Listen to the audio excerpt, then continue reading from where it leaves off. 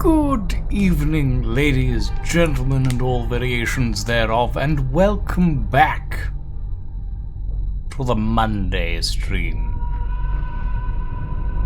I have had a semi-restful weekend, and this morning I found out that I've fucked up.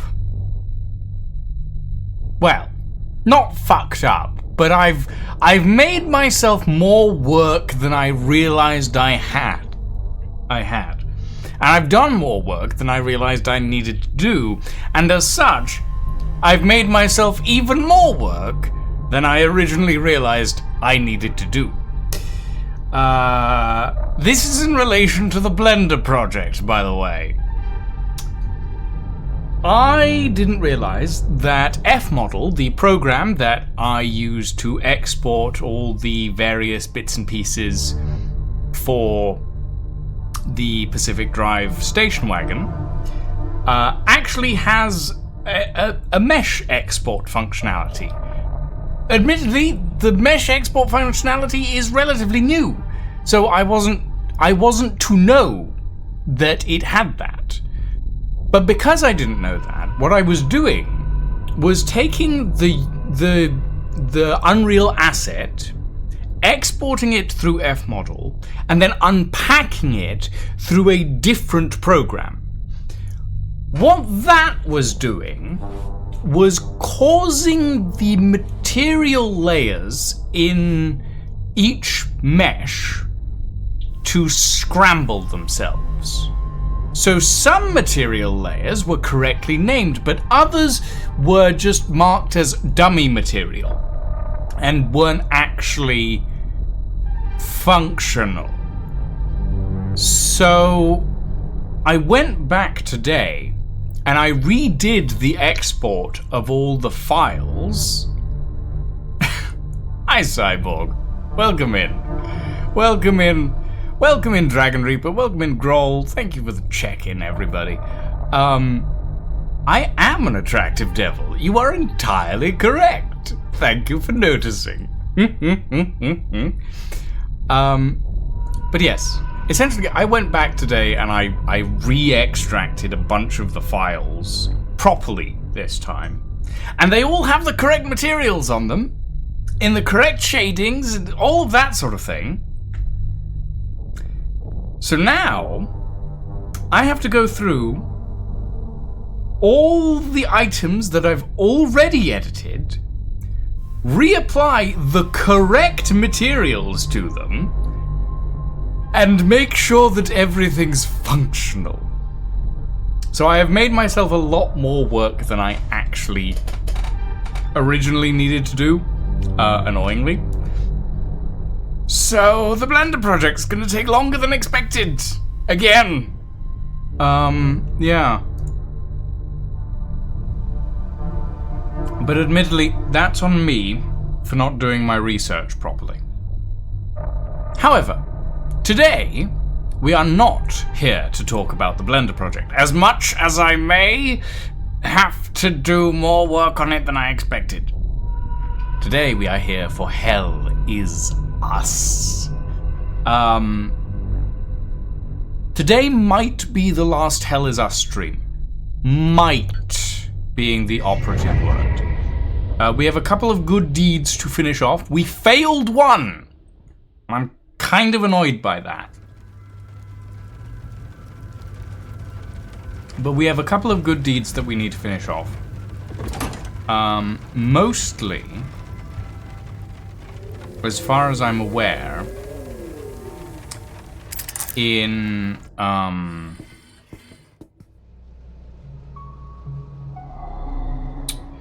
Maristan. But I will double check that very quickly. Because we have acquired all. Have we acquired all the keys? I believe we have acquired. Yeah, we've acquired all the keystones. Keystones of grief, terror, rage, and ecstasy. They are all acquired. We failed Forlorn Fate, unfortunately.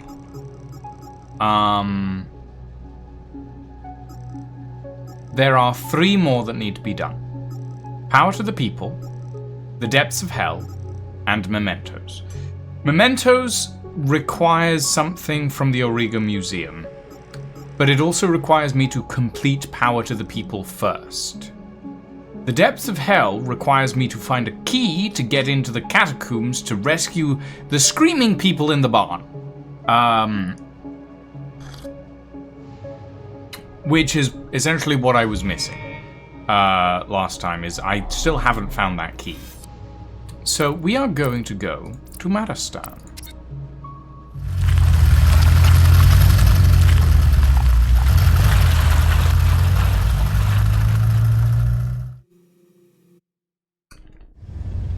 Oh, hold on. We've got a cutscene.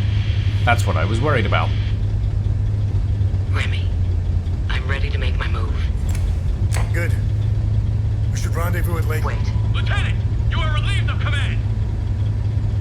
On what grounds, Corporal? Put these on. You are to report back for debriefing. Stop! Well, shit. That's what I was worried about. Albert! Ah, fuck! Uh-oh. Well, that's gonna cost a pretty penny to replace. Remy, I'm sure she's all right. Unlikely. I know a survivor when I see one. Do you think she knows you were going to say Lake Sinon? What difference does it make? We got work to do. Where is his face? I stole it, Grohl. I stole his face. He doesn't have one anymore. To be fair, that's not a graphical error. That is actually just the cosmetic I've applied.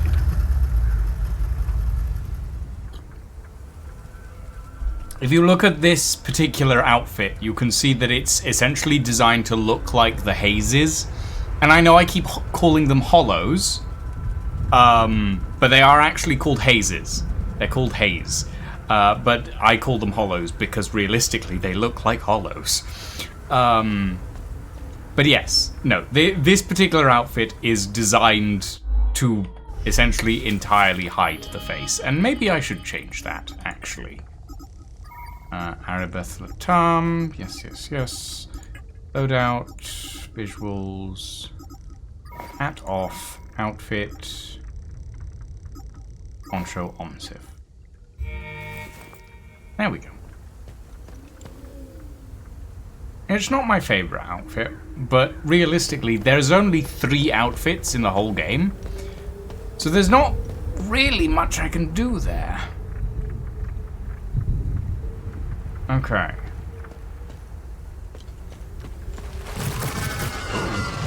Nope.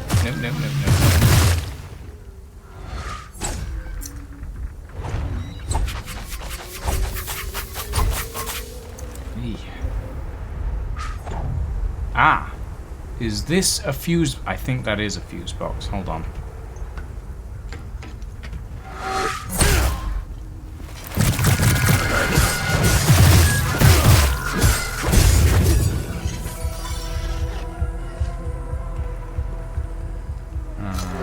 One.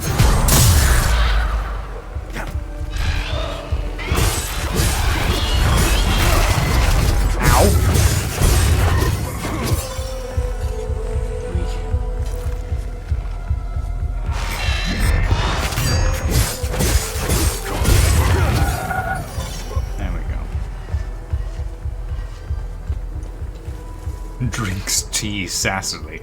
I mean, I do everything sassily with Cyborg. Absolutely everything. I have to. It's my default. I can't help it. Okay. We need to find these fuse boxes. This one is visual, but I don't think it's interactable. I think the open fuse boxes are the interactable ones. So I need to find 2 more. I've already found one behind the house. There was mention also of a large red stone and a passageway behind that. But I don't know where that would be. Or I'm uncertain as to where that would be anyway.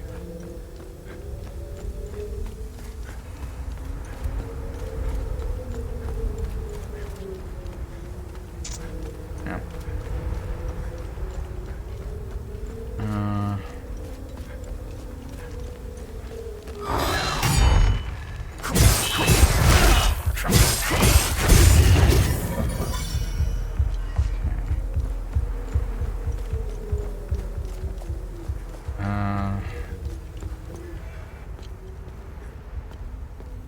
Oh, hello, friend. Do you have a fuse box in your garage? You do not. I can't go upstairs. Do you have a fuse box anywhere in your house?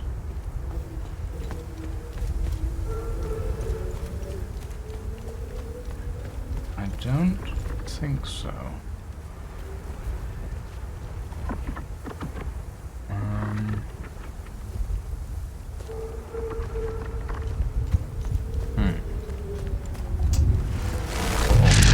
Ah! Bloody hell. Stop it.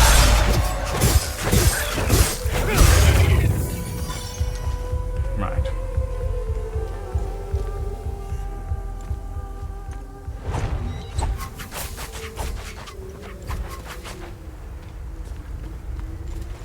I feel like something's turned the motion blur back. Has the motion blur been turned back on? Video.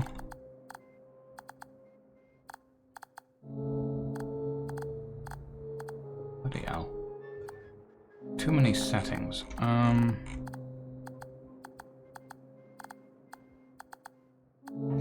There isn't a motion blur setting.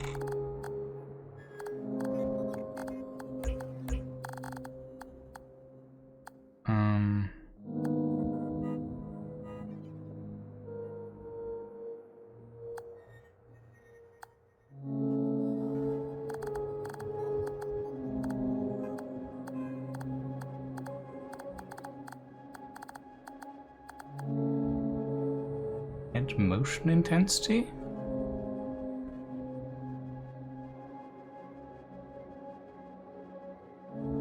And that doesn't seem right. I've been thinking about the video games recently, specifically if the prototype games were popular enough to spawn their own genre, would they be called proto-likes?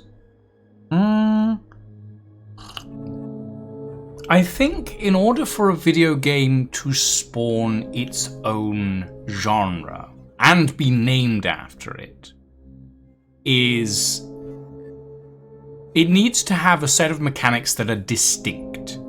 Souls-likes are known as Souls-likes because of the difficulty levels, but also of the method of play. They're always third-person, over-the-shoulder, usually melee focused games with a high level of difficulty. So if it had a distinct thing, then maybe. I'm sorry. Oh, there's motion blur. It is off.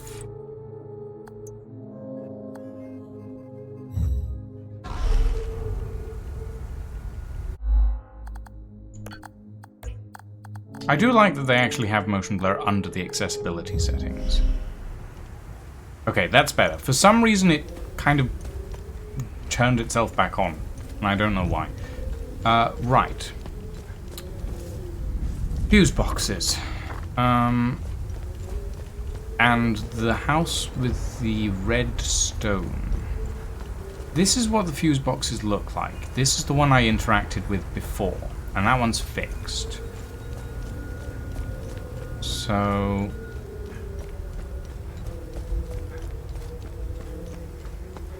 there are two. Hello, this is a basement. Oh, hello, friend. I'm sorry. Oh,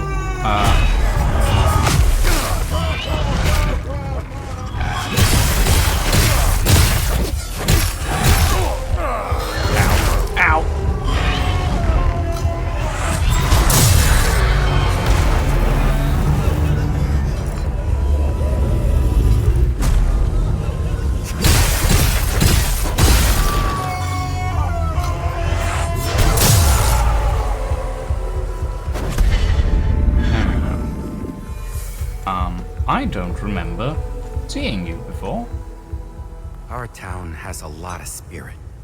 Even through all the hardships, we stayed in touch with each other with these ham radios. Uh-huh. Now that the power is out, I'm blind and deaf in here. Totally isolated since they took my wife away. Huh.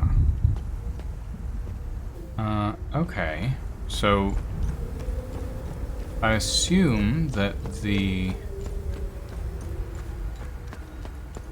Aha! Yes! Fuse box. Okay, that's one.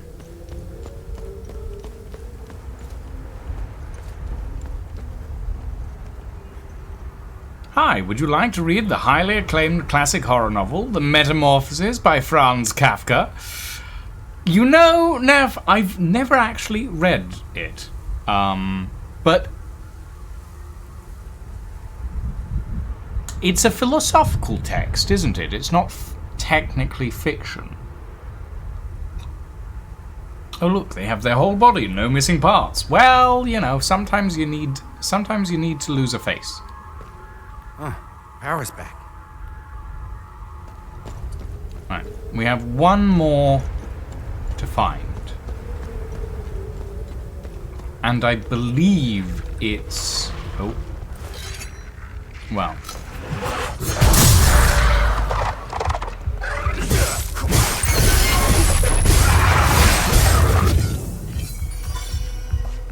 I believe it's near this house. Most specifically because these guys keep complaining about the power. And they have a radio.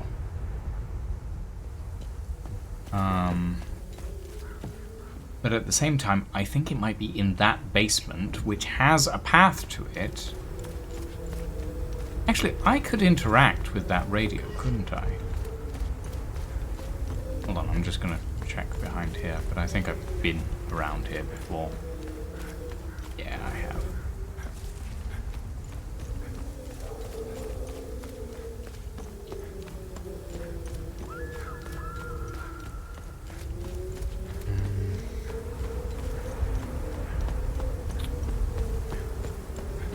Oh god. Alright, Nev, give me a second. Let me talk on this radio and then we'll start that. Hello? They're holding us in the old barn by the ruins. Can somebody hear me, please? There's soldiers here. The soldiers are coming here every night. We can't defend ourselves. We're too weak to fight. We're running out of food. I think they're coming here via the river. Please, someone. Okay, via the river. Okay, that might be useful information, but it still doesn't help us.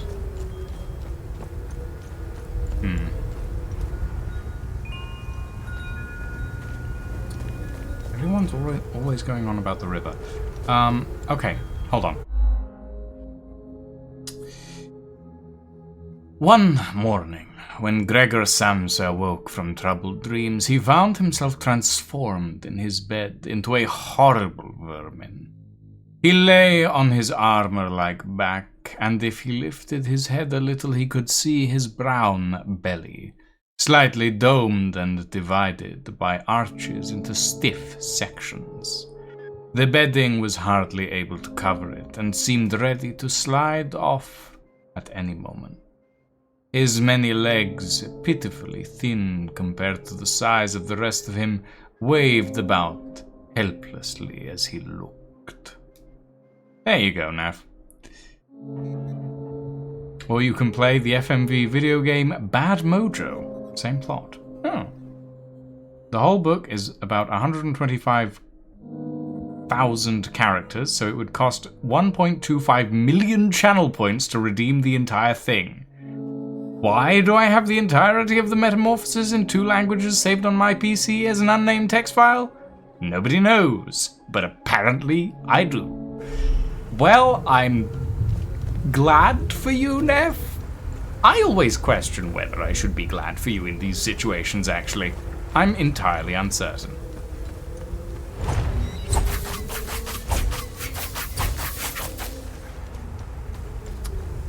Okay. Let's... I think we need to find this red stone that someone was talking about. When I say redstone, what I mean is there was a document. Not this one. Not that one. Not that one. No. No. Maybe? No.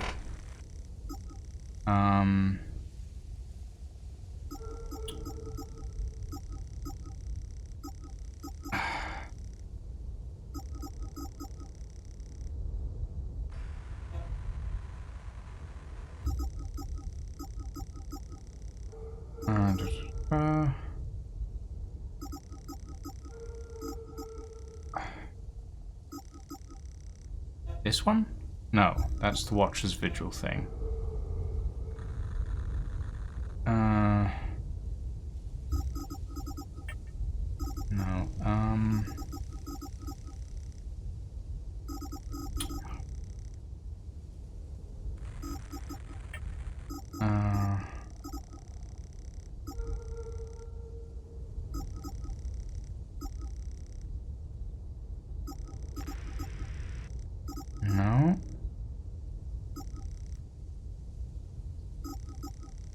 I found it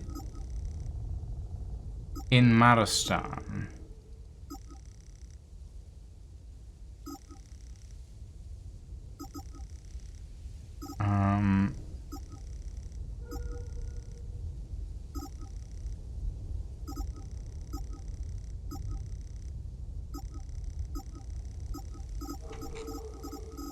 But I can't remember. I guess one could see it as a philosophical text. It's about a guy that randomly turns into a roach. I've seen the illustration, to be fair, Nev. I've seen the illustration. If it helps, I once read the entire unredacted dossier of Project Stargate. It's what The Men Who Stare at Goats is based on. I was working on a Delta Green campaign with the working title The Black Projects, amid other CIA bullshit. Is that the actual full title? The Black Projects, amid other CIA bullshit? Because I love that bit in Cyborg. That's fantastic. Come on. Sinedra Forest.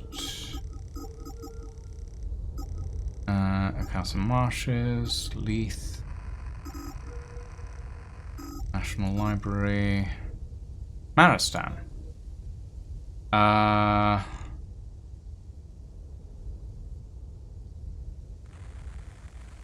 Okay, not what I was looking for, but I know what that's about. National Library, Winds Mist, Castle Marshes.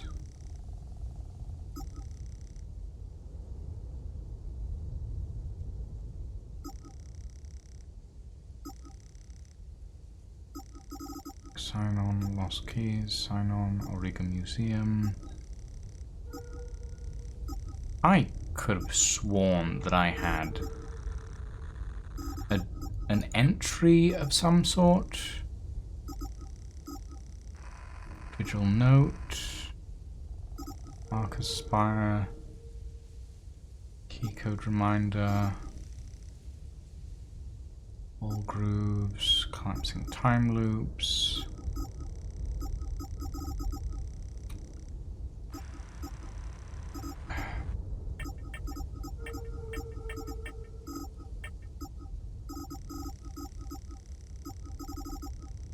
Revenge. I wish I could sort by area found in. Sinedra. Asa. Issa. These are the Journals of Mist. Arcus Spire. Snedra. Taozhu. Casa.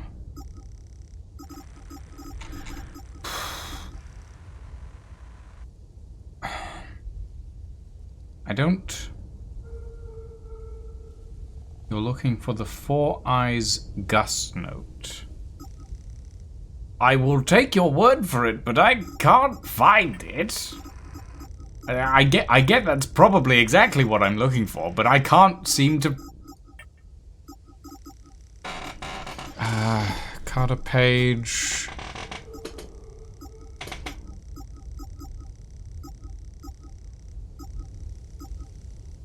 Aristan bombing...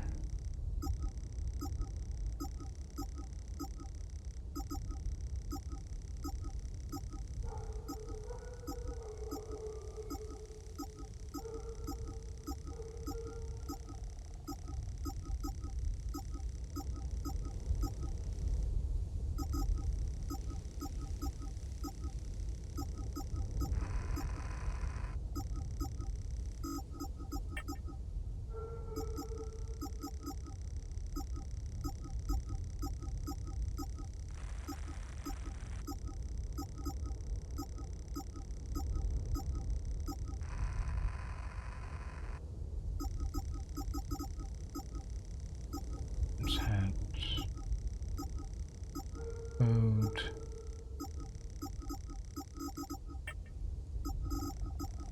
I think I might be blind. I've probably run over it twice now, and I haven't. All grooves, no. No, Arlen's note, no. How am I this blind? Have my eyes just stopped functioning? I'm confused. This inventory does not help. It's not particularly organizable.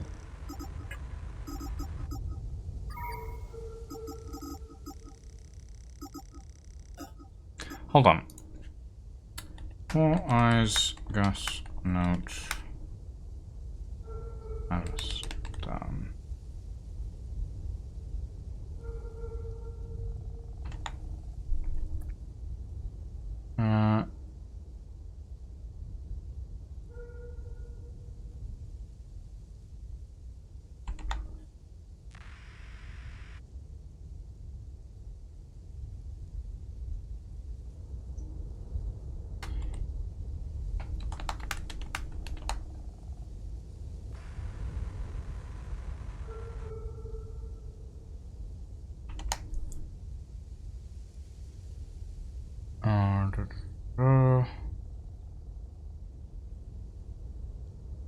Please tell me there's just a list of notes. Yes, there is.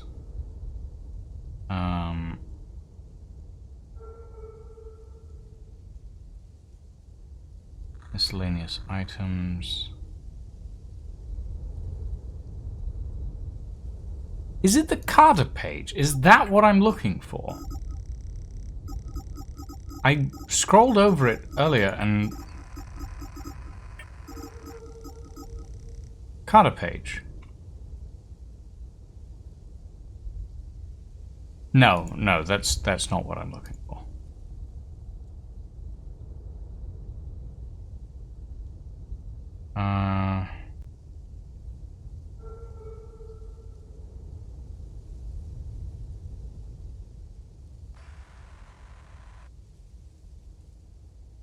Hell is finding that one note. Yeah, apparently. Apparently.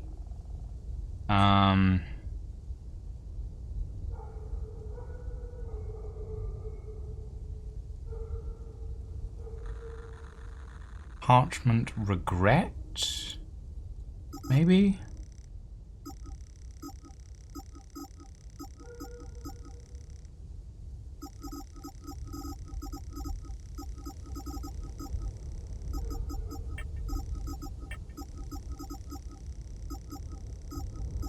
Actually, I don't think I found Parchment Regret. But Cadell it is definitely not Cadell Treasure. I can tell you that much, because the Cadell Treasure hints are for Sinedra Forest, Dragon Reaper.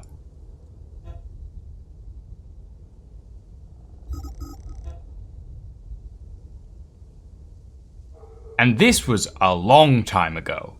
That's an entirely different note you're talking about.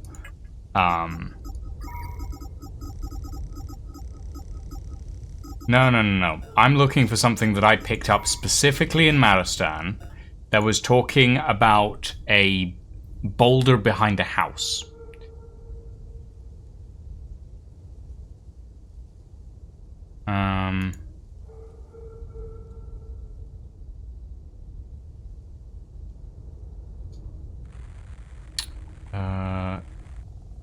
Tablet fragments. Note tithe.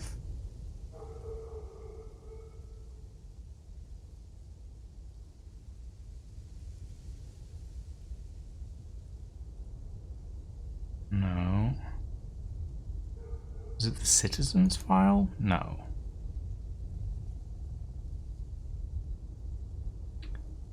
Parchment Regret? No.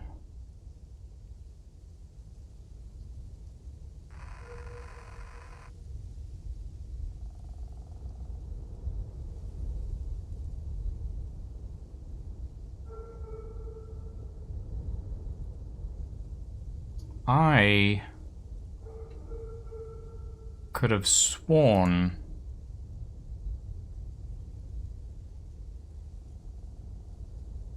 that I found a note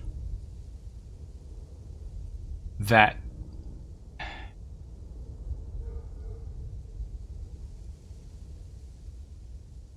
Am I imagining things? Have I just imagined a whole piece of lore? Is that what's happened here? I distinctly remember this. Because it was when I first found the fuses.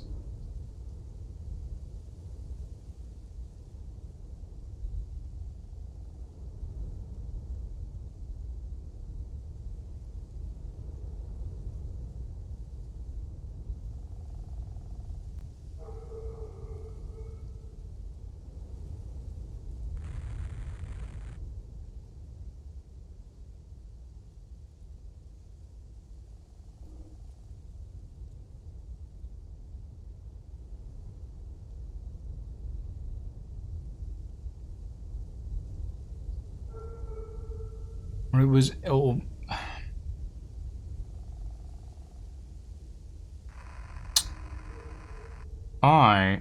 I feel like I've entirely dreamed this up at this point.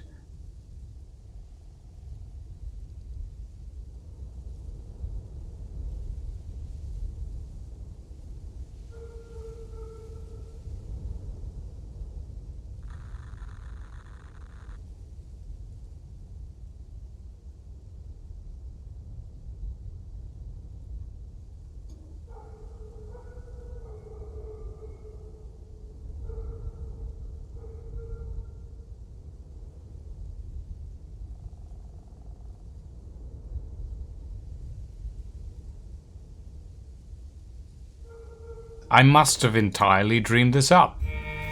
Okay.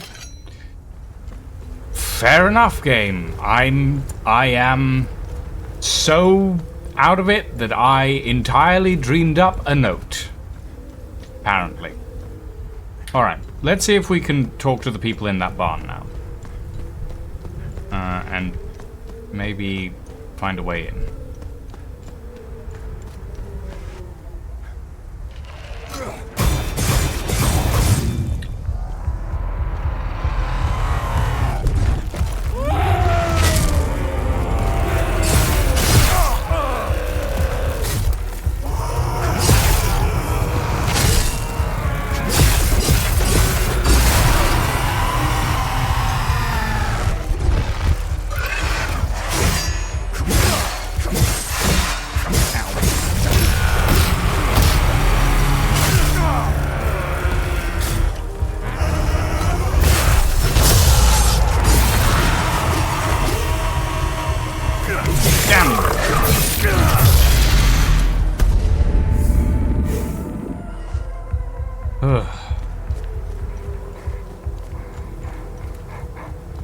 Okay. Barn is here. Yeah.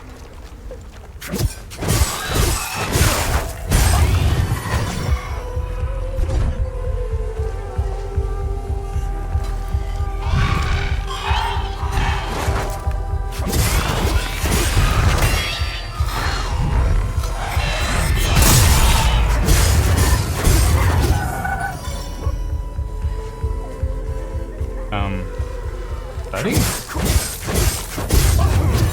Okay.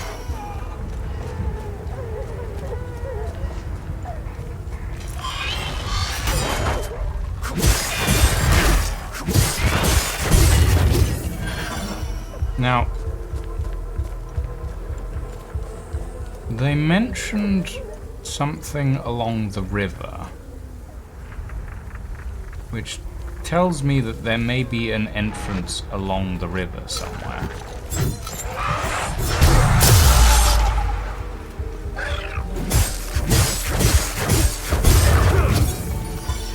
There we go. But I don't really know where that would be.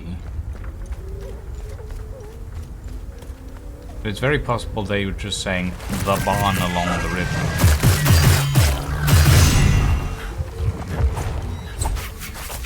Ow. Ow. Rude.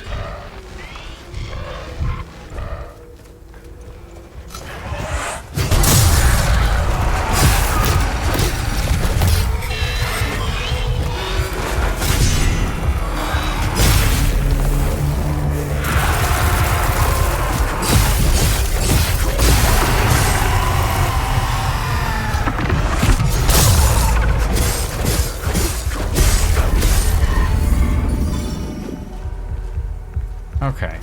I think that I need to finish Power to the People.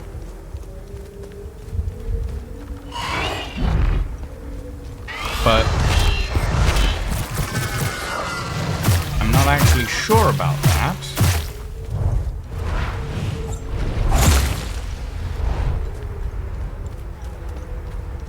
It's entirely possible that I don't need to do that, and I just need to go somewhere else. I'm not sure. But it's not like I can interact with the barn. It is a non-interactable item? Structure? Structure.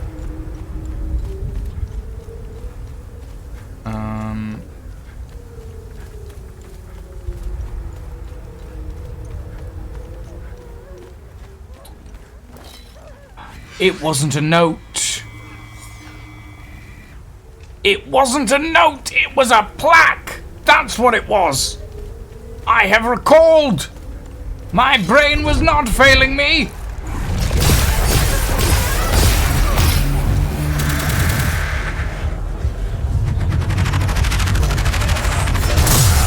No.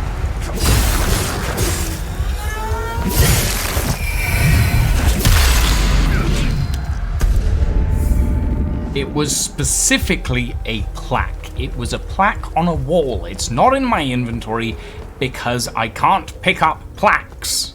They don't exist. Plaques don't exist. If it's not in my inventory, they don't exist.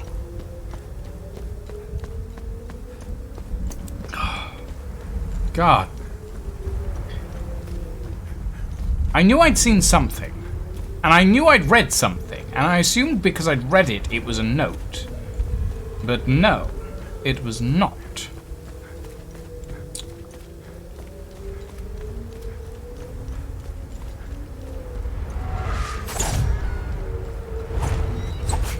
Up here. Somewhere behind... Yes, there. This. Behind the dwelling with the crimson stone, we shall clear ourselves an easier path to go render our reverence. That's what I was looking for.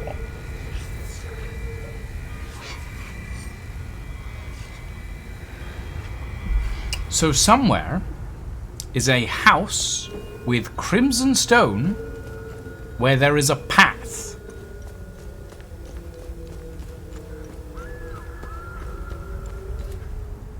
But God knows where that is.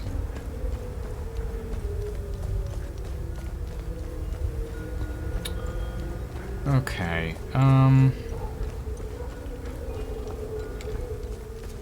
I would have assumed this way would have taken me where I want to go. But that's not an option. Apparently.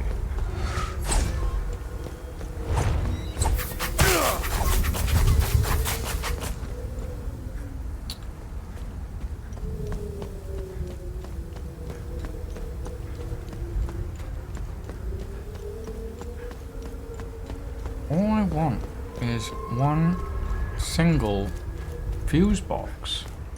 That's all.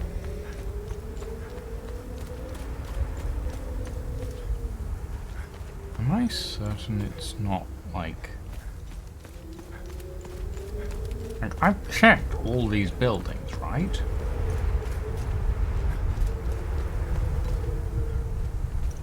Yeah. The gaff in red. It is very difficult to tell what is red in this lighting. I'm gonna be honest.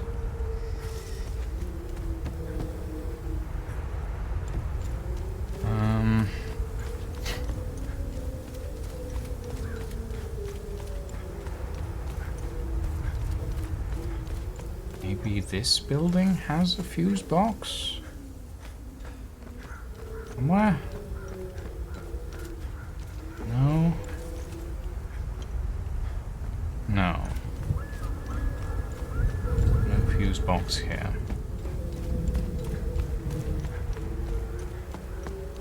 The lights over here are on.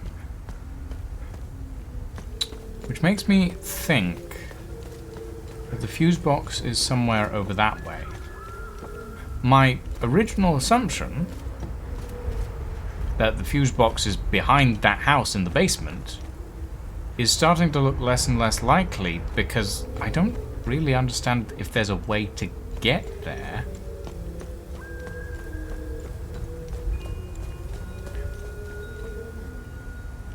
Or at least there doesn't seem to be a way that I can actually use.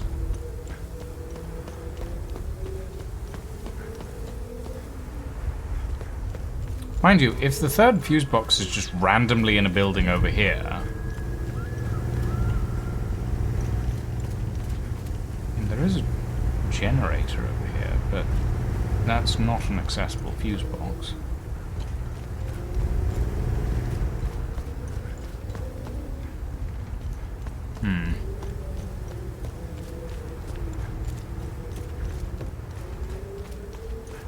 I am confused. Help.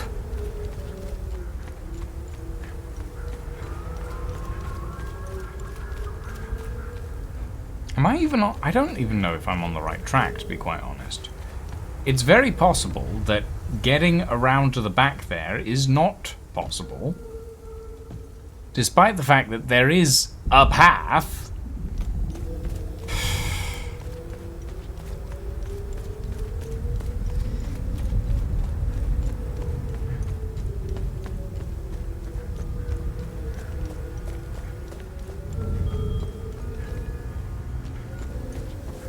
Where is this red house anyway?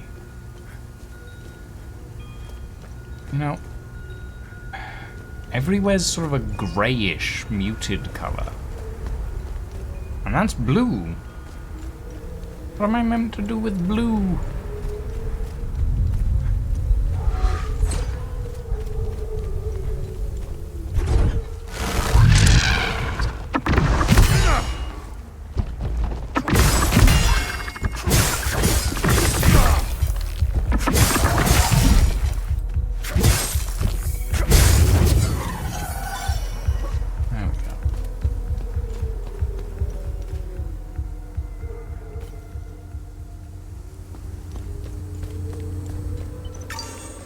I am confused.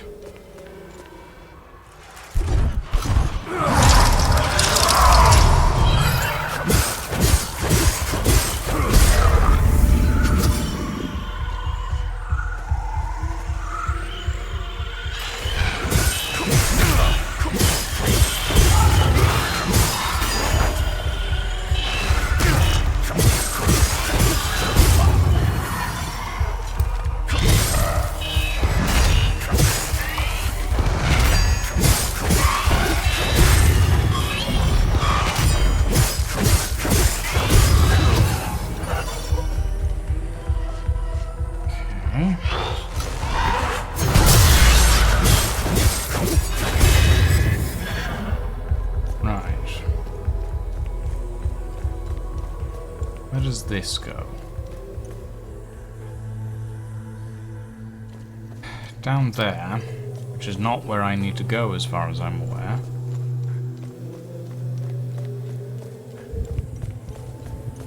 If we keep going forward, there's this, which takes us up to this door, which is locked from the other side.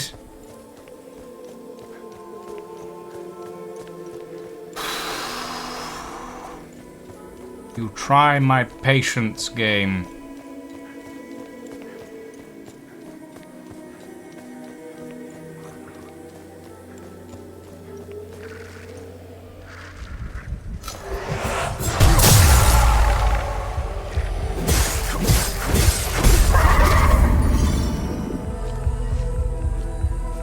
That way goes to the blue thing.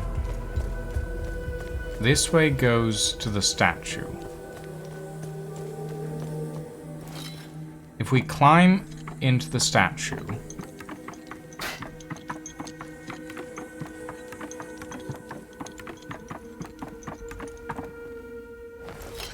all we have is this.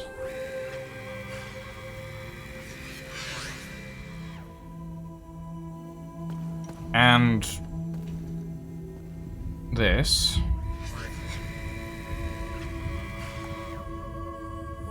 And that. Which, none of which is particularly useful.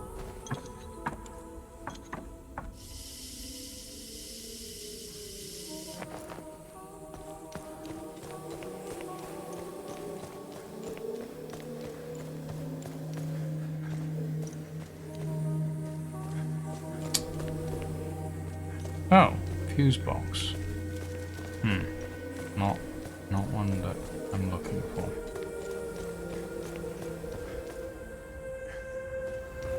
Okay, let's head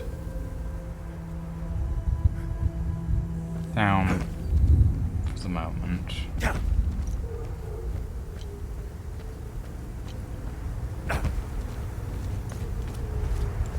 Can't do anything here.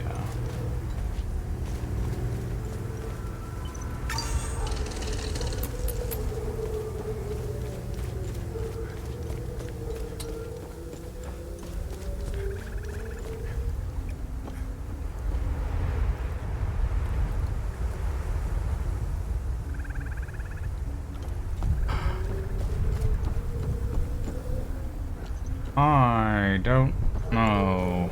I feel like at this point I need to look this up. Fuses. Out of the people.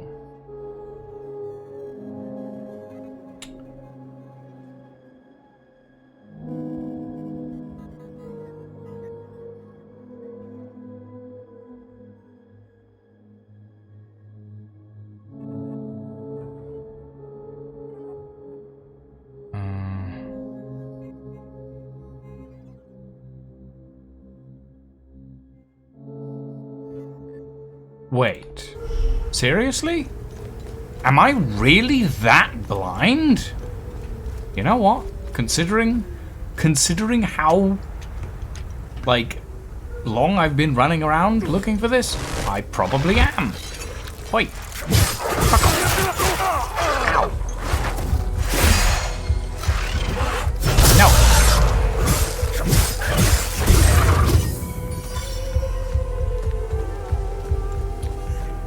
I think I might just be that blind.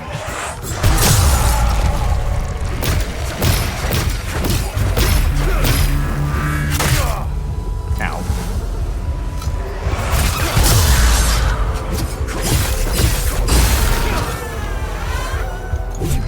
Stab.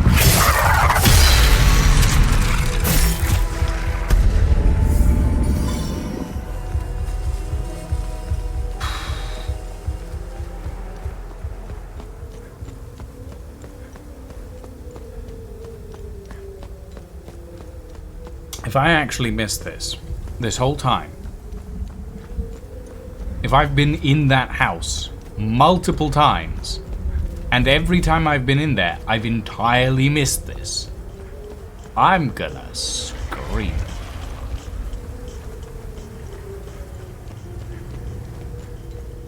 But not literally.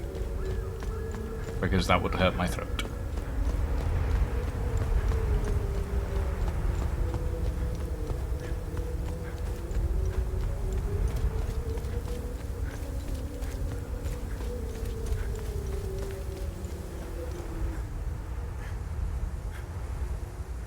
Oh my fucking god.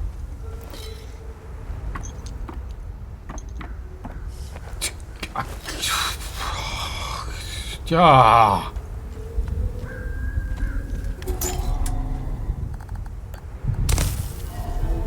Nuts. Going nuts. Absolutely nuts. What the hell? What's up here? Why is this even an area?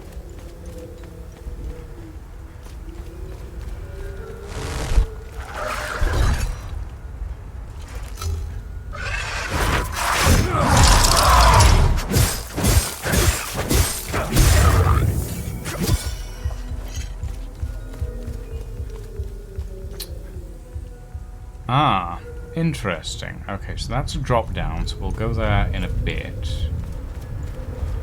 What else is around here? Okay.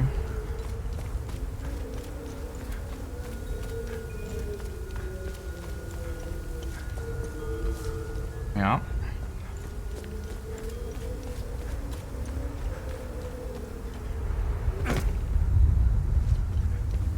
I'm guessing this loops back into the caves. Yeah, okay. Oh, hello. What are you? The church key. Oh, gods.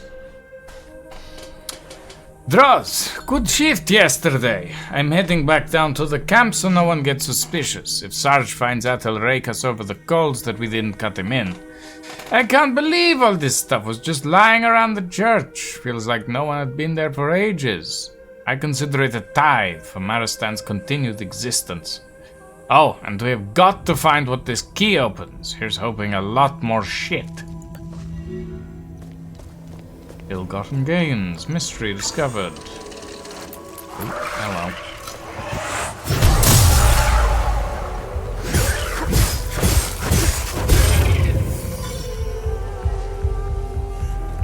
And somewhere in here is a door. Yep. Goddamn. Goddamn. Okay. So the house in red was literally a red herring. I suppose I shouldn't have paid too much attention to it, considering it's not a note. It's not in my inventory. Alright. Okay.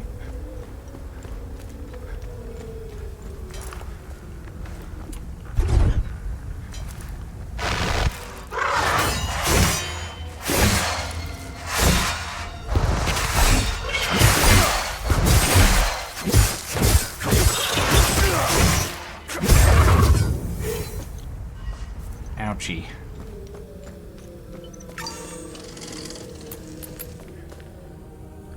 Okay.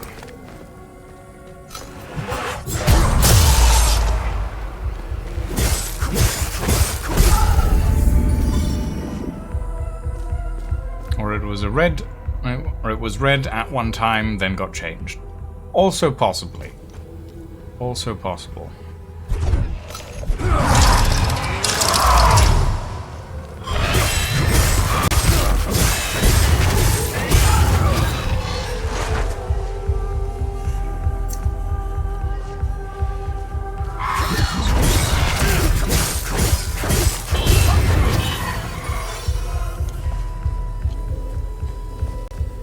Okay. Over this way, down here, around this corner. Open this blasted gate.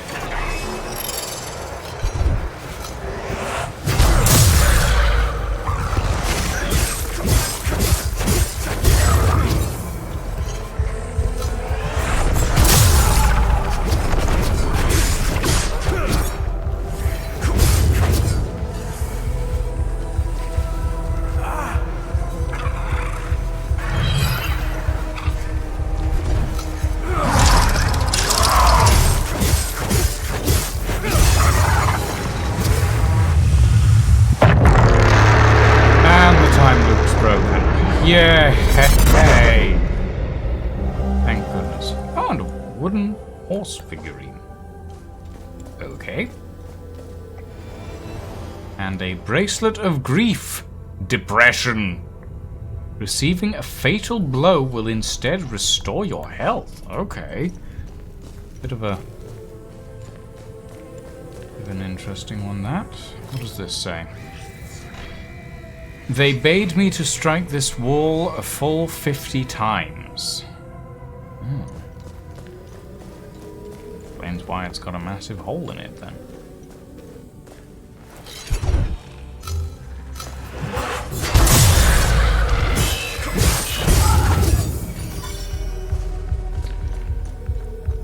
Okay. Right.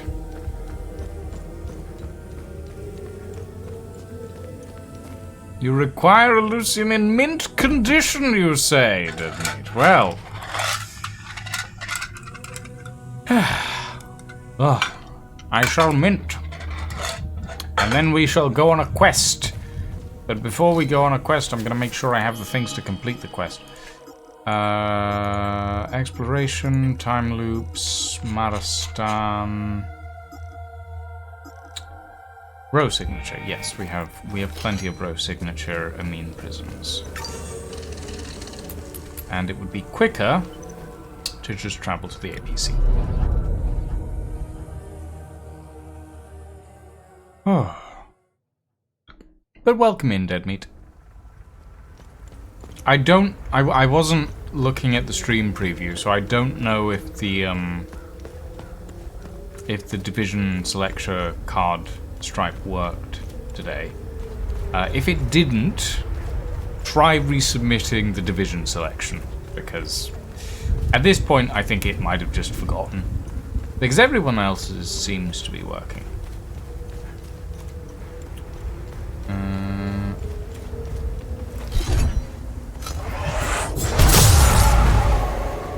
You come here.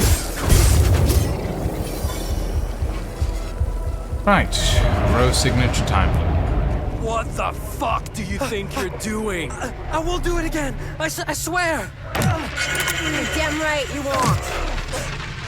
Oh, great. You think this is funny? Well, Disrespectful little shit. Jesus.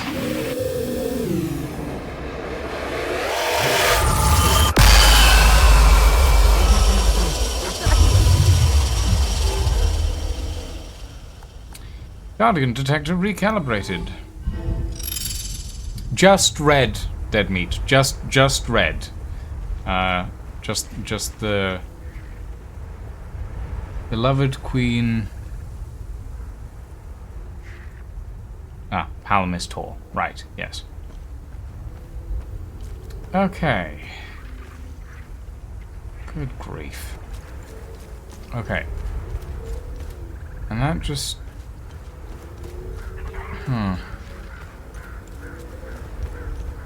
Okay.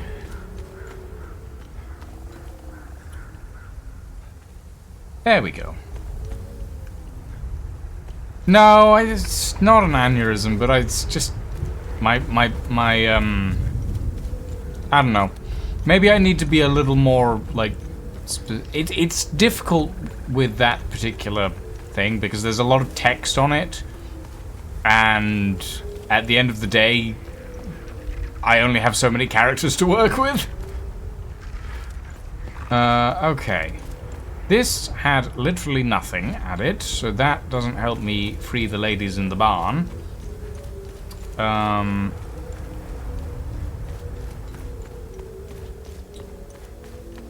So instead, we're going to go to the Auriga Museum and pick up a lighter.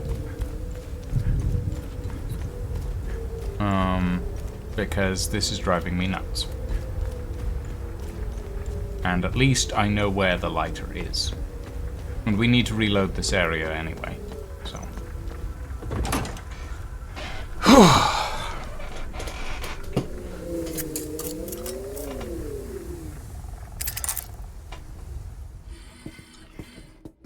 Okay. Nav computer, Auriga Museum. Confirm. At least the time loop in this area is dealt with.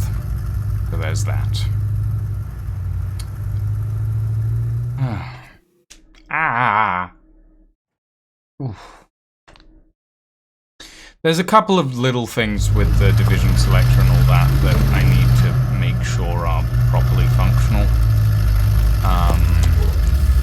That I haven't quite managed. So it's all making sure, really. Little things. Okay. We need to go this way. Oh god. We need to go down to B1 cells.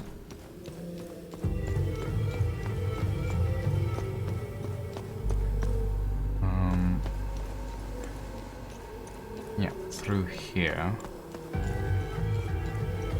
There it is. Cigarette case. An ornate silver cigarette case with the initials ZT engraved in the corner, found on a corpse in cell 04. And basic meal.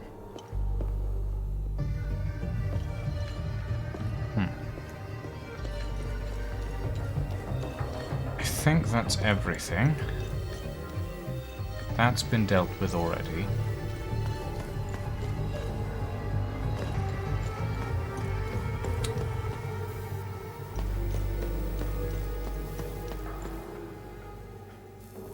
Okay.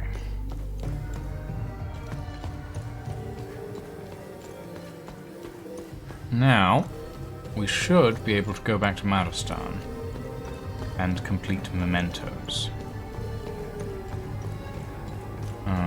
I hope.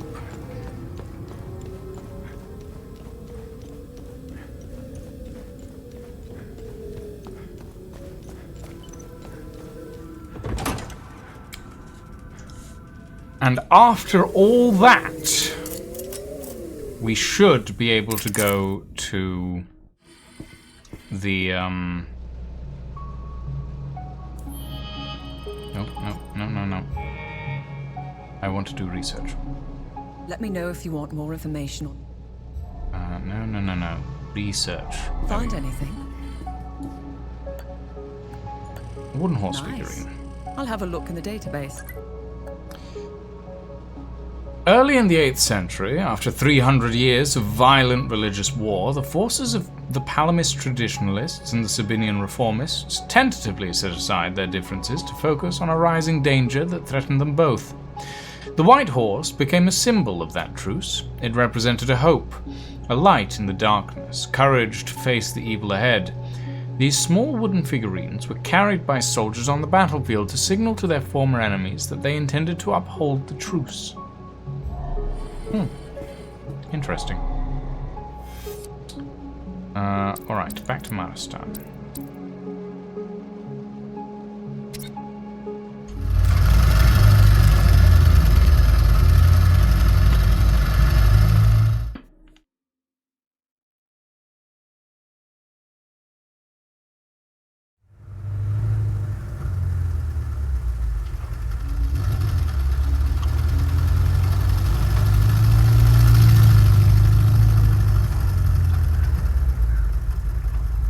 Now all we need to do is go to the boat on the jetty, I think.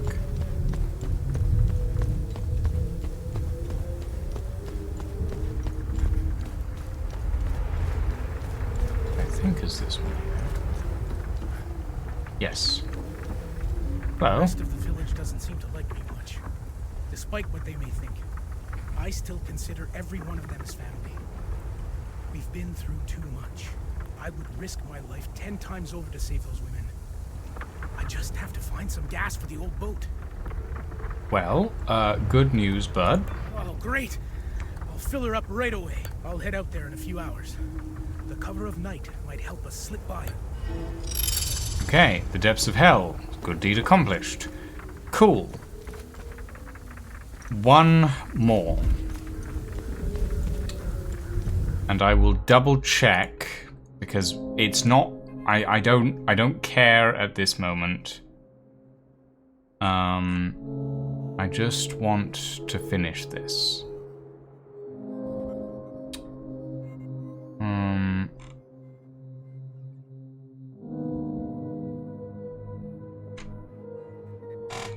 Mementos.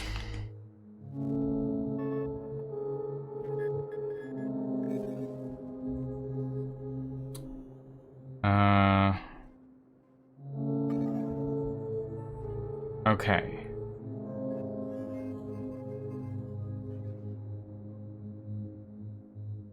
So yeah. So it does require this. It is just that I need to reload the area again.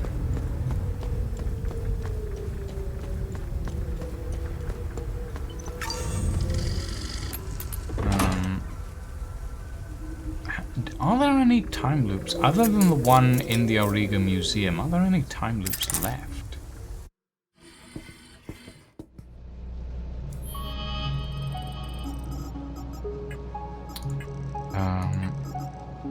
Arcus Spire, done.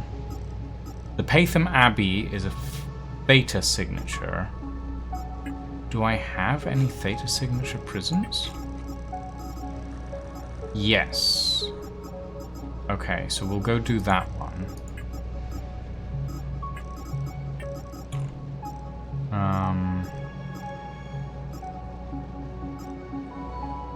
The time loop in Talju is a Theta signature.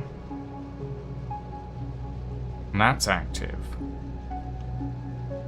I don't know why that's still active, though. No, I do know why that's still active. Because I'm thinking of an entirely different one. That's collapsed, that's active. So that's Theta. So we have 3 Theta signatures. Alright. Patham Abbey 1. I don't know if that's destroyable. I think the one in Talju is, though. So let's go to Talju very quickly, deal with that, and then come back here.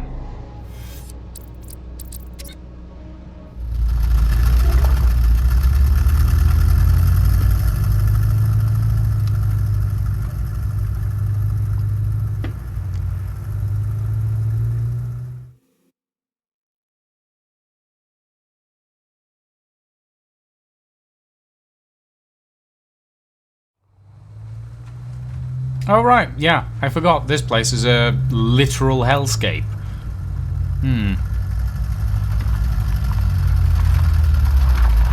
I think I know where the time loop is, though. It's not too hard to find. No, I have no interest in your weird hollow shenanigans, please, and thank you. Leave me alone.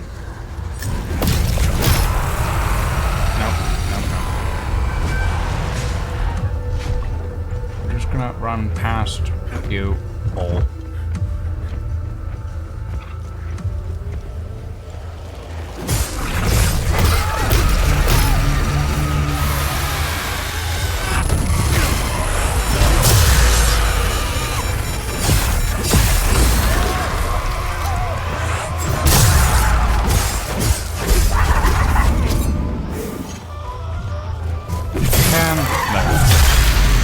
There we go.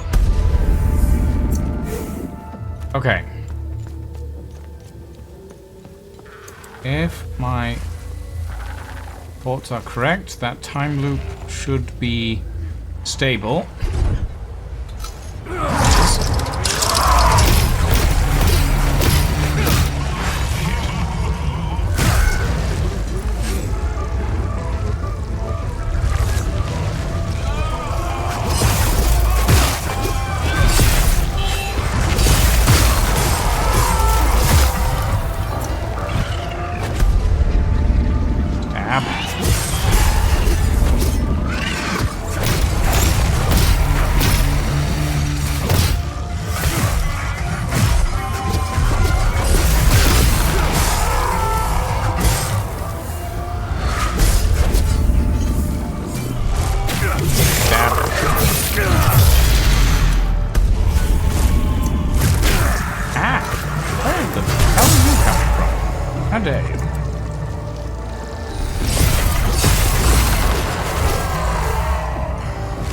Oh, you.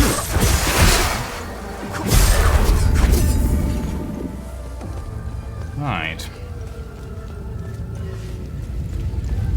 Okay. Here we go.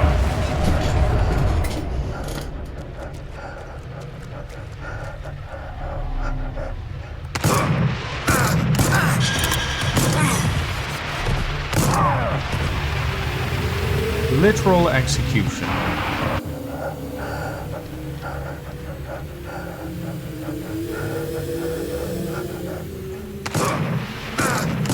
Good grief.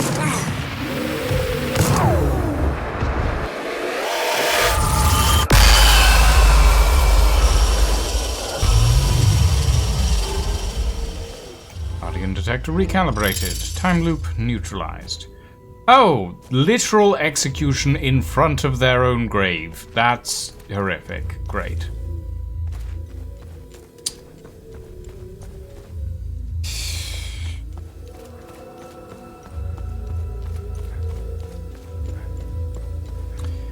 I am glad that I'm able to experience these events through the medium of a video game and not have to experience them through real life. But also, the knowledge that these sorts of events have occurred in real life is really quite upsetting, honestly. Like, maybe not to the same, like, fantasy degree, but these kind of events are not unknown to human history. Welcome in, old school. Right, back to Maristan.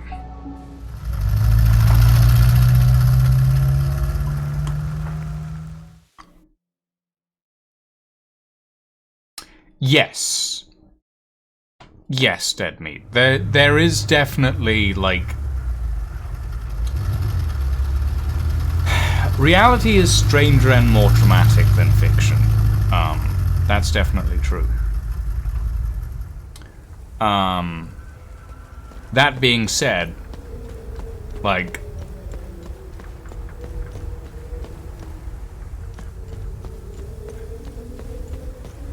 some of the stuff that has happened in this game is relatively comparable. We've been here for months. I lost count after, about 50 days. It doesn't seem important to keep track anymore. They bring a bit of food and water once a day. Sometimes they forget.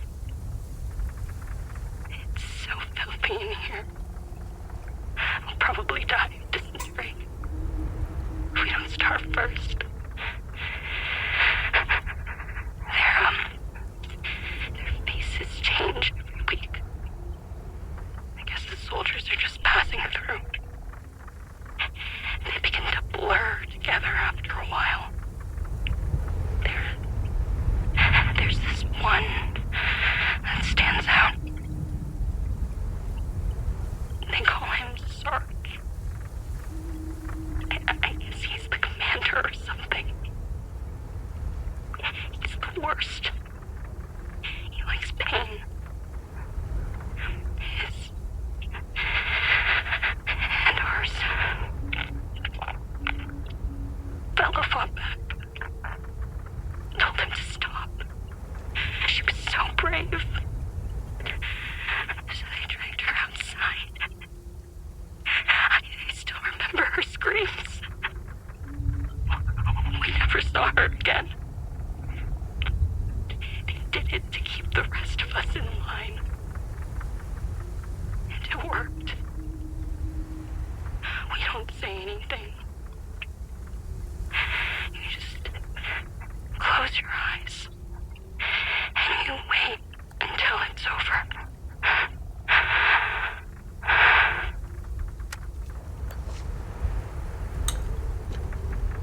Yeah, so, one of the things about this sort of situation,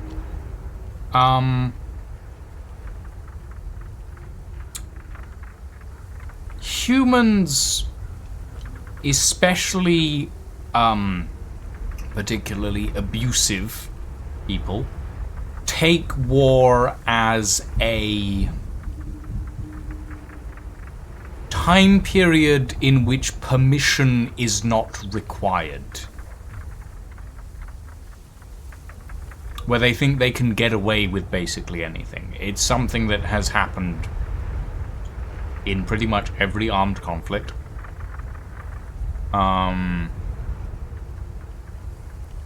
that means that people who never wanted to deal with it get caught in the crossfire and end up in those sorts of situations. Absolute fucking animals. You should have seen the conditions the girls were kept in. I swear, if I get my hands on one of them, the girls will be safe here. I've got plenty of food. They can hunker down and get the rest they need. What an ordeal they've been through.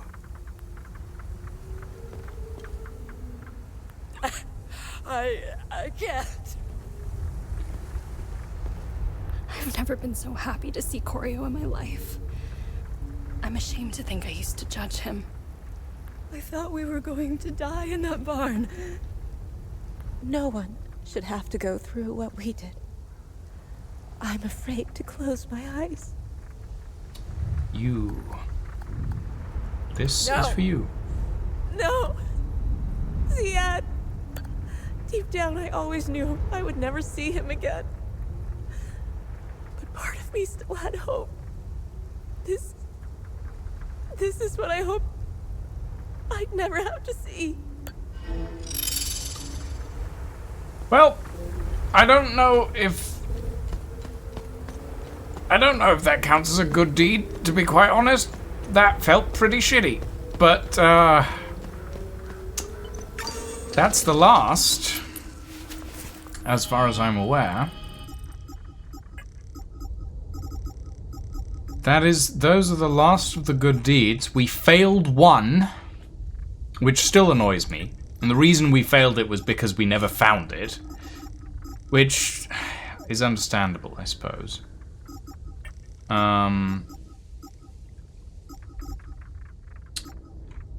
We have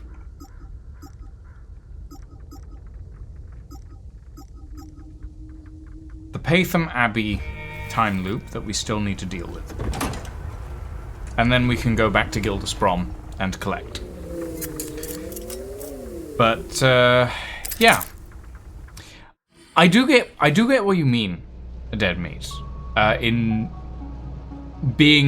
that you don't get affected by video games unless you are actively experiencing something similar. I am the same way. In that things in video games don't necessarily affect me unless I'm actively, unless I've experienced something like it in real life. Which I think is why I have such a detachment when it comes to playing something like Hell Is Us. Is these sorts of situations don't...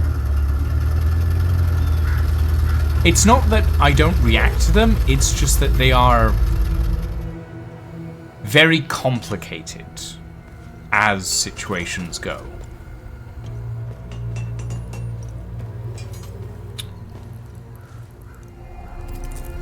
Let's get this And record as serviced. such, it's very difficult for me to... Yeah. Yes, we'll upgrade that.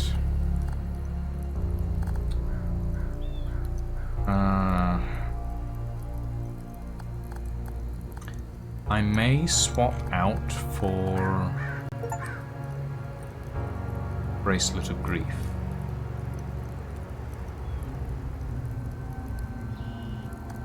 Because I don't know... Yeah. Talis would be proud. Here, it's better.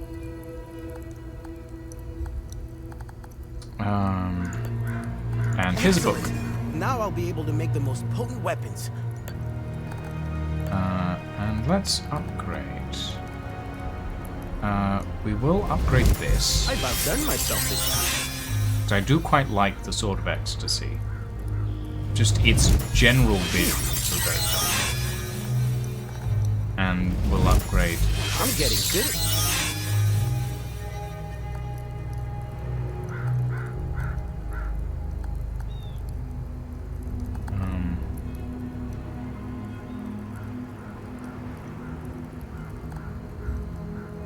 Okay. Was that everything I needed to... Yes.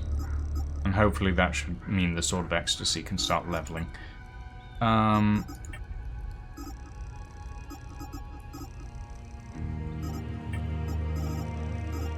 Horse...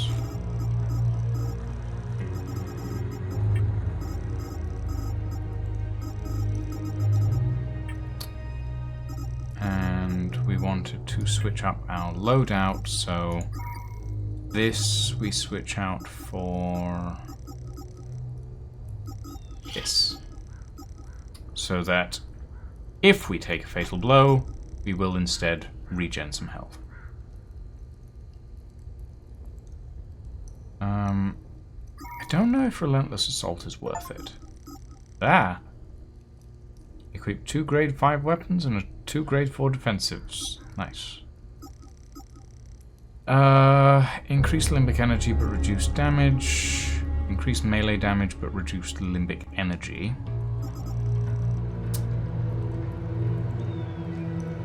Periodically negate 1 strike from the enemy every 60 seconds. Increased damage dealt for enemy kills. Increased damage dealt after parrying. Increasing limbic energy gained per strike. Immune to control effects when exhausted. No, I think the Relentless Assault is actually the best out of what we've got here.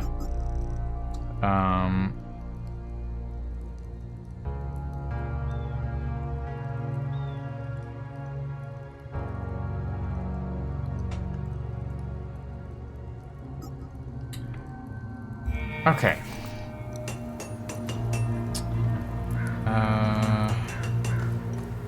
Alright. Let's head to Patham Abbey. And we will go and deal with the time loop that is in its basement. Hopefully I shouldn't need to kill any more time loop guardians. But if I do, they'll be over that way.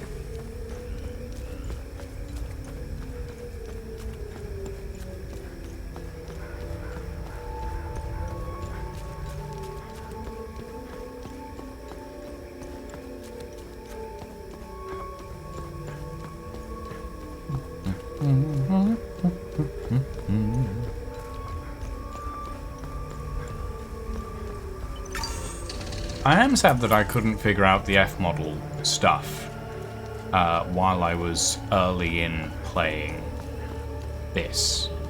Because if I had, I would have been able to actively make visual adjustments to the character relatively easily.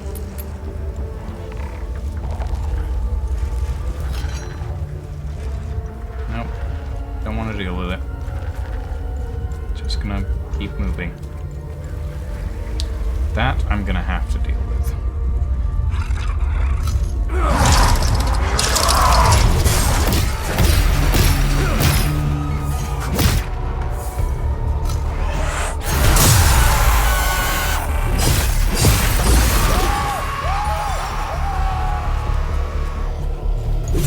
Wait.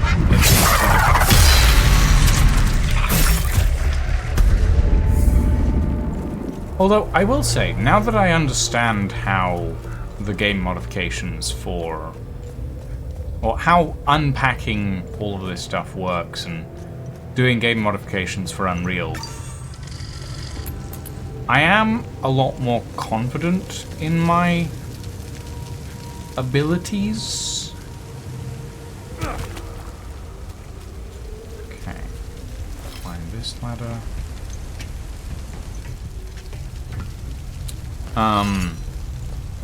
And it also means that in the future, if I desire to modify a video game, I can.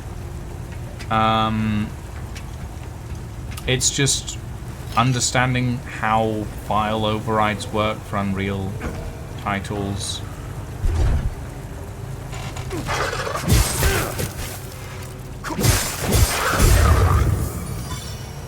And all of that sort of thing. But once you get there, once that knowledge is in your brain, it's not too...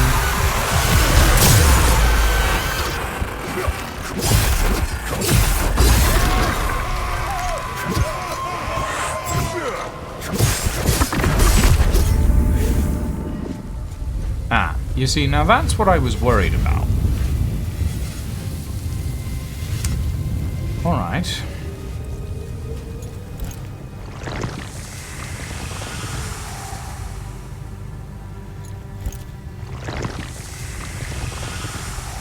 That way. How do I go that way? Alright.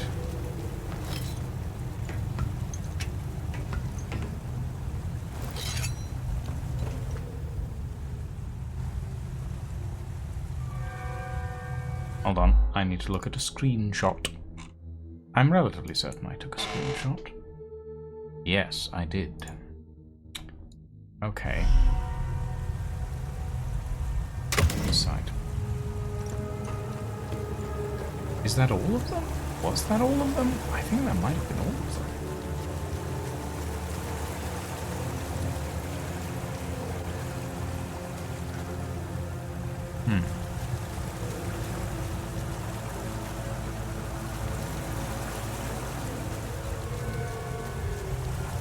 Okay.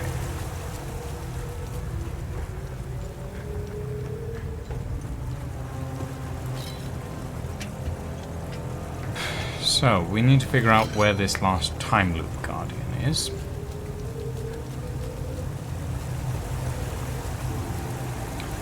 Who wants to bet it's through that door? Oh, it's not. It's over that way. What? Okay. Interesting.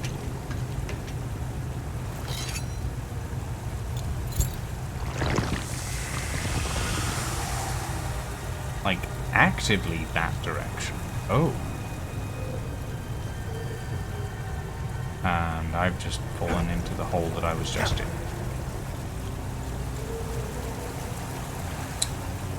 Okay. That's gonna be a little weird.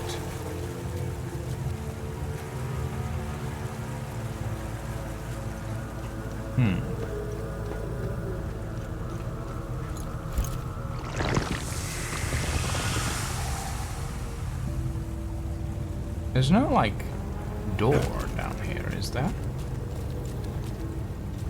No, there's just walls.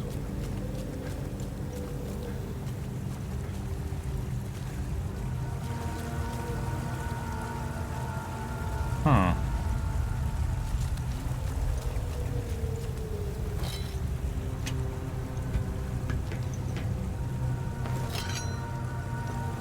Weird, strange.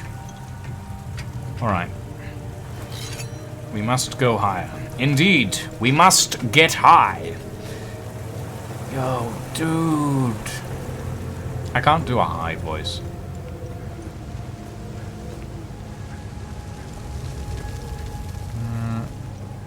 Yeah, that's just the... That keeps going that way. Yep, so we have to go... We have to leave this place, apparently. We must go higher. Take this blunt. Oh. Wonderful. You know, if there's one thing that I will not abide, it's book burning. Really bothers me. It's... You know the phrase history repeats? I feel like that's ever more prevalent. Especially seeing what Amazon has been doing lately. Of like... taking a book, scanning it, ripping it apart, and destroying it. Oi. Like...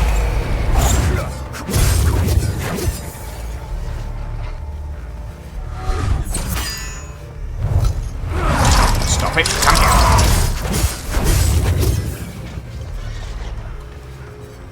It feels like we're seeing a modern equivalent of...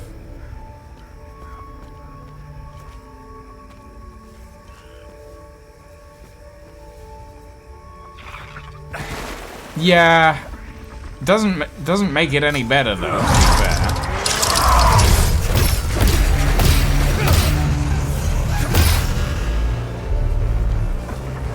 Like, I can understand why it happens all I like. That doesn't mean I have to like it, you know?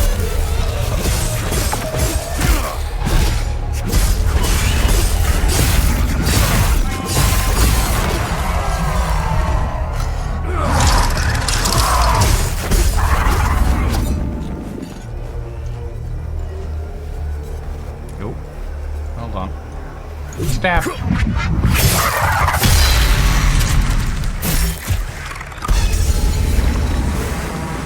Is that it? No, there's more? Bloody hell, there's more.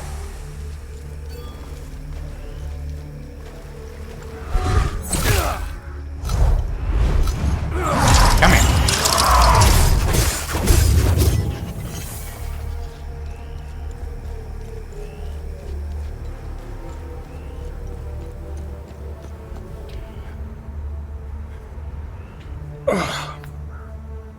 But yeah, it draws uncomfortable.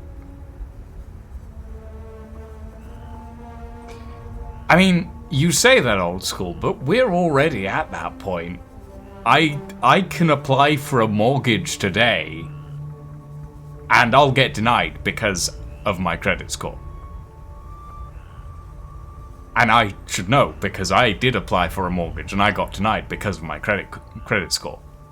And the reason, interestingly enough, that I got denied because of my credit score is because I don't technically have a credit score. I've never owned a credit card of any type, which means my credit score has never changed from the day that it was first given to me. It's never changed. And that's why I was denied for a mortgage. Because I've never interacted with those systems. And it's annoying as fuck, because I know I'm good with money, I know I can handle my finances, I don't need a credit card to make sure that that works, you know? But the reason I brought up the sort of Amazon quote-unquote book destruction stuff that's been happening is because it draws particular parallels with the whole history repeats thing to ye old Nazi book burnings. Yeah, unfortunately. Where are we going now? Around here? Alright. Is it just you? Are you the only one left?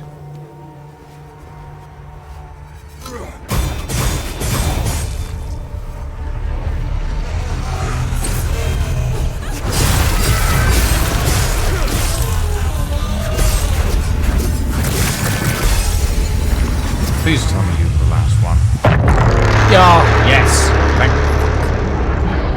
Technically, I have a AAA credit score, but I have no work because I'm forcefully retired. I feel like that's something... I feel like being retired is something that should be congratulated on, but forcefully? That's strange. And I'm not sure if I should be congratulating you, Dead Meat. Maybe that's not by choice.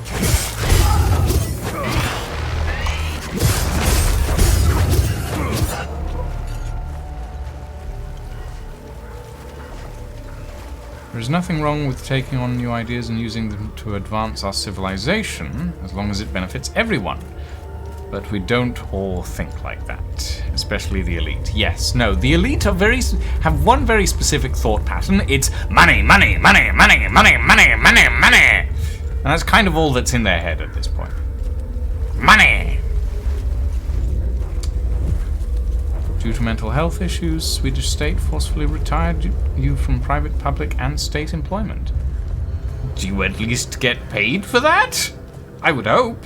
I mean, I get paid for not being able to work, to be fair. I get paid because my mental health is so fucked that I couldn't hold down a job for more than a month before my brain went wee.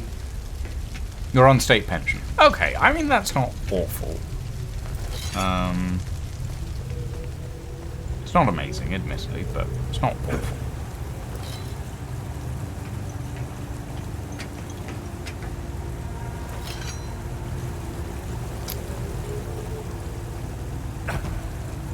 Look,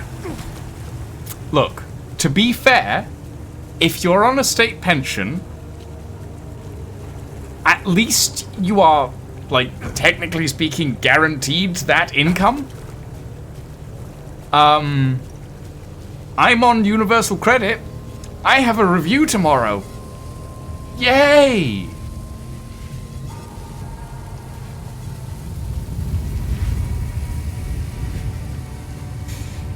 Yeah, no. I do entirely understand though, Dead Meat. Like, if I hadn't essentially, like, made my case multiple times to the DWP, I would be living on, like, half a meal a day, because they wouldn't have accepted that I'm disabled, basically.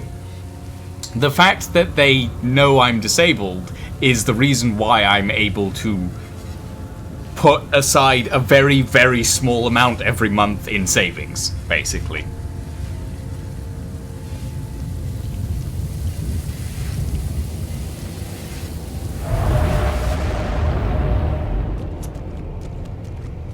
TR! Look oh boy. Us. As your will be done! Oh great, ritual sacrifice, how wonderful. Yes, I am British, Dead Meat. But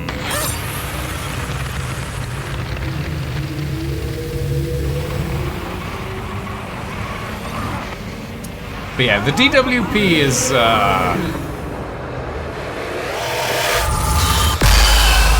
there's issues there. I'm still waiting on my tribunal date for the, a different thing. Okay. A terracotta oil lamp. And... oh my god, finally! Been waiting to find that for ages. Right. I have always worked. I would say I have been very lucky with work. I always seem to find a job. You know, I could measure my rejection letters in comparison to my height, old school. I'm stoked that you managed to find work. Like, congrats, seriously. Like, it's a hell of a job market these days. But like, for me personally, I've had more rejection letters for jobs than... actually, no, that's not true. I have had more unanswered applications than rejection letters. I've had more rejection letters than I've had actual, like, acceptance letters. And I've had more acceptance letters than I've actually had jobs. Because sometimes the job has just fallen through for some reason.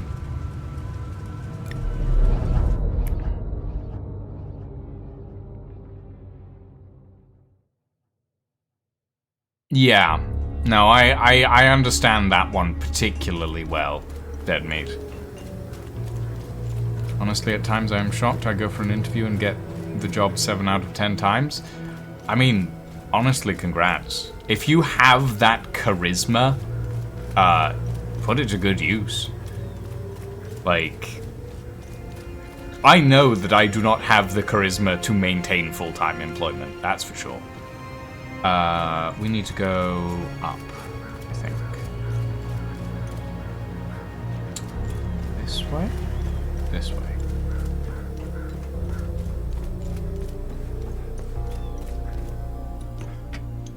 Like, I have the charisma to perhaps run a YouTube channel, and maybe Twitch stream. And that's about it. And I have the mental health to do some of those things sometimes. Get him!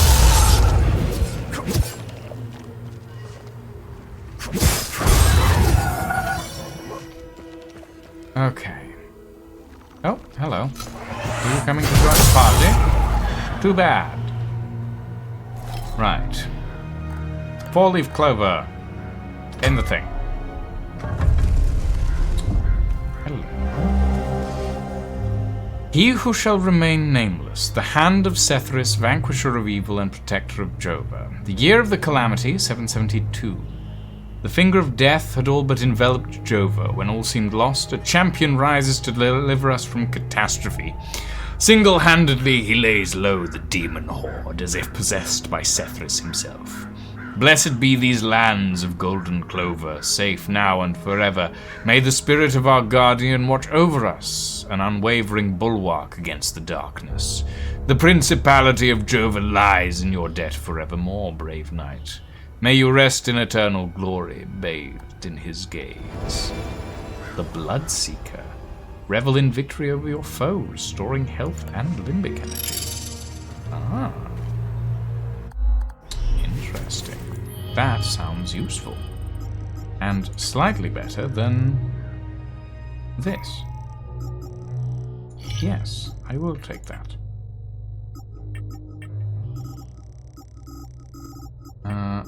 Okay. How are we looking on exploration? There's a limbic chest in the Eastern Ruins. And there's enlightenment. And I think I did the last thing needed for enlightenment, so I will go and check that door. Yeah, I need to go get my chocolate wafers I bought earlier. Ooh! Can I have some?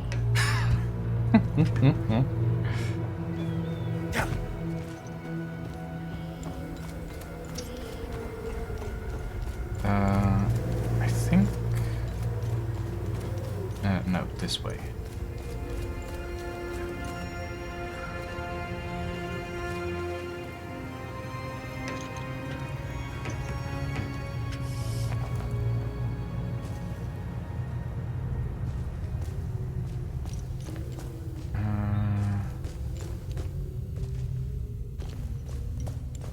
This way? This way. And down. Whee!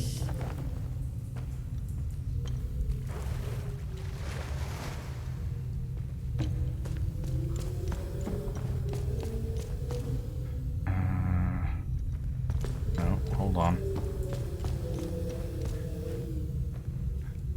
Have I gone past it?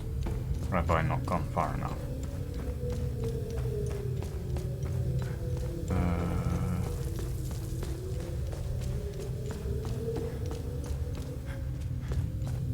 Or is this too far?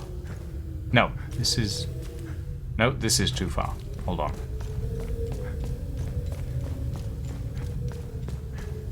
Or did I just run past it because the door is actually open and I didn't notice? Wait. No, that's not the door.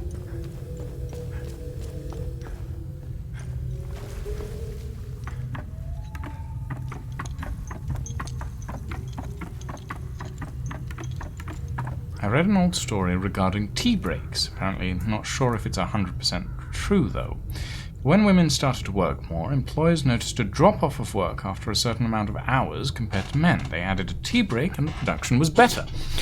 I mean, that doesn't necessarily surprise me.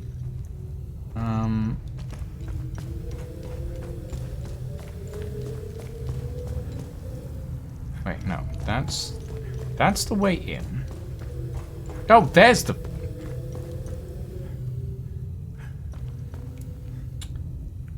Okay.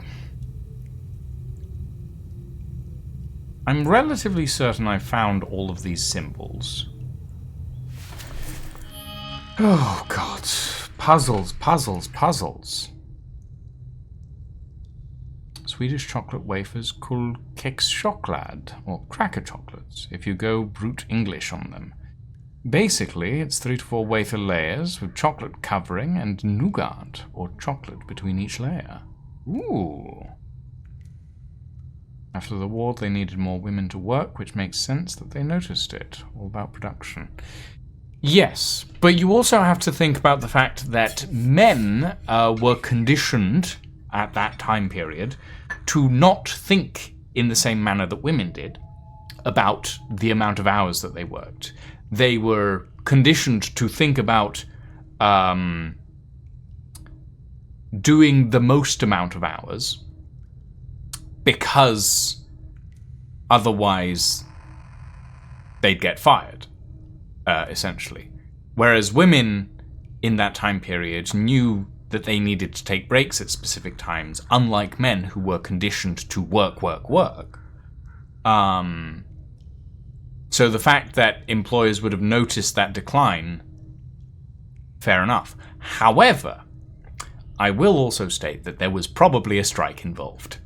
I would not be surprised that employers instituted tea breaks and other breaks because strikes and unions got involved and said, hey, this is necessary to actually continue working.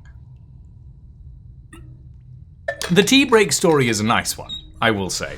It's a nice little piece of mythology, but the reality of it is, it's very likely that there was some form of union involved saying, hey, knock it off.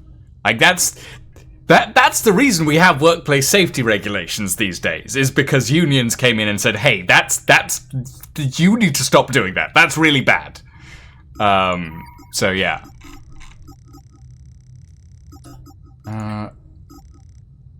Oh, and we have the Maristan vault. I forgot about that. God damn it. There's so many different things all over the place. Ah! Right.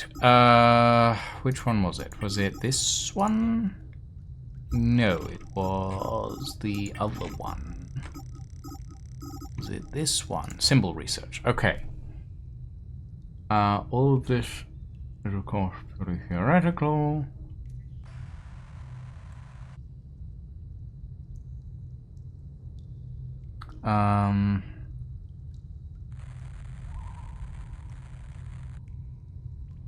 These ancient symbols, yeah.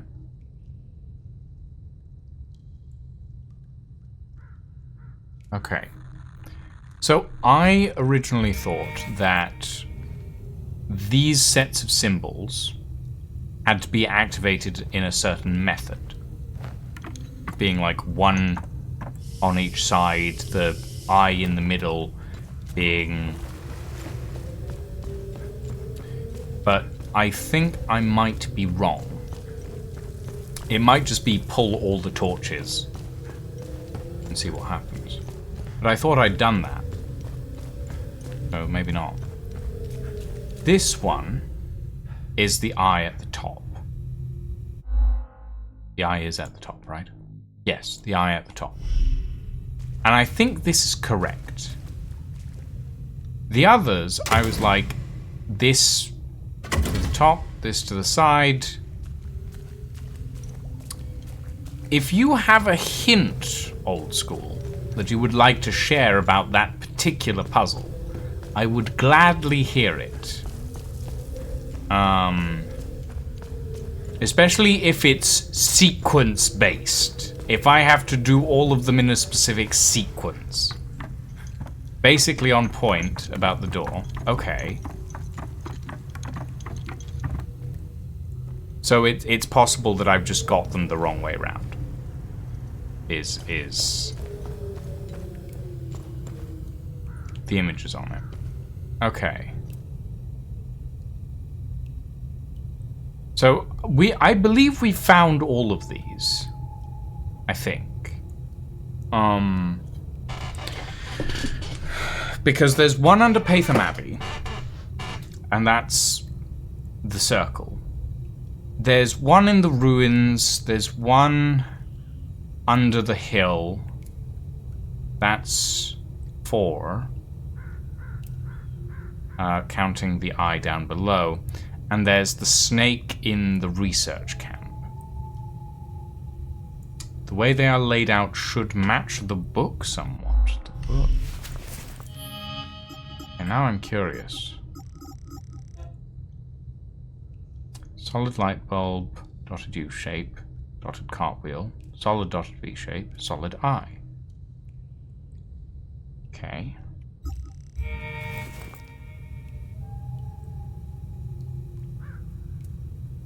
U shape, light bulb, eye. Can't we just see for it? God, I wish. As an as a fan of archaeology, don't C4 ancient ruins. Very dangerous to the artifacts within.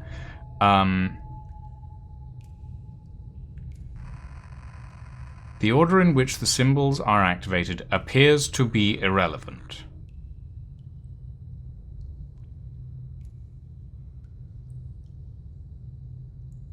All of this is, of course, purely theoretical.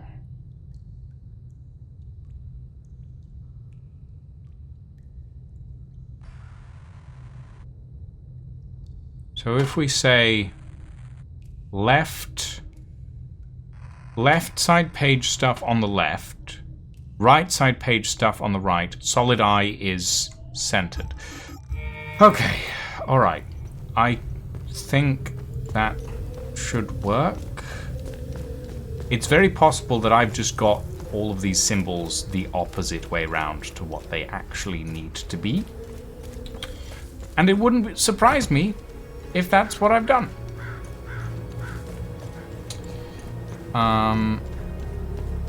I think that the eye is correct, though.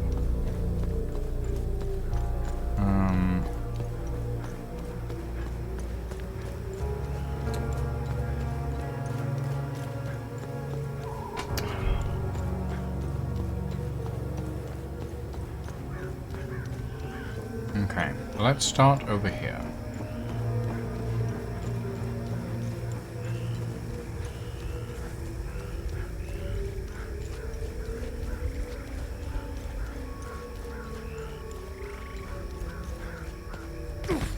So. Oh, this is... Okay, that explains things then. So the light bulb is on that side, so this one needs to go off. Right? Yes. Because it's pointing that direction. I believe.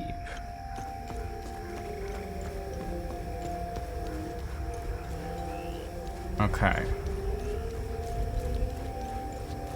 I think the Patham Abbey one is correct then.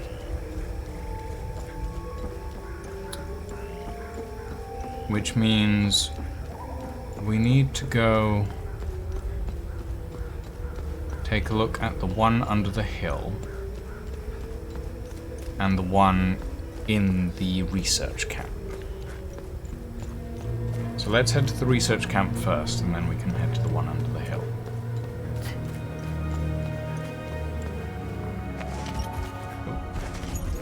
I fell in a hole. Wonderful. And then, after all that, we can finally go put those damned keys in the damned locks and see what's behind that door, which is gonna be fun.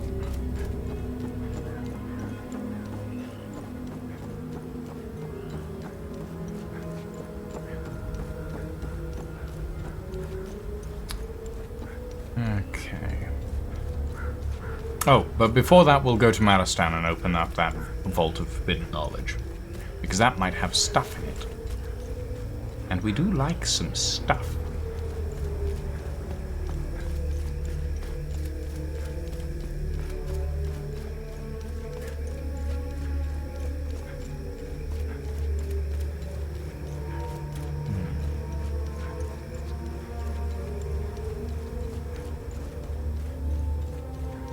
I think it's down here.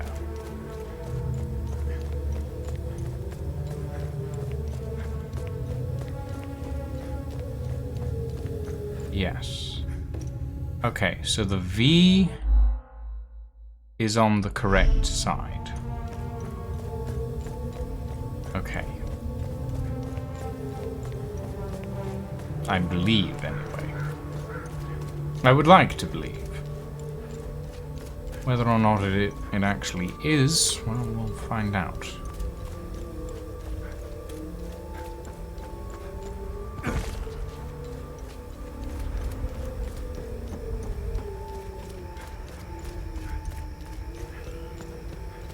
Right, and now to the hill.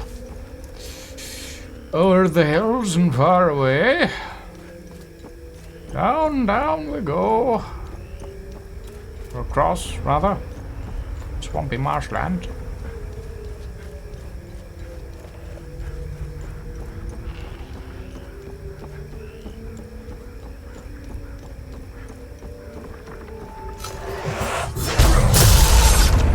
Oh, alright. Quick.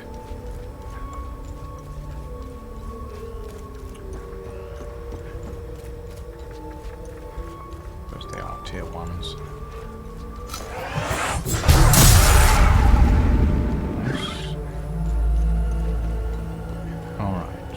Checking this one. U-shape, serpent. Yes, that seems to be on the correct side. So, with that done,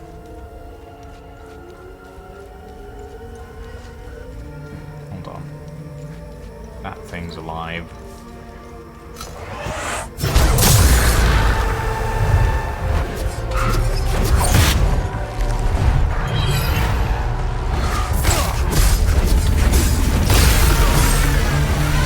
That's where it is. Come.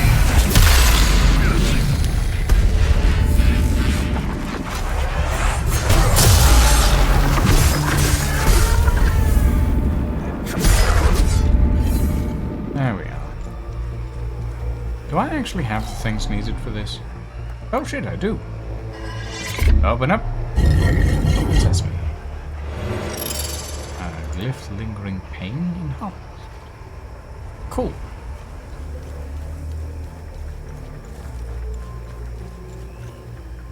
Alright. I believe there's a save point somewhere around here.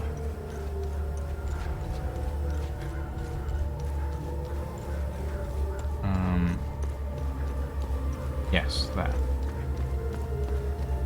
So we can quickly transpose ourselves back to Jova Town Square. And maybe this time the combination is correct.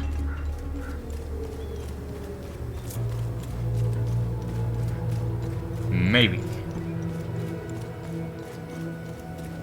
But at the end of the day, who the fuck knows?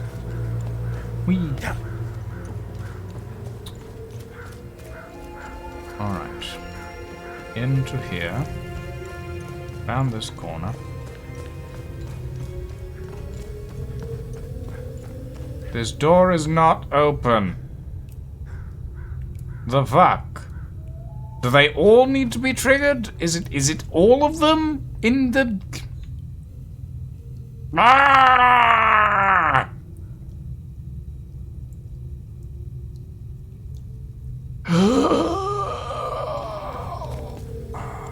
Or is it the other way? Is it the other one that needs to be...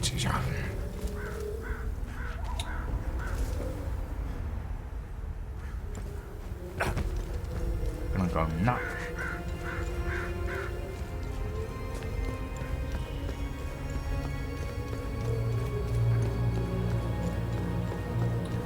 Gonna go nuts. I'm gonna go nuts. My brain is gonna explode.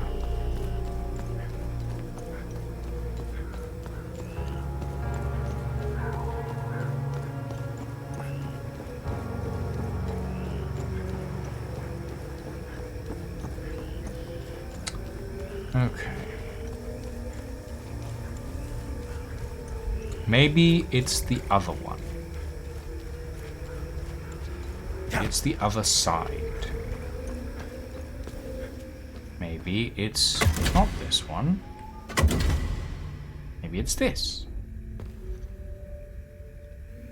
That doesn't feel right, though, but...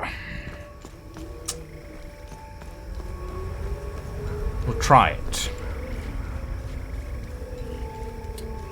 We will try it.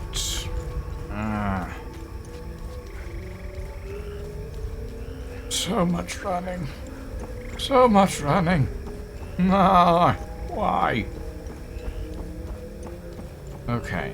Then to the research camp, then to the hill, and then to Atham Abbey.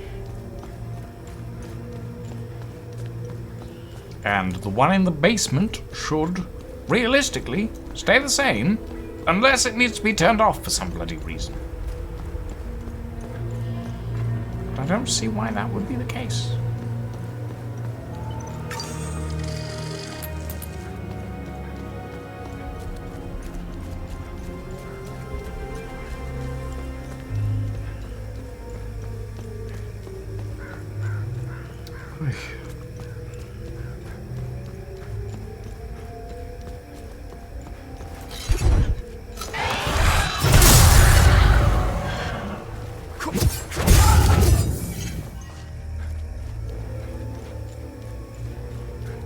Okay.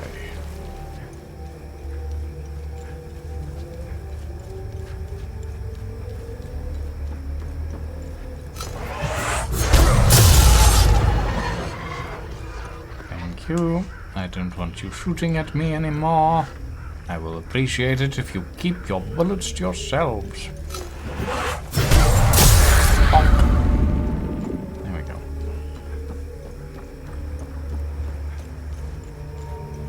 I should have gone to the research area first. Oh well. Too late now.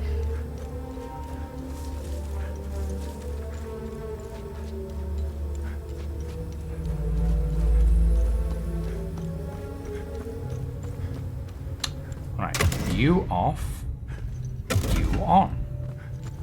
Still doesn't feel right, but if that is it, then so be it. It says that the book says the order doesn't matter. The order in which we do things doesn't matter. If the order in which we do things does in fact matter, then I'm gonna be annoyed. Because that researcher was not doing his due diligence.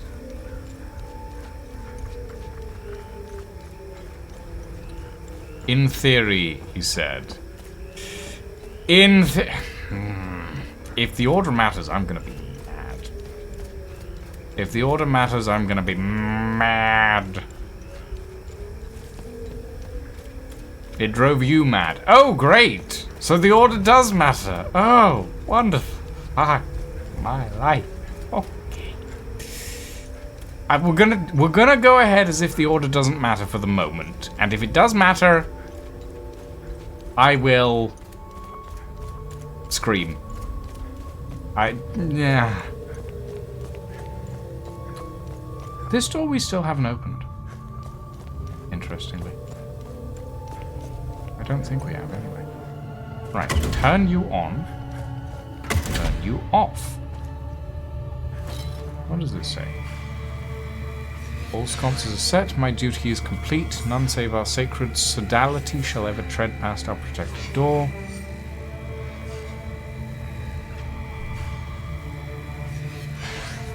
Okay, so this is the only plaque that I've found that references the sconces.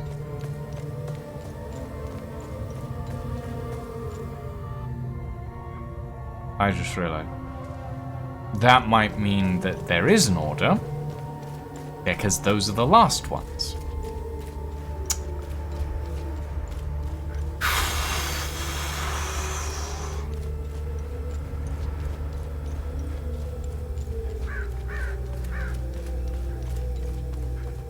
If I have to run around, turn them all off just so that I can turn them all on again in the correct order.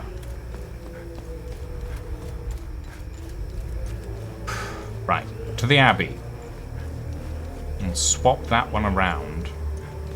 And then we will return to the basement. And hopefully this will work.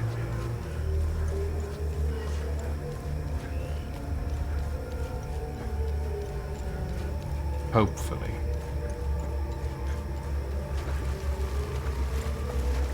You, swampy.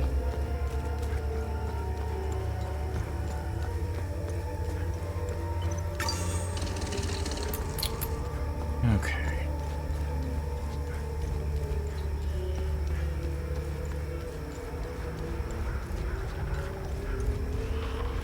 Please let this work.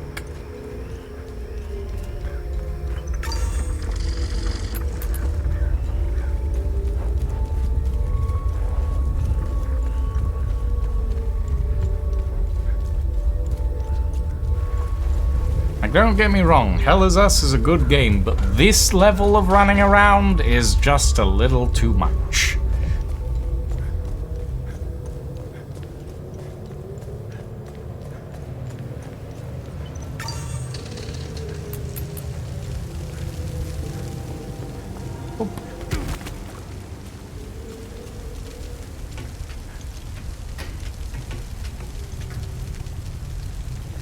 Into here.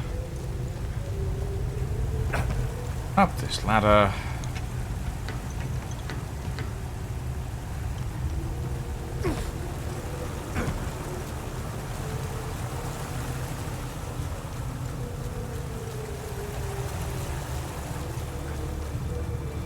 Down to here. Turn this off. Turn this on. Or the other way around, rather. And just hope that's enough.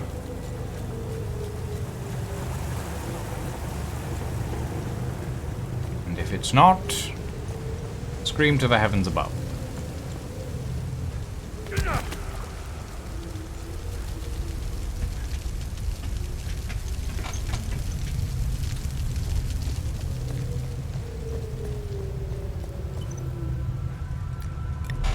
Travel to the APC.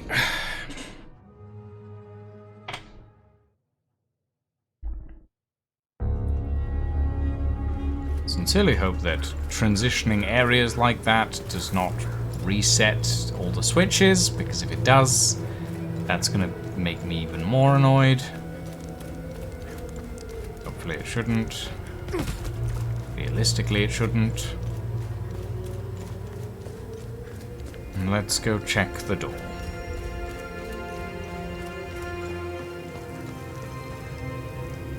Every time I walk past that body, I always think there's an item there, but it's just the lantern. Oh, right. Please. Ah!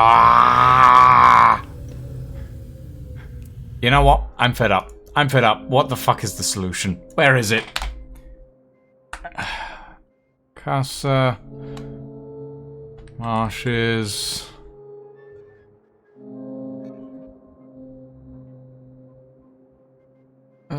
Mysteries, enlightenment.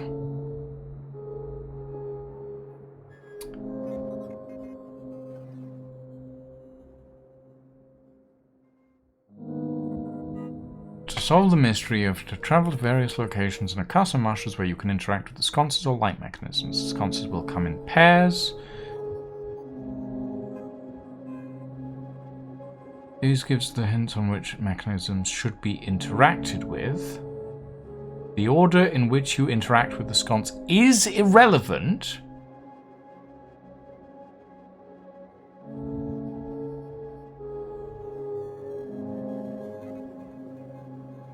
Wait.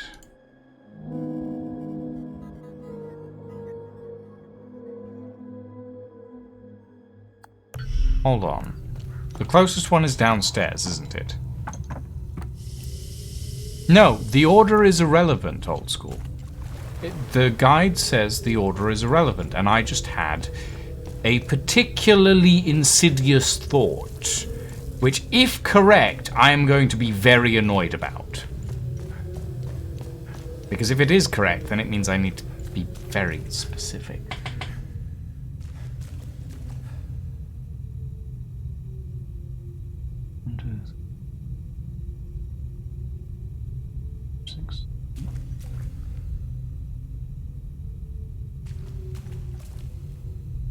Wait. Motherfuckers! Ah! Sorry, I apologize, everybody. That was really loud. The symbols are different. For those who just heard me exclaim, the symbols are different. And they're different in an incredibly subtle way that is not shown by the door. Because the symbols on the door don't have these rings around the outside.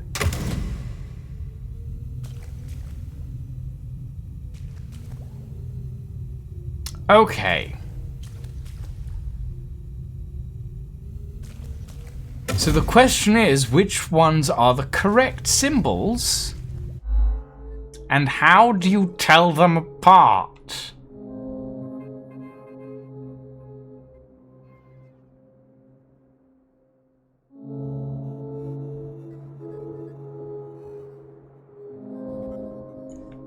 Solid eye. Solid. Okay. I understand why it's got those specifiers.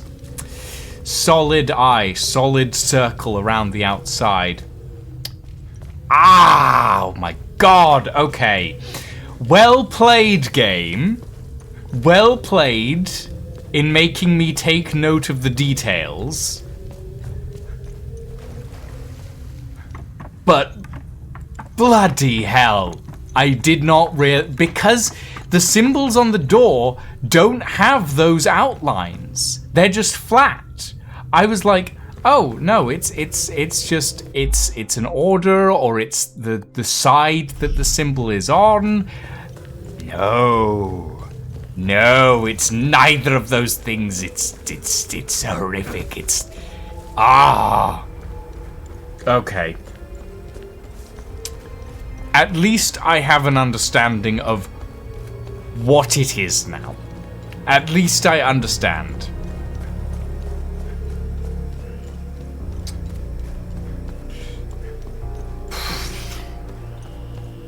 Ah, okay. All right. So.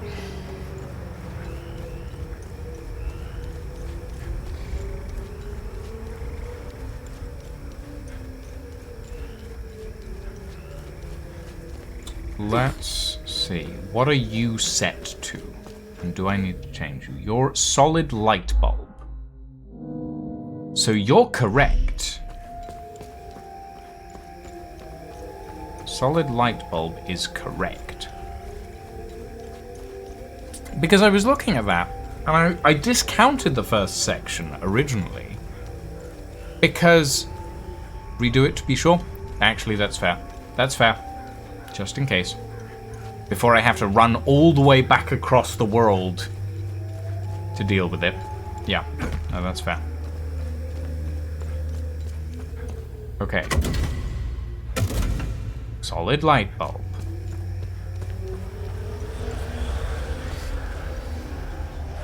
Where the fuck did you come from?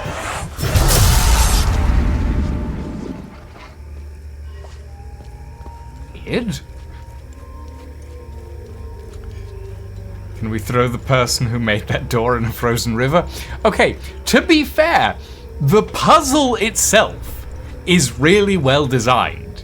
And if all the switches were just in the same small area, I wouldn't give a damn. I'd be happy with that. The problem is, the switches are spread out all the way across the map. That's the reason I don't like this. Because it takes so long to get from one point to another.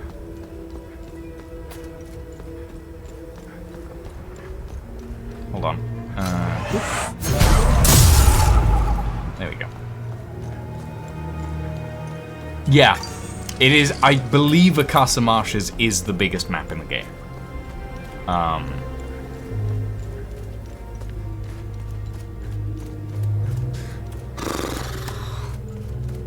Whoa.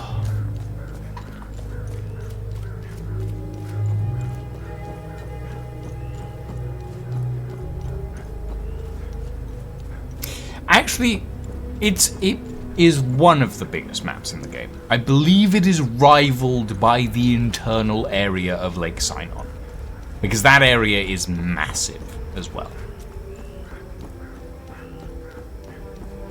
But like, plane-wise, yeah.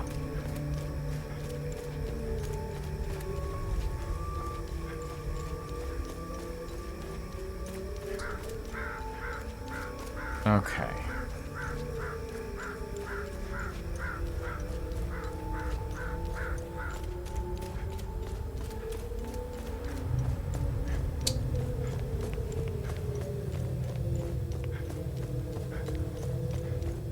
Okay, here we have dotted V. We require solid and dotted. So this one's a double. Oh!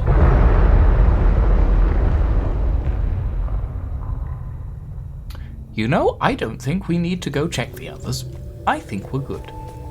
I think we can just go to the, Yeah, no, I don't think we need to go check the rest. I think we've been told that the door has opened. And I'm thankful for it, because I don't want to go running anymore. Ah.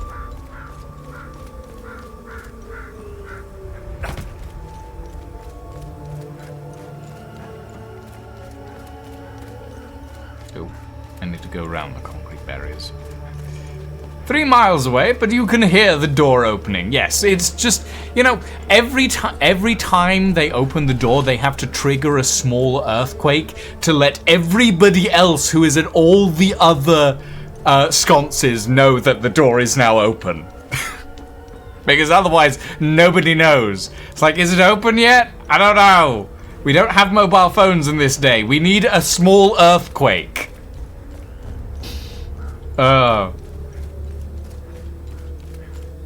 Okay.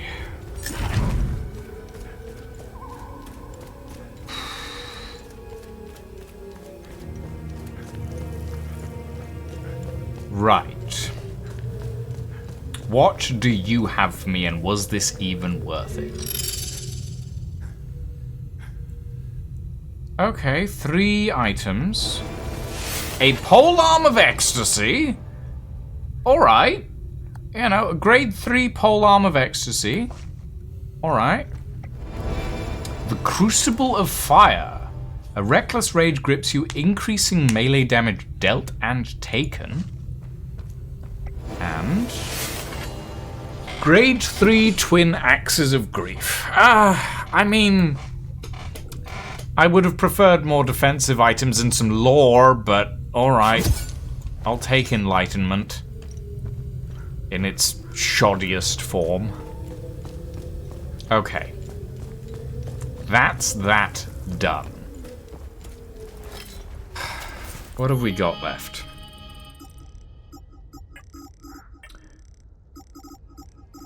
Snedra Forest is done. Akasa Marshes is done. Vissa Hills is done. Lake Sinon has one thing incomplete. No, sorry, two things incomplete, but we're going back there anyway. Talju has two things incomplete, the hideout and history lesson. Maristan has locked down incomplete and then an unknown mystery. Zeldin is missing a limbic chest. And the Auriga Museum is missing a limbic chest and whistleblowers. Okay. I think to start with, because we've got basically all the time loops except the one in the Auriga Museum, let's go turn everything into Gildas Brom, because he'll probably end up giving us a couple of limbic rods for those limbic chests.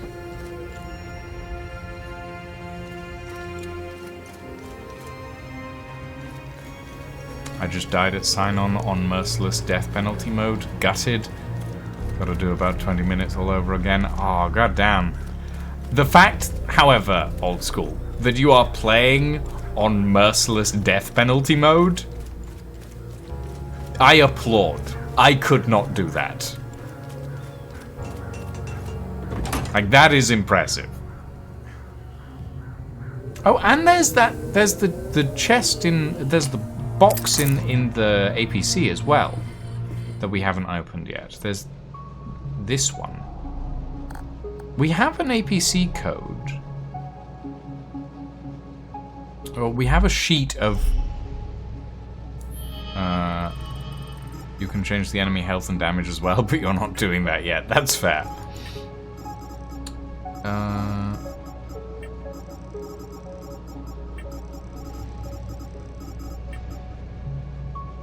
We got a sheet. Where was it? APC code sheet. I mean, I can try all of these, but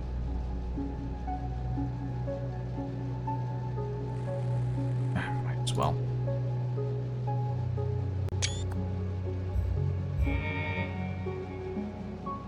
Go from the top down.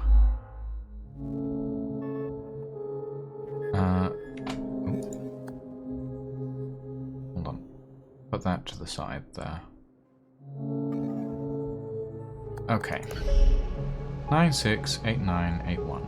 968981. 409975. 322601. 625938.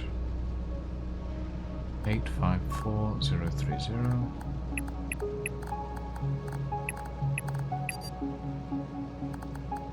704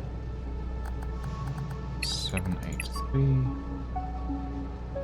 263115 263115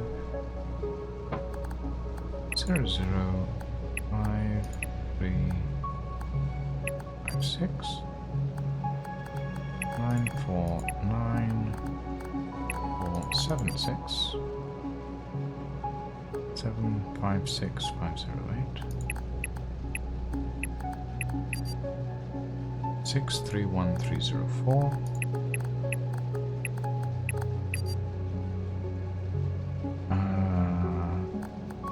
435750 802 469 151991 4833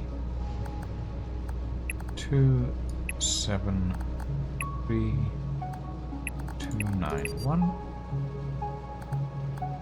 887049 920664 773442 084899. Okay, so it's none of those. Do you remember the OMSIF officer at the beginning? The guy we...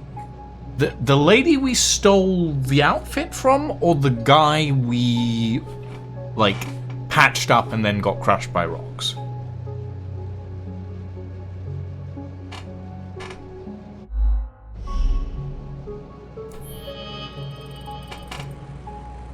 The guy you gave a medkit. Yes, I do remember him. Did he give us something in exchange? Like, I think he gave us the keys to the thing.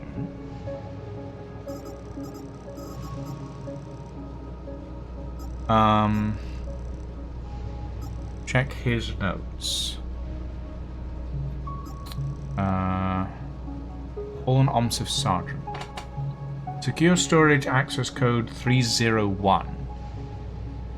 So, something, something, something 301. Okay.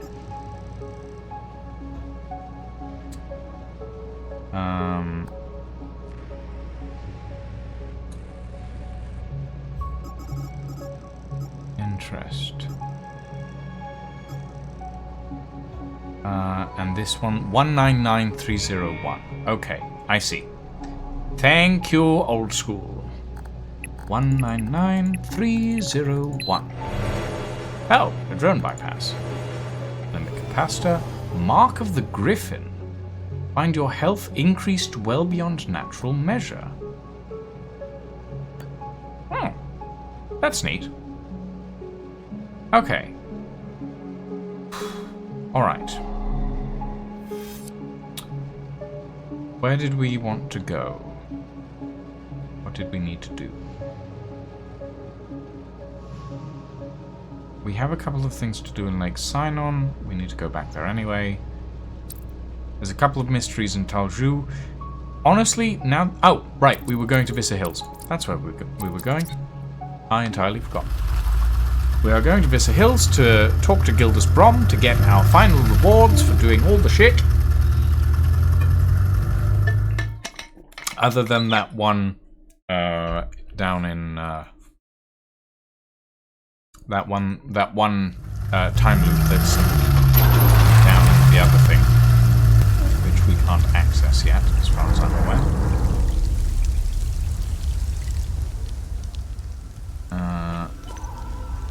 And then we'll save. Alright.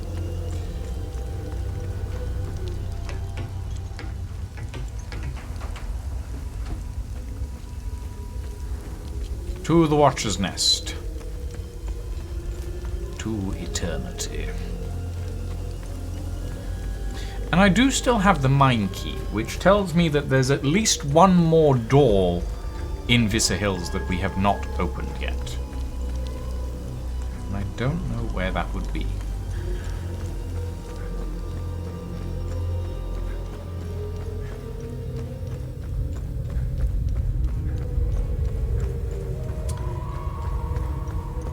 Monsieur Brom, might I have a word? Remember... Yes, yes, yes. Good deeds have are I helped complete. enough Hadians? You are a shining example for all vigils. Good work. Okay, Chromatic Shield. Knell of Fading Terror. The Benediction of Palom. Become possessed of a singular talent, removing limbic energy costs for all actions. Okay. What's our status on time loops? The calamity won't last very long thanks to you. Excellent work.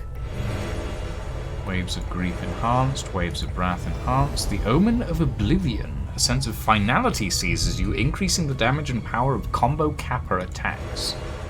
Shriek of Terror. The Dream Aculeus. Carefully prepare your first strike, increasing melee damage against enemies at full health. The Heart of Arya. Feel life's heartbeat, greatly enhancing the healing pulse ability. Entropic Enigma. Attune your weapon's resonance, increasing their experience gained. A little late for that. The Eternal Sands. Reduce limbic energy costs. Wisdom of the Griffin. Find yourself awash in potential, passively restoring limbic energy. Okay. And that's that. Right.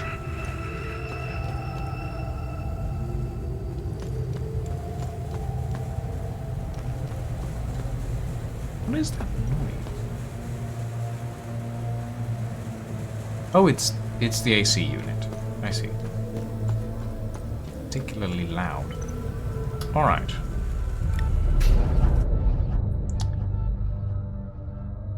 That is done.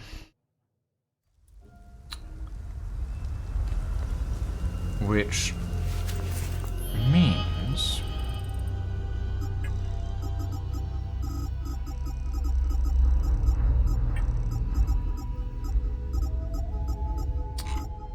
all of these are complete.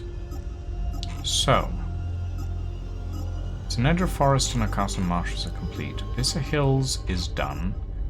Lake Sinon has 2, but we'll be going back there anyway. Talju... I don't know where these are in Talju, and I'm not sure I can bring myself to care. Maristan... Yeah... The Limbic Chest in the Zheljin Archaeology Camp, I know where it is. I don't think I have the Limbic Rods for it, though. Like, I honestly don't think I do. Where do I store my Limbic Rods? Ah, here. I might do, but I'm...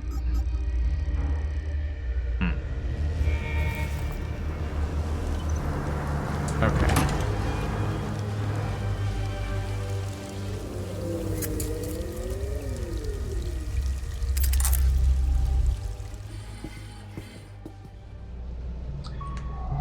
Let's check Zheljin very quickly. And then we can head to Lake Sinon. Because we might as well double check, just in case. And I think I need to get myself a... I need to get myself a better light for my streaming setup, I'm realizing. I'm always in this slightly sort of warm yellowish tone. I look like an old painting. Okay. Let us... The Bisa. Double check.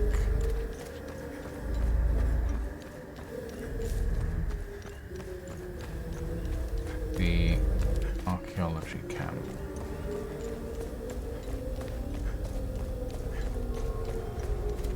Because the chest isn't hard to find. It is right there, basically.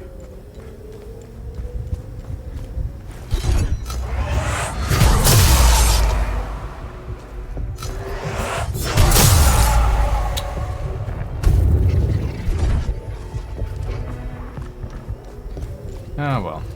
Alright. Round and round we go. And where we stop?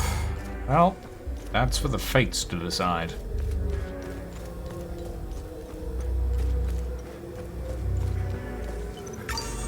Save that.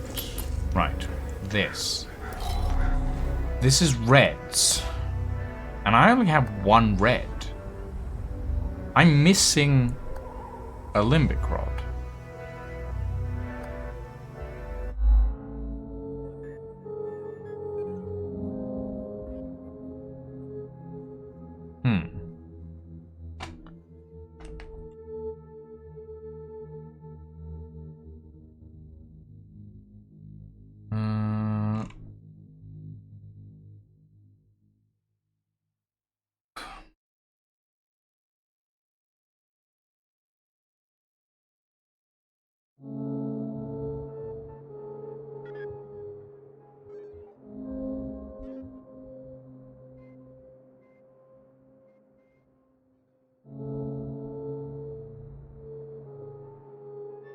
can be found in the starting area of the Lethe Ministry of Cultural Primacy.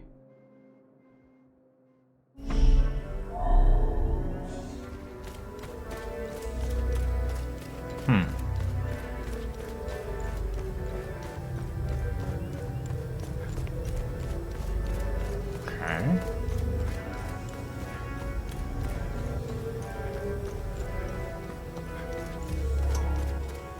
I feel like I've already gotten that. So maybe I need the other one? Actually, which rod do I have at the moment? So if I have...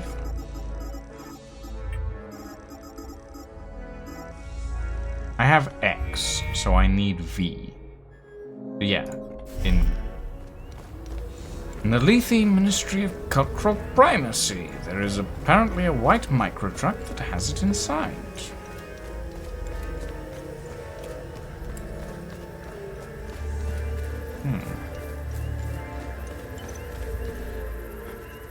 Alright. Well, I mean, we might as well.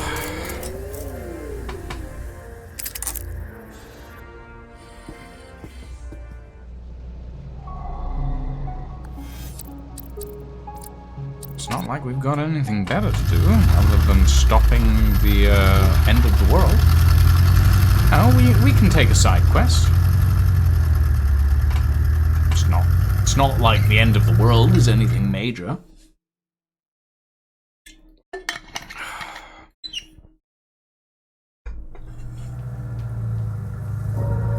Oy.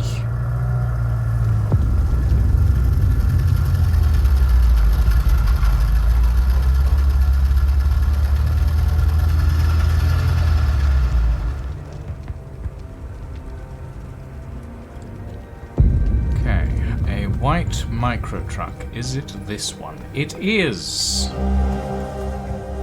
Ah, letter. Safe delivery. Letter informing Martin Rolst of new discoveries in Geljan. Martin, great news from the Geljan dig site. Another palpitating find. We have excavated a large box, a chest of sorts, with clear limbic signatures. It is locked, of course, so its contents are unknown to us. Perhaps by serendipity, we've also unearthed one of the 2 keys required to open it. It is a long cylindrical rod, also with limbic signatures, that fits perfectly into one of the chest locking mechanisms. I've sent the first key along with this letter. I'm confident the second key will be found on site. The chest, however, required a great deal of careful handling. We should have it properly packed and ready to ship in the coming weeks. Well, you never did get that shipped. Okay. Is there anything in the Lethe Ministry of Cultural Primacy that I particularly want to look for?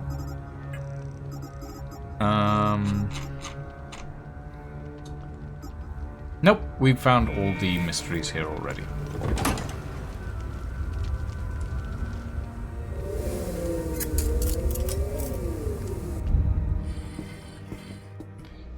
Back to Geljan.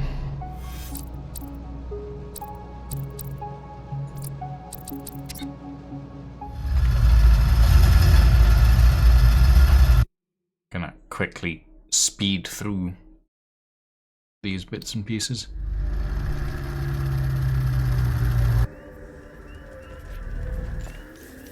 Okay.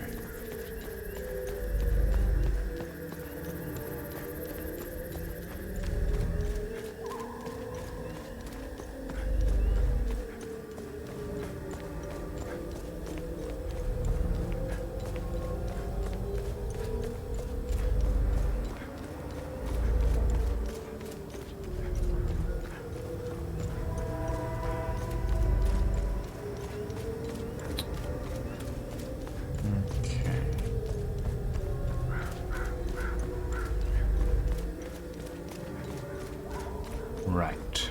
You. Open up.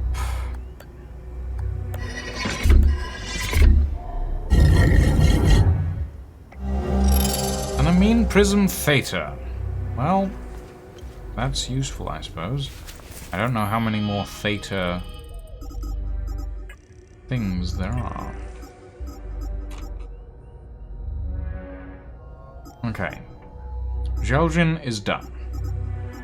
The Auriga Museum has a couple of things in it. I will quickly check.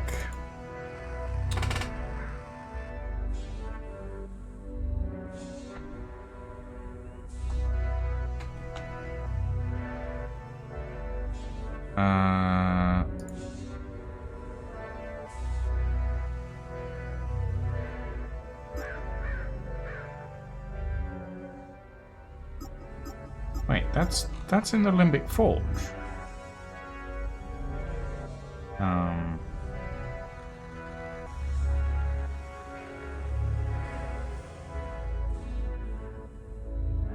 Okay.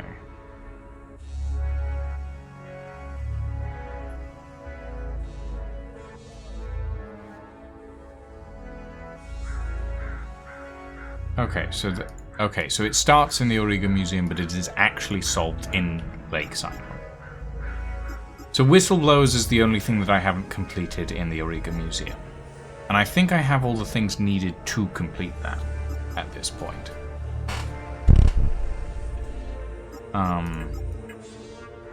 Because I believe Whistleblowers, if I can find the note. No.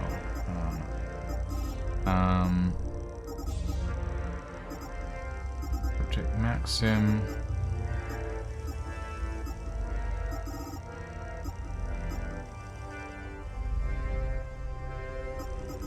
No.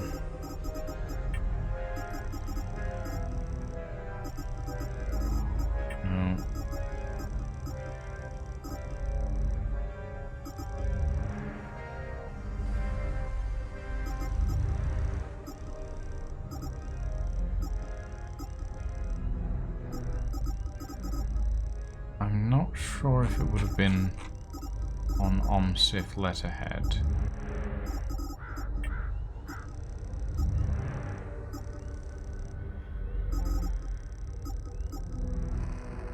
Ah, here we go.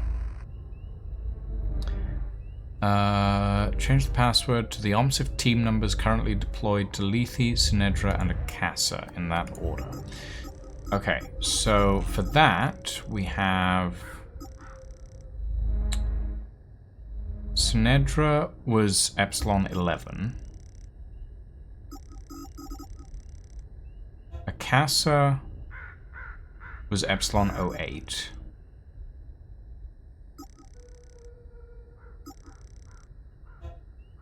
And 05.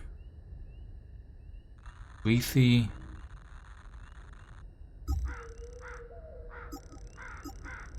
Akasa, Sinedra. So 05, 08, 11. Okay, so we have that. 05, 08, 11. Just gonna take the fast travel back. 05, 08, 11. So that's for the Auriga Museum. For the computer in the maintenance sector. I'm sorry that I'm going all over the place, everybody, but and I know there is story. I know there is story, but there's little things all over the place that I want. Yeah, I'm bad. I'm bad. I know.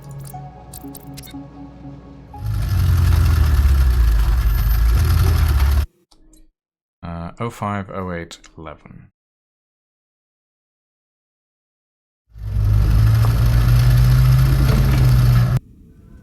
Okay, 05, 08, 11, down on the maintenance level. So we need to go down 2 levels, I think.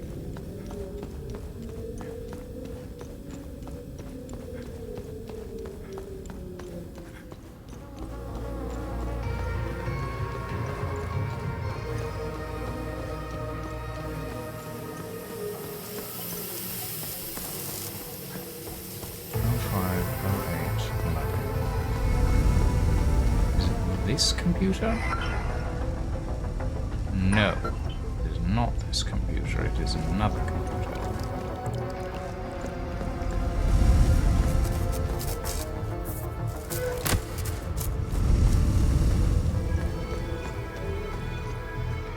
Oh, hello. Holy shit, a medkit. 50811.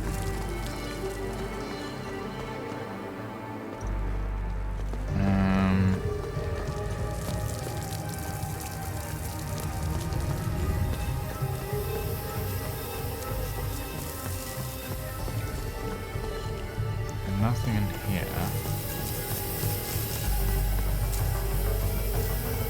Okay, hold on. Let me double check that note.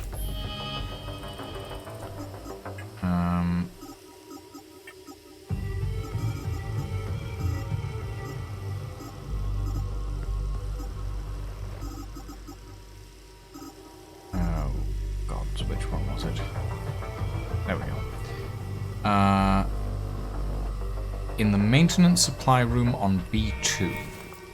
So we're on B2.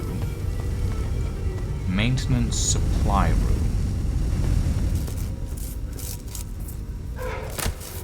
Maybe it's in one of the green rooms? Not this one.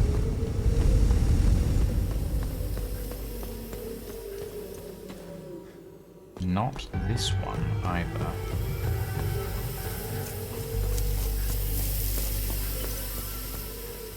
This is B2, right? Yes.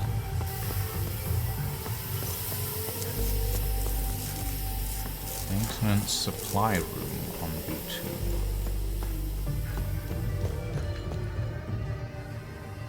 Not this room.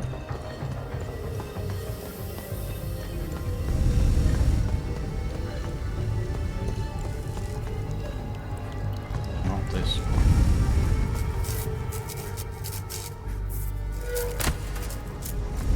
Am I missing something? This is a computer, but it is not the computer. This looks like a supply room, but not seeing a computer in here. This looks like a bunch of pipes.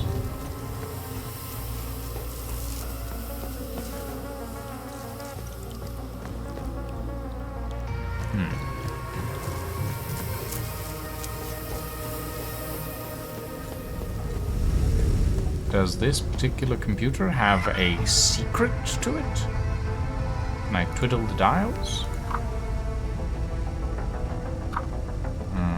No.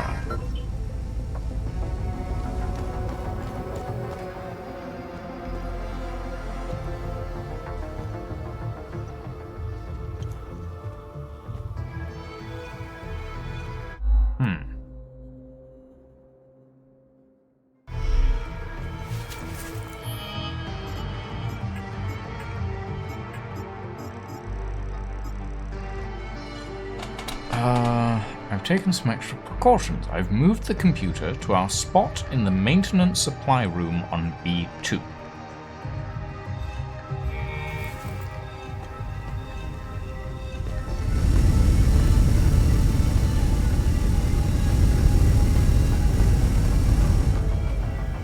Is it a door that requires the maintenance keys that I still think I have? Actually, it wouldn't be that one.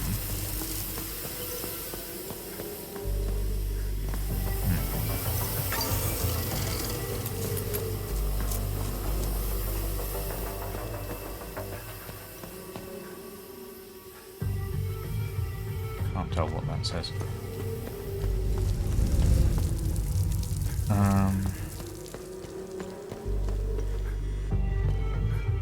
This looks like it could be something, but I don't think it is.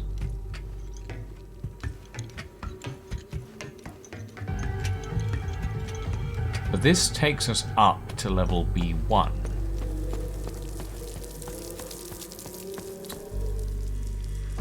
So that doesn't feel right.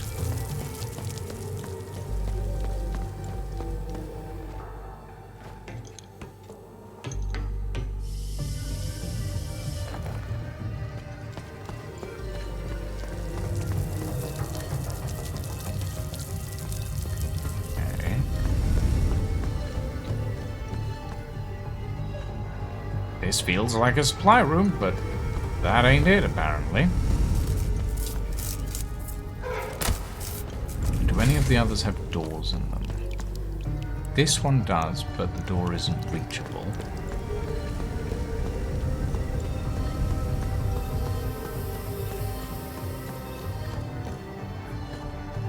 This one doesn't.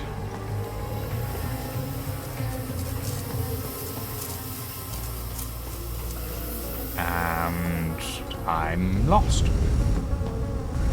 Is that a glowy thing? Nope, that was not a glowy thing. Is there a glowy thing over here? Nope, there is no glowy thing over here.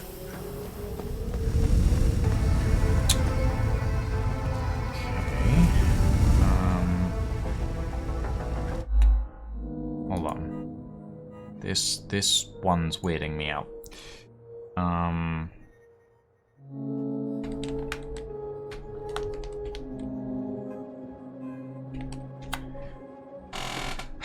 Okay.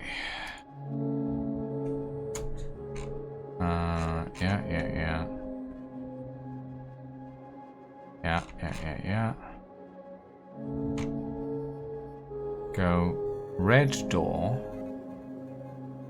Oh, okay. You really want me to be like insanely suspicious about random objects, apparently. Cheeky. Alright.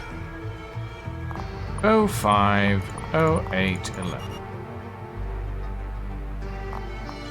08, 05, 11? 05, 11, 08? 08, 11, 05. 11, 05, 08.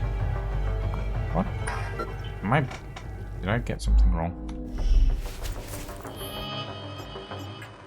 Okay.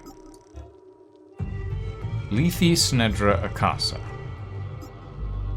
So... Akasa was 08, so 08 comes last. Snedra is 11. So 05, 11, 08. 05, 11, 08. There we go.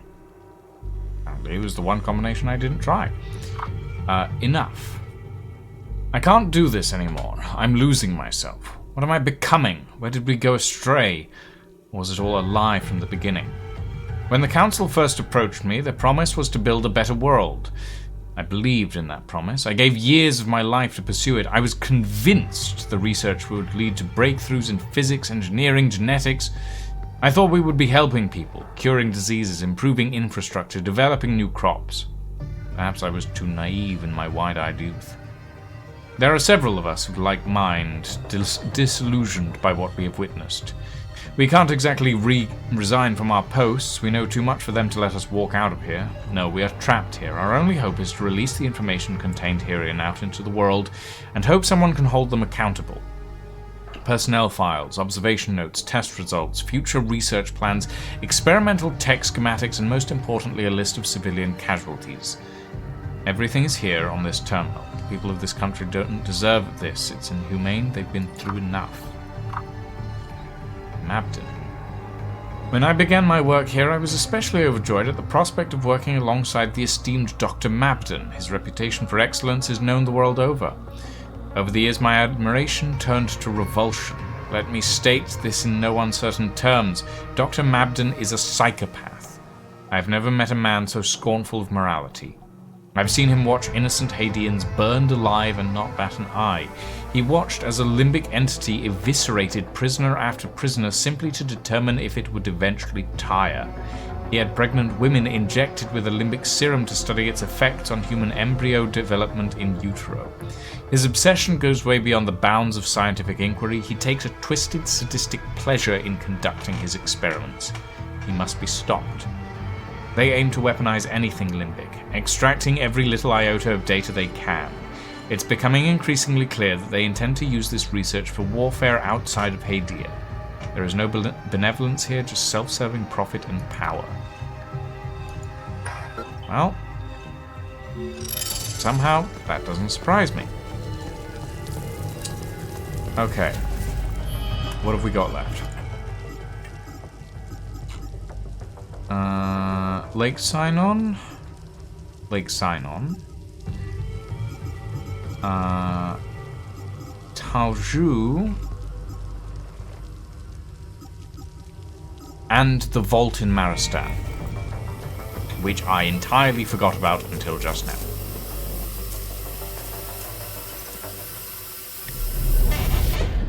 Oh, God. I want to get this stuff finished before we put those keystones in. Just in case.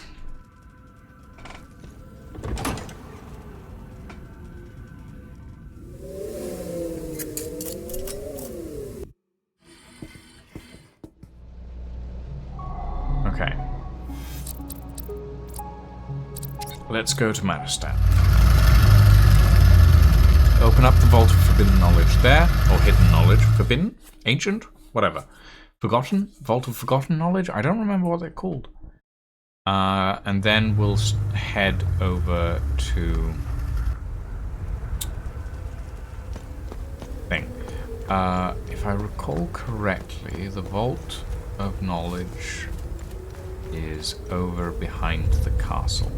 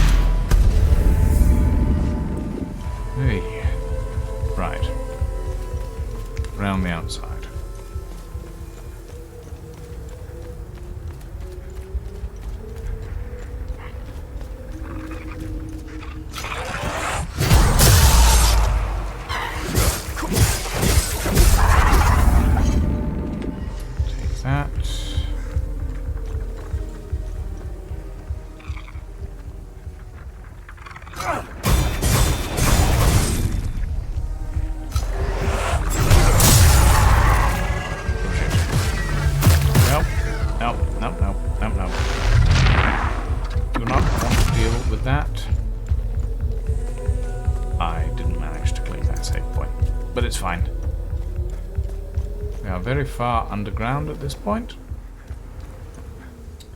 Right. What is this vault combination? Vault of Maristan. I, other I, S, id.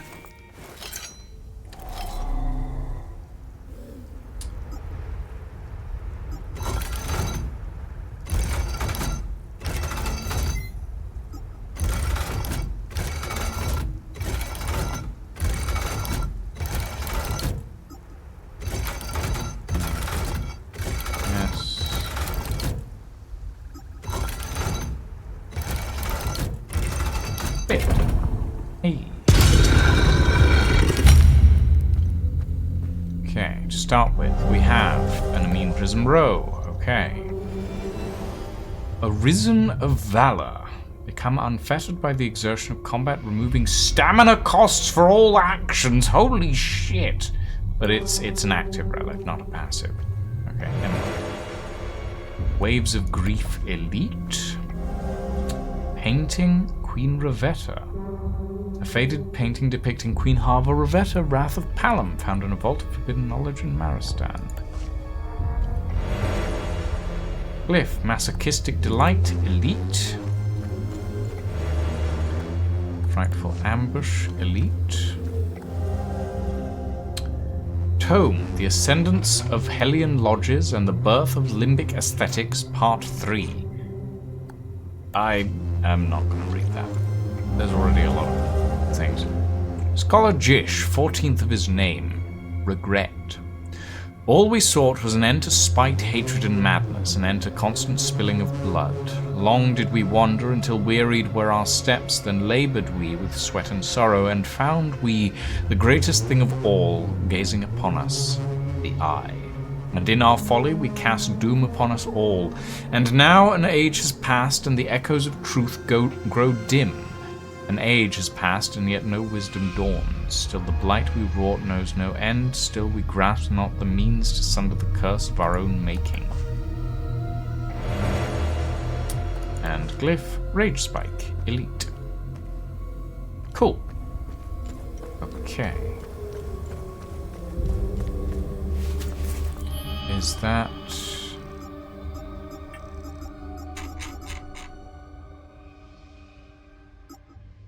That was Whistleblowers, but there's still 2 things in Maristan that we haven't found.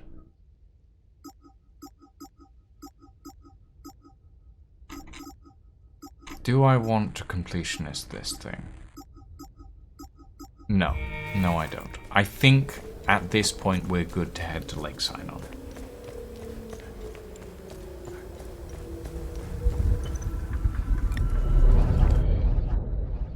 Okay. Here we go. Let's head to the end game. If it even is the end game, I honestly don't know.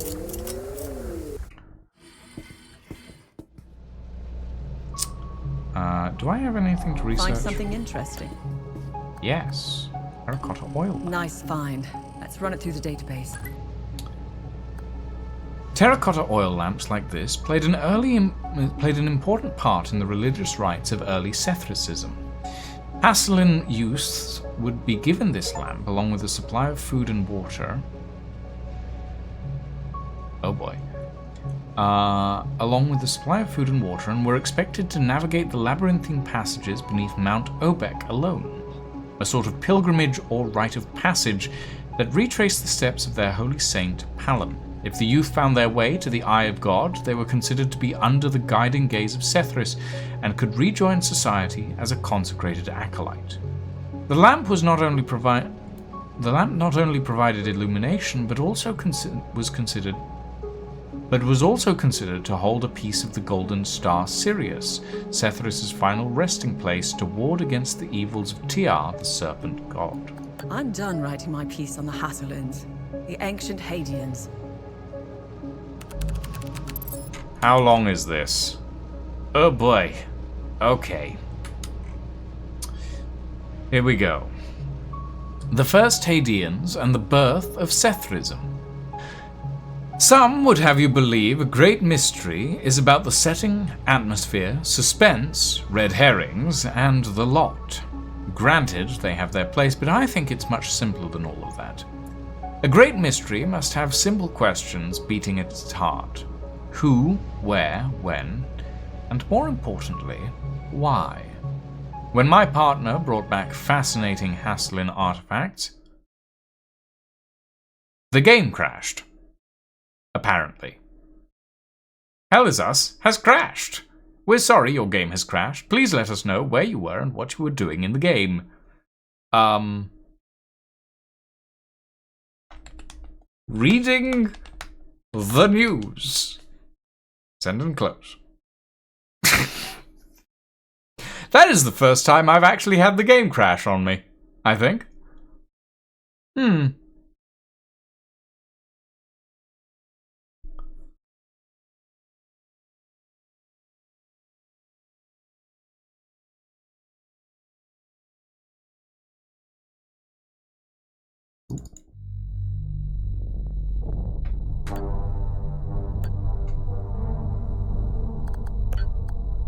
Okay.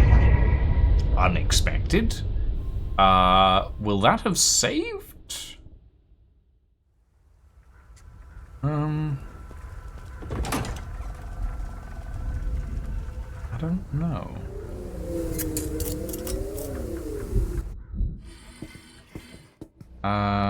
Have you... Do you have anything? Did you research? Ah, okay. Let's see what the Zeal server has to say about this one. I'm done writing my piece on... Okay. Where were we?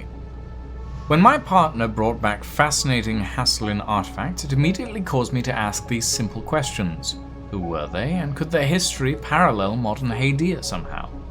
History tends to repeat itself. There are certainly some lessons the first Hadians can whisper to us through the ages. The more I delved into the Haslins' history, the more I felt...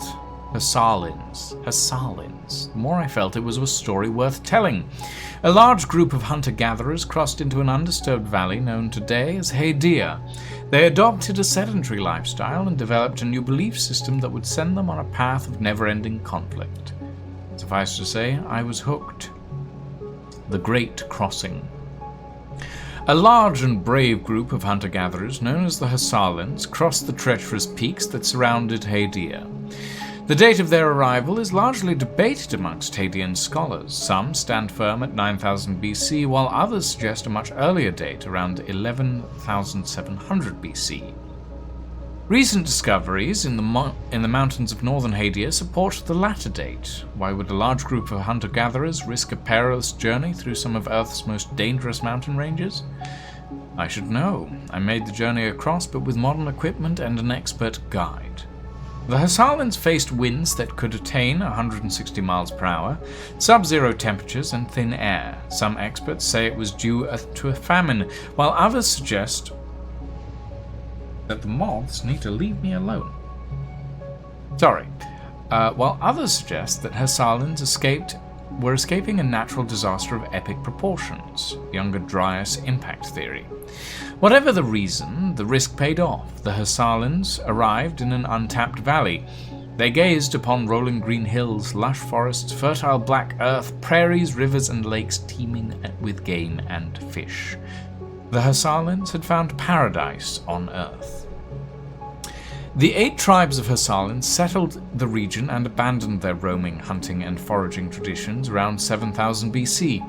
Harvesting the wild forms of cereal and domesticating the herds paved the way for agriculture. Permanent villages were formed and a new sedentary society was born.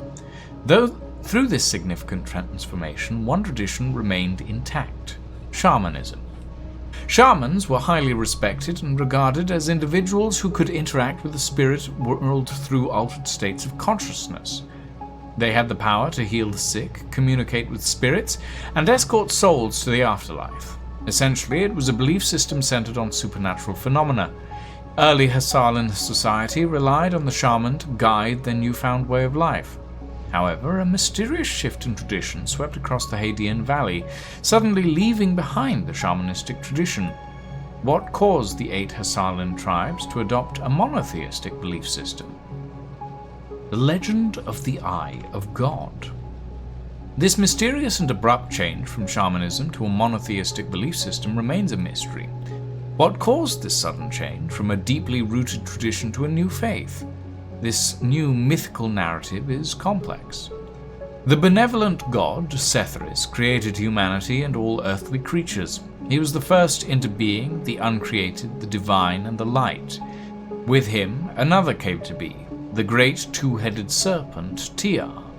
Jealous of Sethris' creation, the great serpent threatened to destroy all humankind. A great battle ensued, and Sethris defeated Tiar. Before dying, Tiar sent out a mighty shriek, cursing humanity with overwhelming emotions and intoxicating passions, turning all of Sethris' children into impulsive, irrational, and cruel creatures. In desperation, Sethris ripped out his left eye and with it created a haven for his children.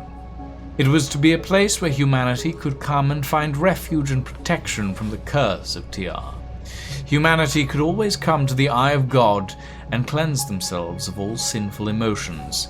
Sethris, weakened by the battle and his sacrifice, sought refuge in the heavens, creating the bright star Sirius. Sethris promised to return someday and free humanity from the evil serpent's curse. Was all this real, or was it just a myth, a metaphor, a symbol that the Hadeans could hold on to in dire times? It is a symbol to help quell passions and emotions so Hadeans can control themselves before the rage, terror, ecstasy, and grief corrupt all. Like most religions, Sethrism, no matter how good the messaging is, ultimately falls prey to the same corruption: power. The rise of theocracy and palimism.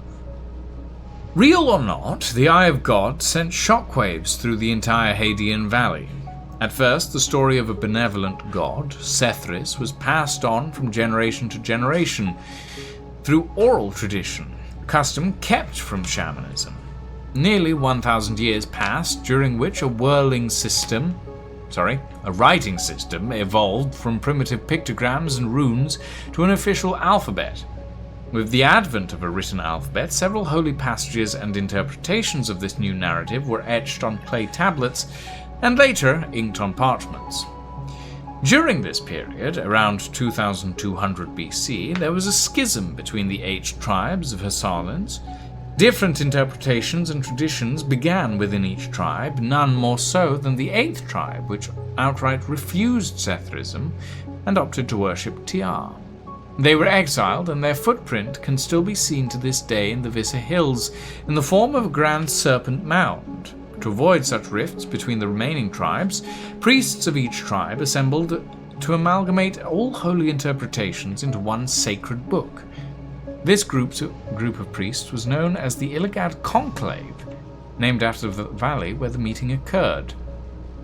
The Illigad Conclave focused the new tenets of sacred writings around an ancient figure, a man mentioned under the simple name of Palom. Sorry, I keep getting words mixed up. The ancient scriptures described him as the courageous young man who first discovered the Eye of God. The Conclave canonized him as a saint. His holy image rapidly became the center of their new dogma, and the creed became officially known as Palomism. After many years, the Illigad Conclave created a unifying holy book, the Holy Carta. The theocracy was born as the Conclave proclaimed themselves the rulers of Haedea. According to the new Holy Carta, Sethris and his earthly saint Palom recognized these individuals as the official rulers by divine right. The theocracy lasted thousands of years. As their power grew, so did the people's oppression, burdened by cruel acts and unjust social restraints, until a young erudite dared to pen a thesis. It all began in 400 AD with a written thesis reacting to the abuses and indulgences of the Palomist Church. It merely demanded separation of church and state.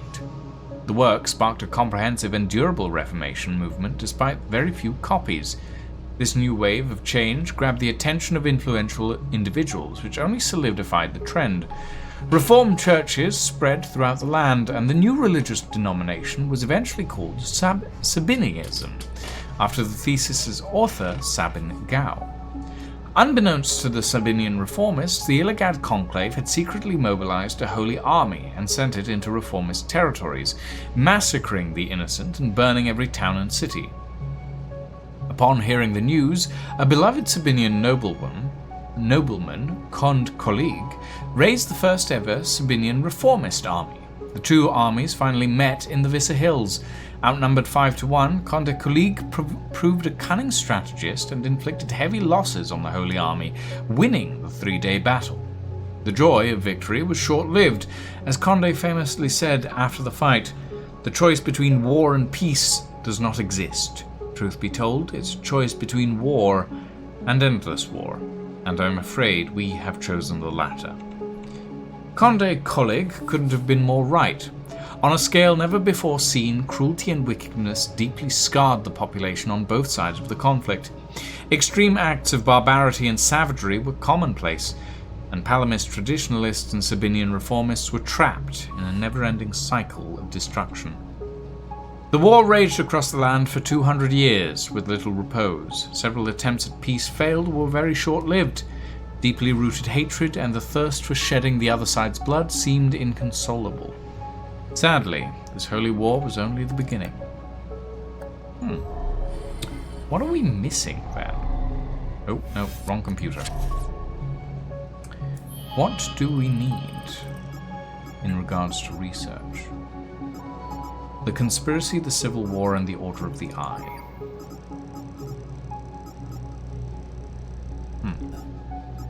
Well,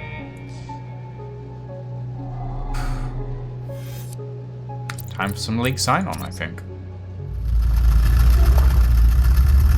I don't think any of the mysteries will give us research items, as far as I can tell.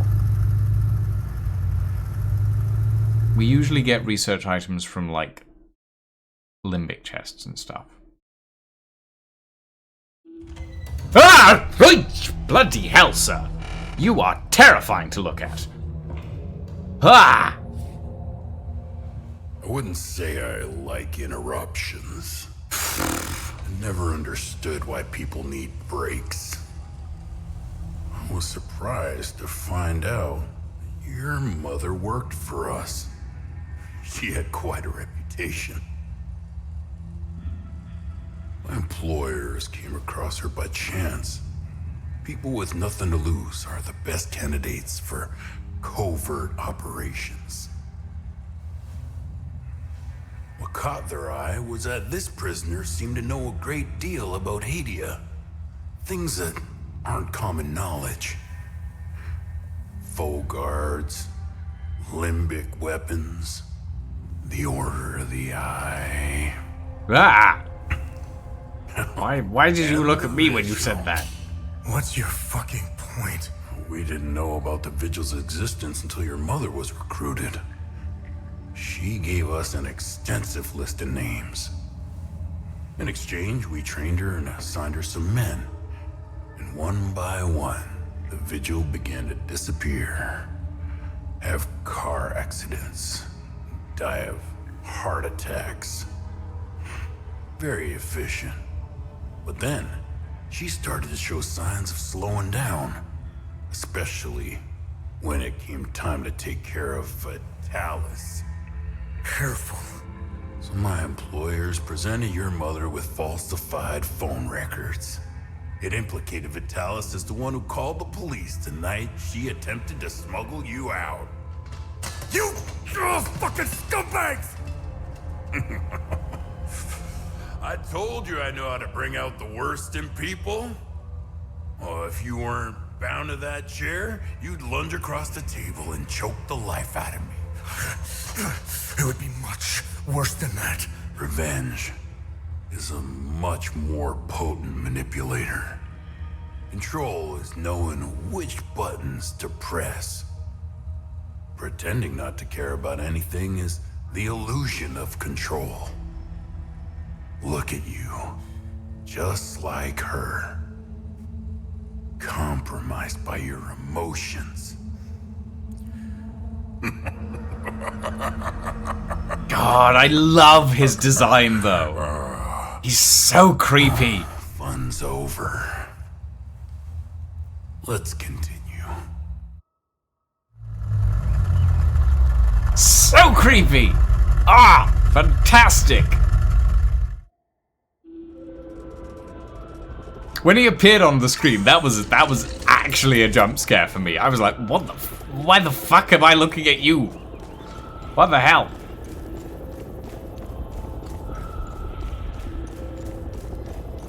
Okay.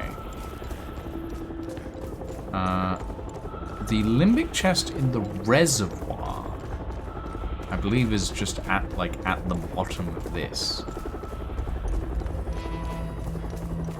He is scary and very evil. Yes, he is. Though, to be fair to, to be fair to the designers, he's scary and very evil, and also like very well done as a villain. Do we have everything we need for this? Yes. Pop those in. Wave of Wrath. Elite. Okay.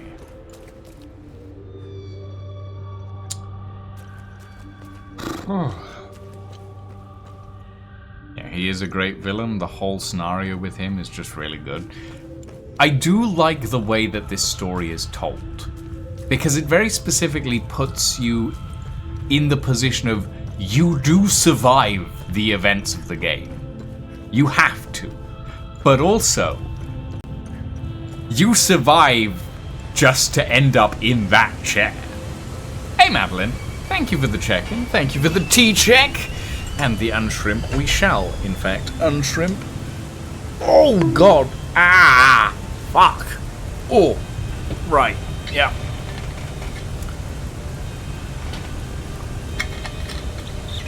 That was my spine, and I just felt that slowly crumble to dust. Now, I believe we've already dealt with the time loop in this one.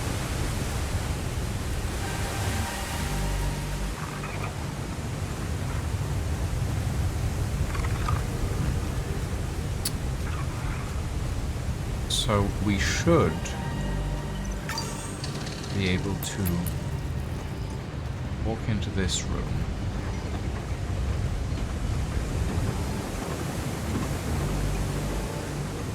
Double check down here.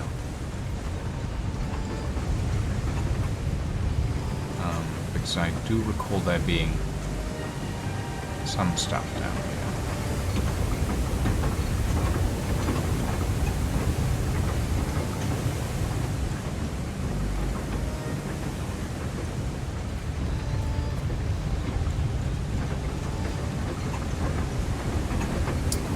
Over here, for example. This requires one of these. What's in here? Limbic Capacitor's medium, delirium enhanced. Okay. What else do we have? Limbic chest, Limbic forge dormitory. I remember that one, though I'm uncertain as to whether I have the ability to unlock it yet.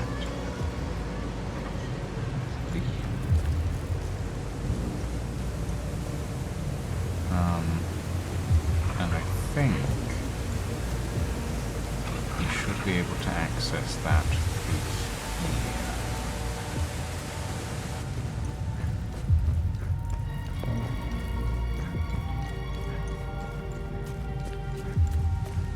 Yes, he does have Bond villain vibes. I will 100% agree with you on that one.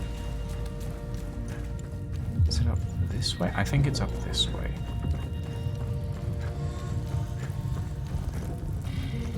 Oh, hello.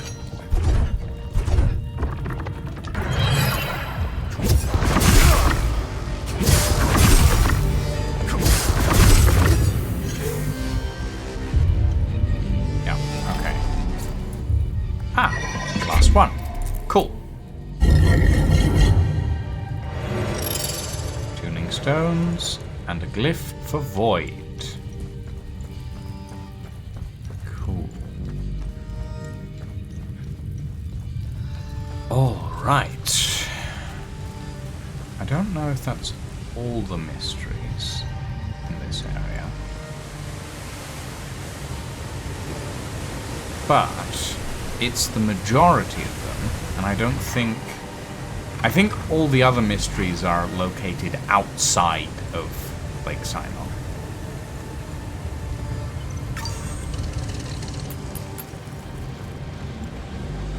Alright. You boys.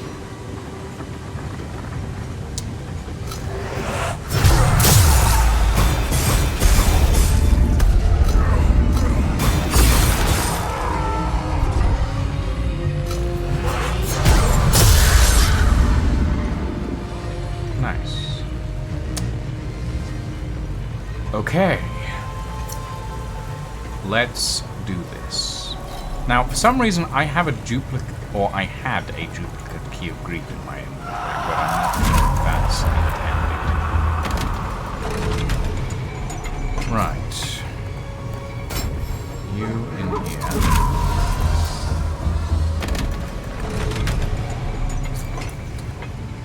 And you in here.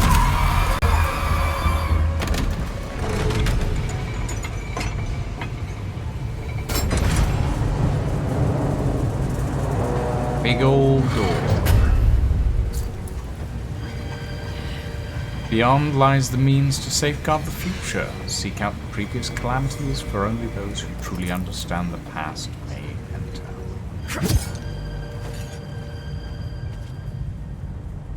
Ah! Okay.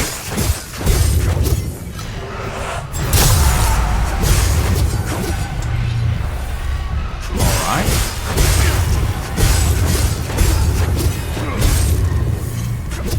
This looks like an open pit.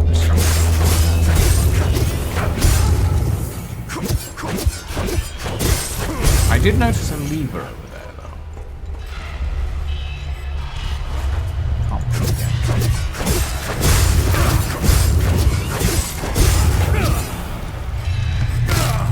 You know what?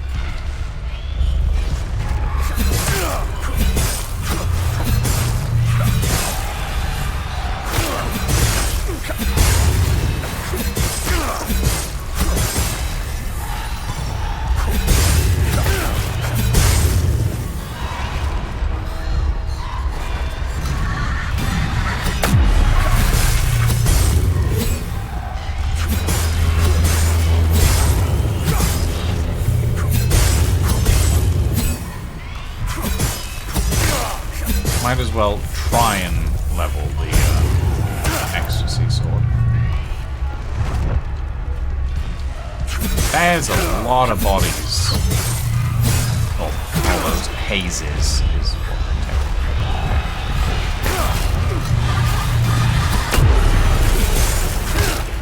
Ow. Ow. Ow. Okay. Okay. No, there's actually quite a lot of you now. That's worrying.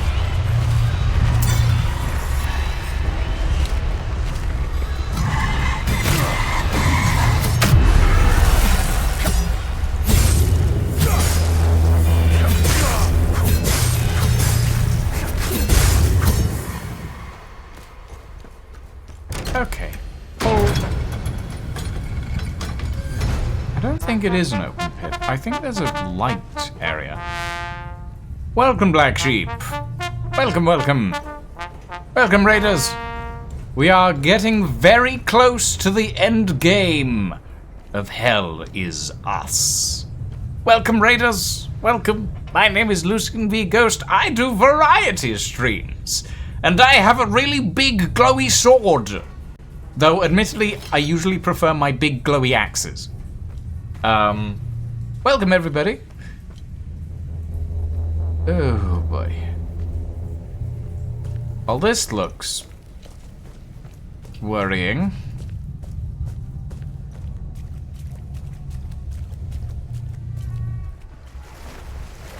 Oh, great. And wet. You can't just pull out your big glowy sword in front of people? Well, then how am I meant to stab them, Black Sheep? How am I meant to stab them if I can't pull out my big glowy sword?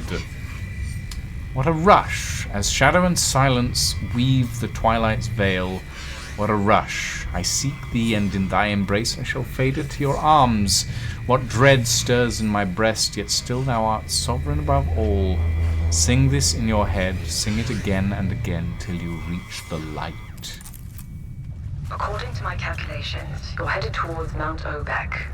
Oh, imagine the time it took the Fall Guard to dig through all this rock. The dedication. Wait. Remy? Remy? Remy? Tanya, sound off. Tanya. Oh, great. Well, we are under tons of rock, so it's kind of understandable that our radio connection would slowly disappear. Doesn't make me feel any more comfortable about it, though. Remy? Can you hear me now? Yeah, loud and clear. I was afraid of this. The drone's communication array can't penetrate through all that rock. I told you we should have upgraded the drone. Tanya, you're breaking up again. Remy? Remy? Remy? Shit. I'll try boosting this again. Oh, come on. Why do I feel like I'm in a really bad long-distance phone call commercial?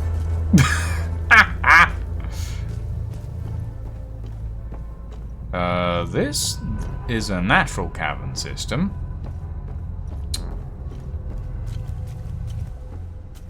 And that, in turn, worries me a little bit. I do like that even in, like, even for a game that has such massive amounts of trauma in it, it can occasionally make a joke and be like, yeah, we know that things are bad, but we're here to entertain. I've boosted the array to its limits. This is probably the last time we talk. I think you're almost there, wherever there is. Don't take my word for it, though. The drone's readings are erratic. Take care, Remy. Stop the calamity. Good luck. Tanya. Well, Cappy, finally, alone at last.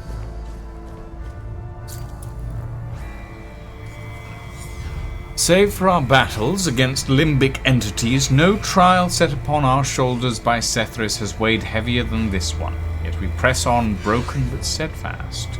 We are near now, my brother generals. This we do for our brotherhood, for the venerable fathers of the Order of the Eye of God, and for Sethris himself.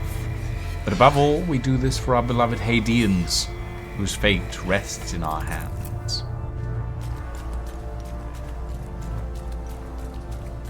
I will say, atmospherically, this is fantastic. Long and not so winding road, achievement unlocked. Oh. That is a very big wall made of a lot of limbic items. Hello.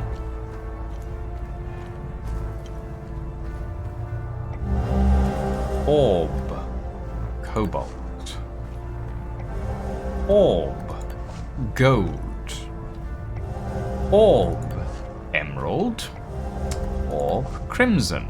Okay, so the Terrors. And an Amine Prism Row. Revered founders of the Order watch over the Eye. Unmatched is their knowledge of the limbic spheres. Pos the Reckless, keeper of the sphere of vigilance. Gabran the Brave, keeper of the sphere of terror.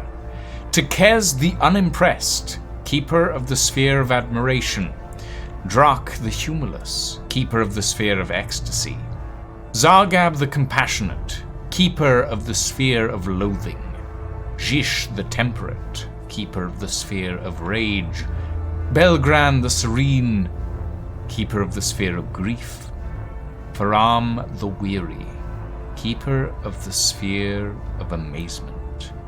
Once the orbs return to their keepers, the failsafe shall be revealed. The means of initiation then rests solely on the shoulders of a full guard.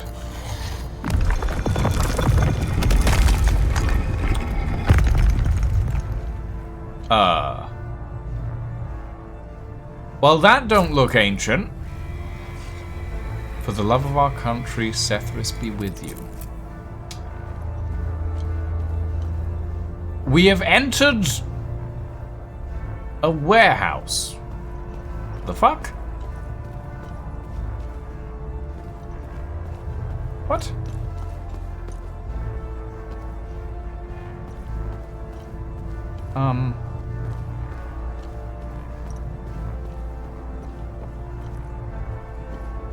Okay.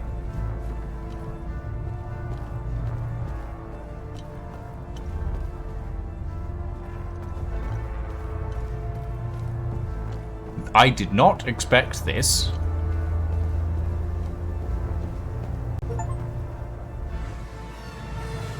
Visit all locations. Huh.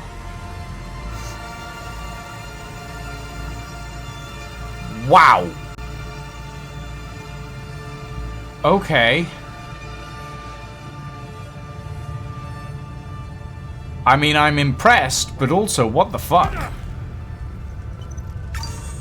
Oh! Great. And these things are here as well. And they're tier 3.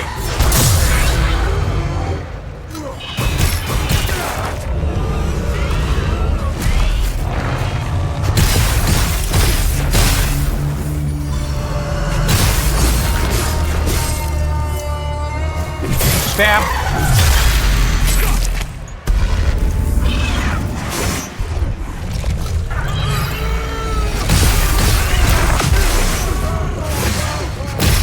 Ow.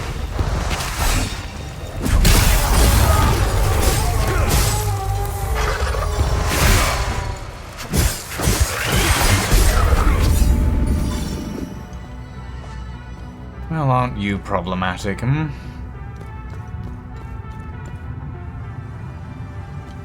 This place is insanely large, though. Drone bypass.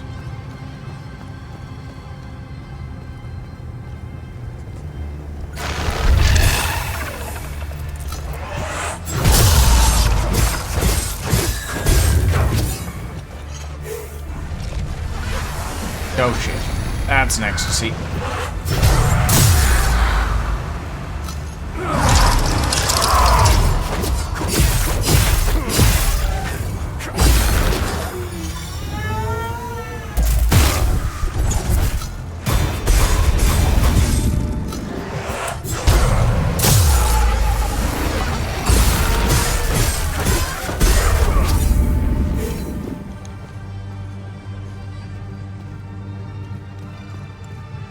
Okay, what have we got here? Wait, hold on. How do we know which is which? Oh, that's the beard. Oh, shit. Wait, fuck.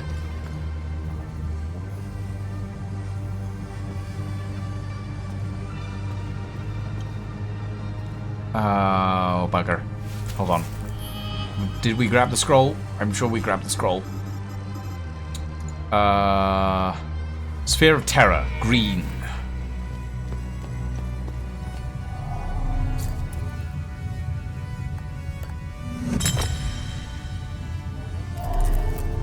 Okay.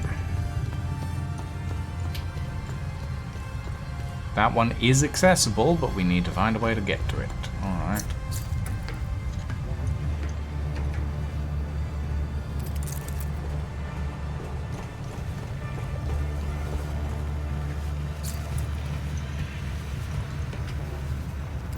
Oh, and there's a really big time loop. And there's a really big haze! / hollow thing. That's a problem. Why are these ones so big? I'm also assuming that that is the quote-unquote Eye of God.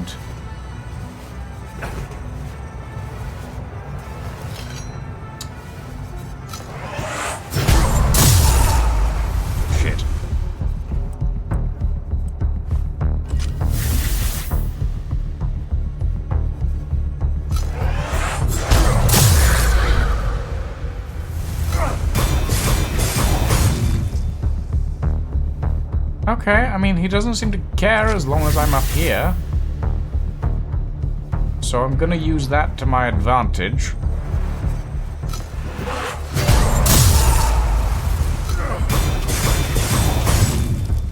That does not do much damage. At all. Oh boy.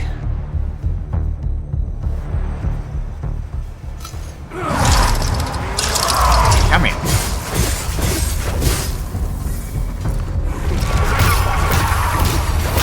Oh shit. Oh boy. That's just a level 1 with a hell of a lot of health. Ow! Ow! No, no, no, no, no. You don't do no stompies. How dare?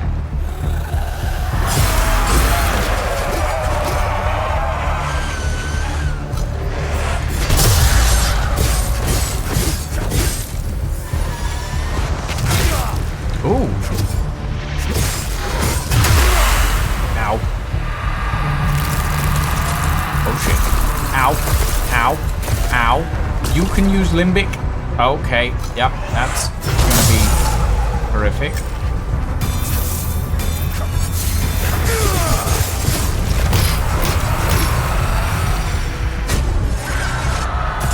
Okay. Ow! Oh, that's, is that a higher level one? I can't tell. Oh, no. Oh, you're very much closer to a boss monster. And yes, that is a higher tier one. Shit.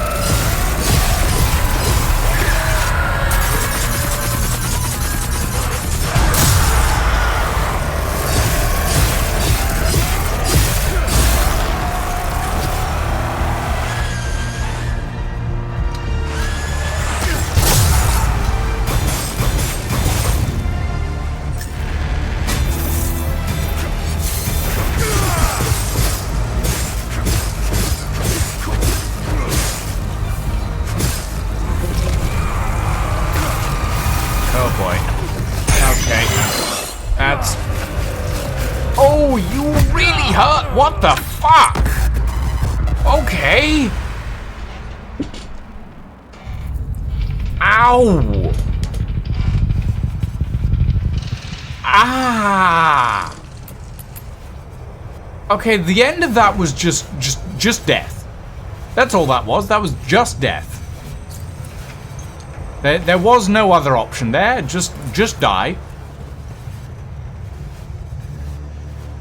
How the hell are we meant to... Oh, okay. Well, I don't even need to go down there, apparently. I'm an idiot.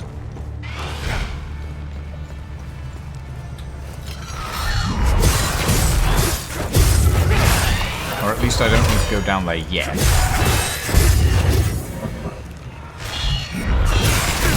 Oh, there's just a crate full of these guys. Alright.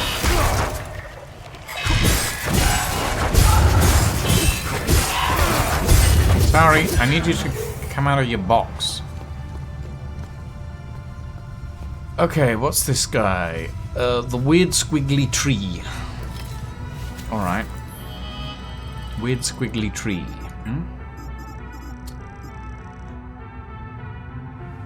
Is that one? No.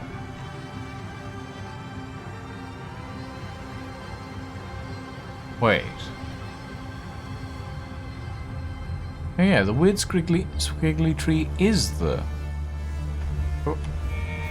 Wait, so what's... That's the beard then, isn't it? Did I fuck up? I think I might have fucked up. That's the beard.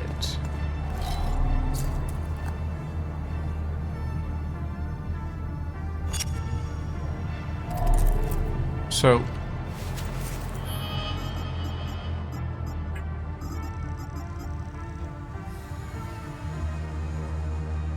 The beard is the sphere of loathing, but we don't have the sphere of loathing.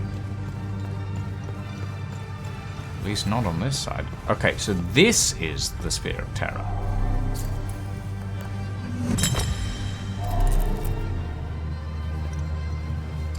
I'm not looking forward to this place on Merciless Death Penalty Run. I wish you the best of luck, old school. This seems bad. Honestly, this seems terrifying. Like that guy alone was a problem. Is there any reason for me to go down there? I don't know. There is a reason for me to go down there.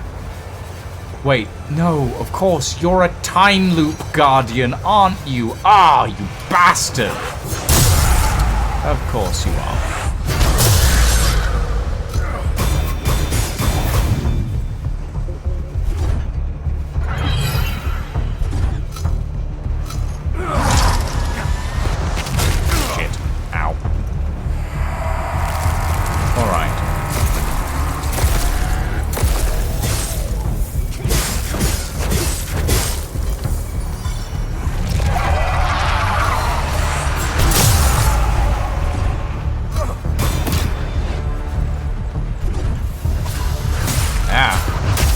Leave me alone. Have it.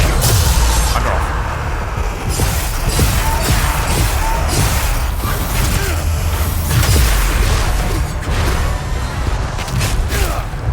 Ow.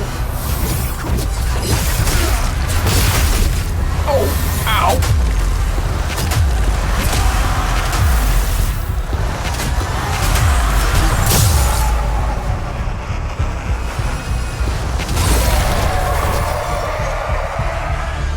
Right. Ouchie. Ah! Ooh. Oh! Oh, that. Oh, no. Oh, no. Ow. Oh, I see how that works now, and I don't like it. You just make ouchie floor anywhere that isn't around you. That's just rude. Okay.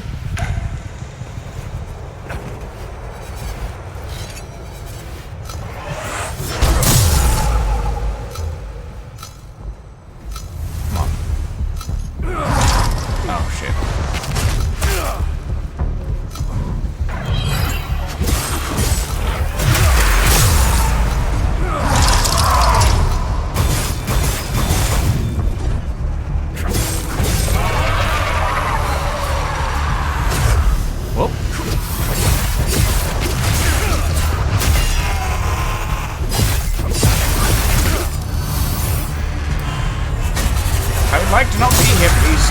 What the fuck? Fuck. Fuck. Fuck. No. No. Bad corner. Bad corner. Bad corner. Fuck off.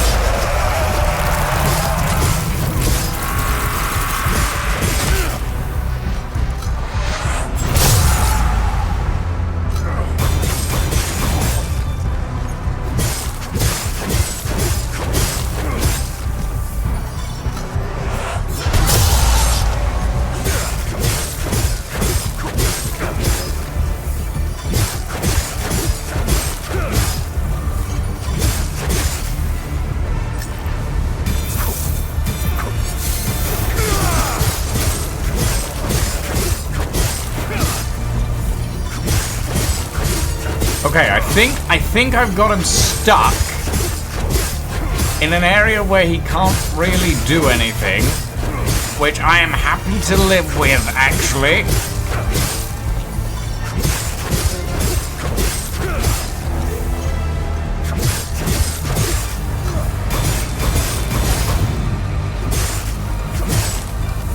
I think I may have accidentally cheesed this. Although I am noticing that his health doesn't seem to be decaying at this point in time, which is a little worrying. Buddy, are you just stuck in a wall? Can I knock you loose?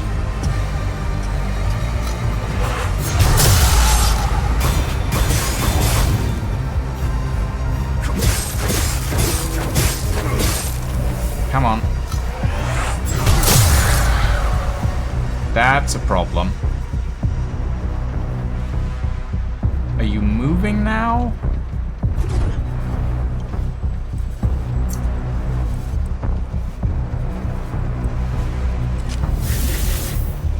Kind of. Yes, okay, there we go. Oh, that's rude. I don't like that.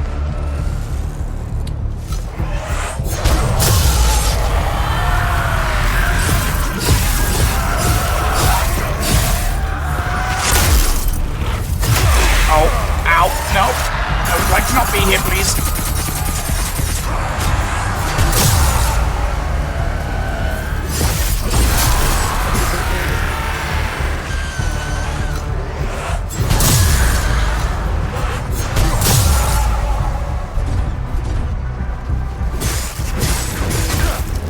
Ow. Oh shit. Oh shit. Ow. Ow. Ow. God damn. Okay.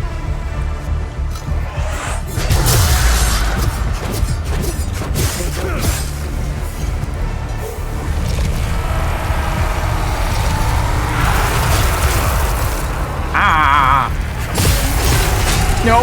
Bad. Really bad. Really bad.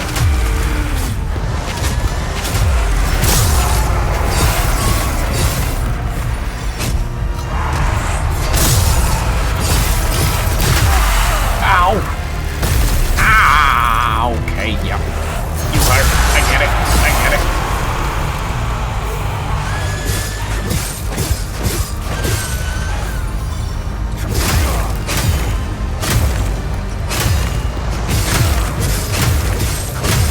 Oh. Get stunned, you bastard. Oh my god. Oh.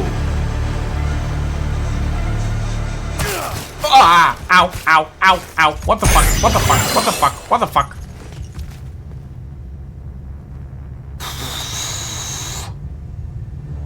I think the other one decided to attack the floor just then. Ah! Don't like that. Oh, bloody hell.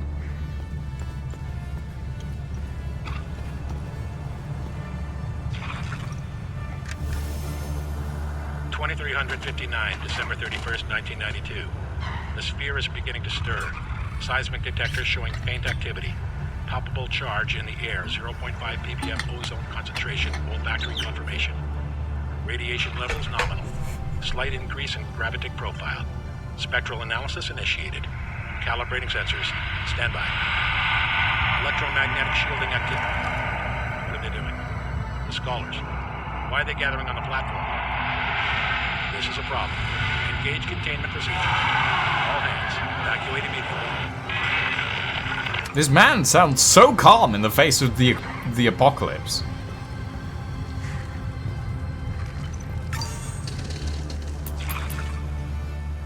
Whee. Yikes.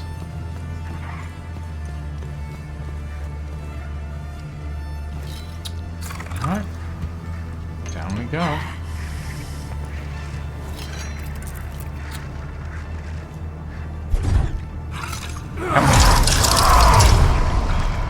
Dodgy little bastard.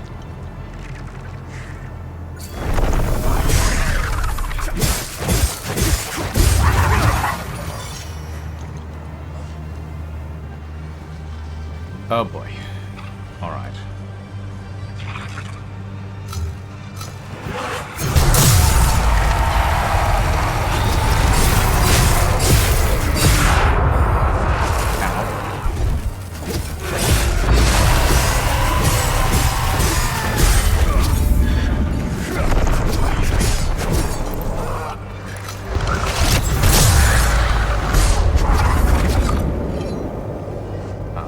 That. Thank you very muchly.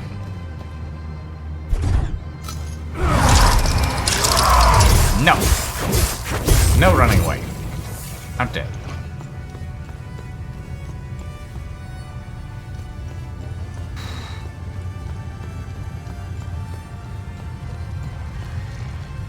Why are there tanks down? I mean, okay, I can understand why there's tanks down here, but still.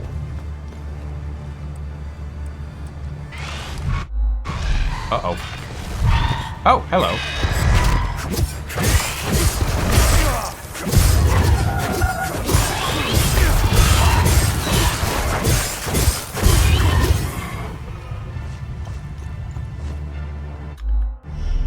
Okay.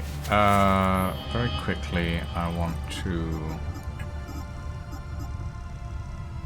unequip that, because we don't have any anymore. And I don't want to have to scroll past that every time.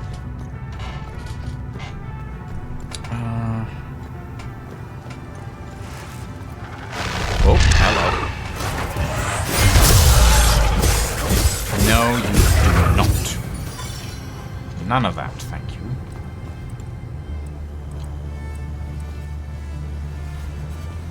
Okay, there's another big one. What are you? Your ecstasy. Oh, shit. I'm gonna hate fighting you, aren't I?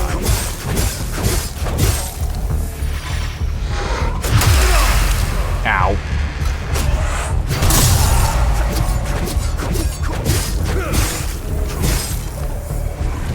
At least they're not triplicated. That's what I can...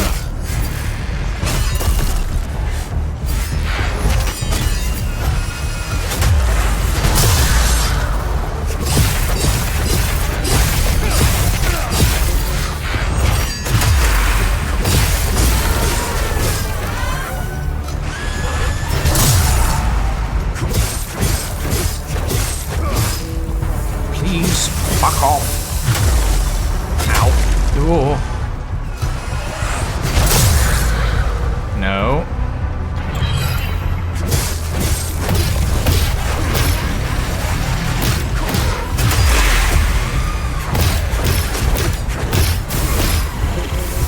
No energy for you. Or at least I would have hoped not, but apparently that's not how the big ones work.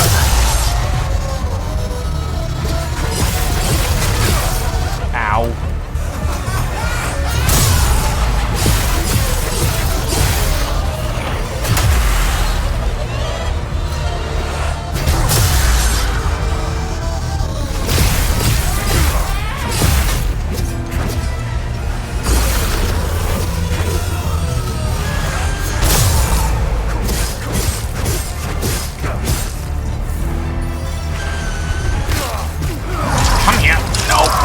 Shit.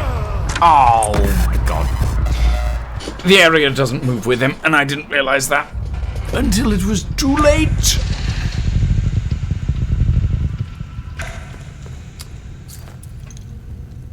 So there's one for each, basically. There's a terror, there's an ecstasy, there's a... So we've dealt with rage, at the very least. That's done.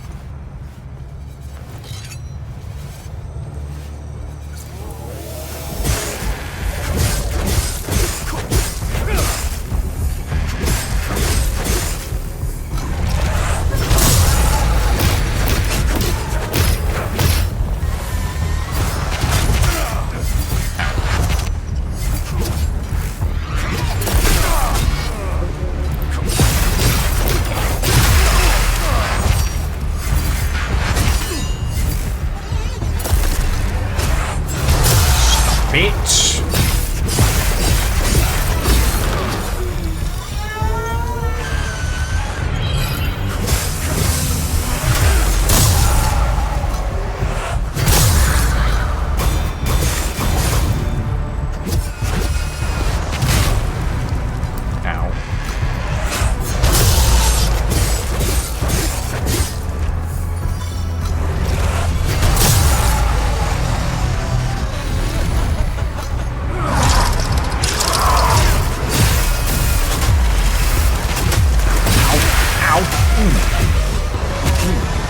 Stop that. Ah!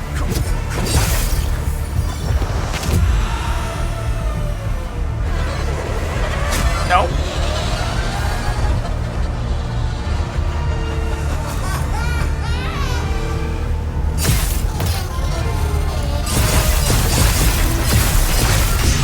Ow. Fuck.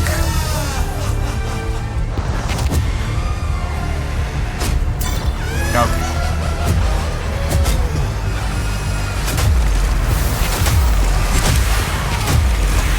I don't appreciate you. You're a pain in the ass. Oh my god. Okay. Big guy, get a 1. Ow.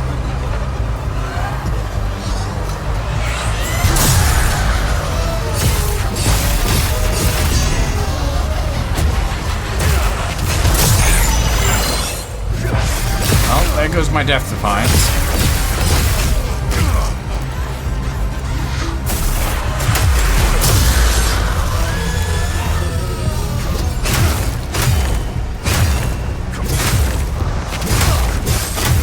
Oh god. Okay. Oh, you really like the Stompies, don't you? Motherfucker. Oh! Now, we both know that didn't happen. Start over.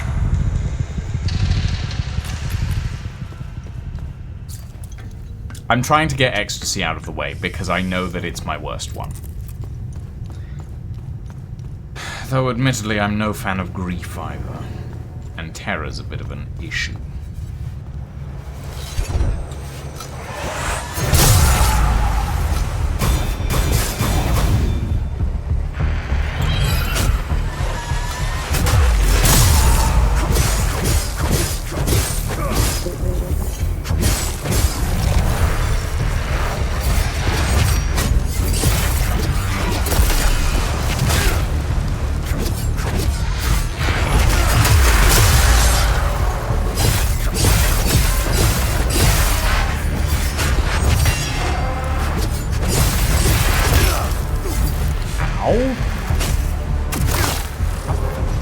No, stop it. None of that. None of your ranged bullshit. Very much.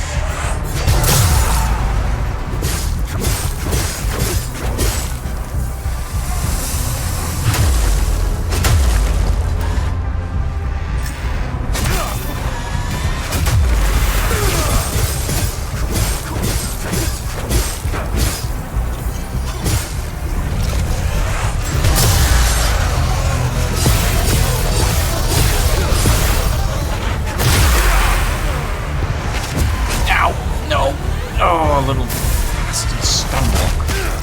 Ow!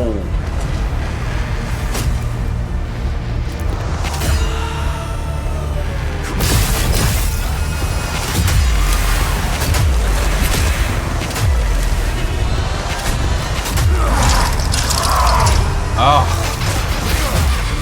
Ow.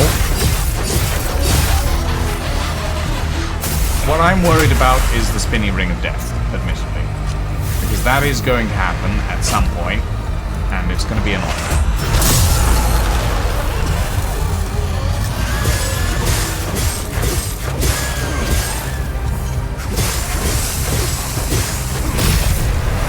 Okay. Now deploy one. Yeah, that's the spinny ring of death.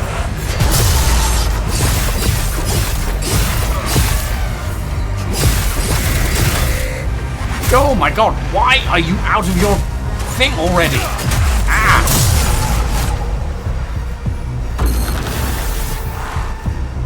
I'm out of healing. That's not good.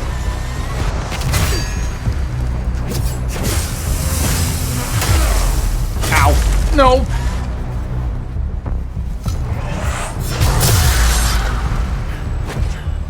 Shit. Okay, I'm glad that I apparently had a death defy in my tank. Oh my god. What the fuck? These things I hate. These things are horrific. Why? Why must you make me fight them, game? These are horrible. It did indeed did. Oh look, a meal that I will never eat. It's my last meal, everyone. I will never be able to eat it.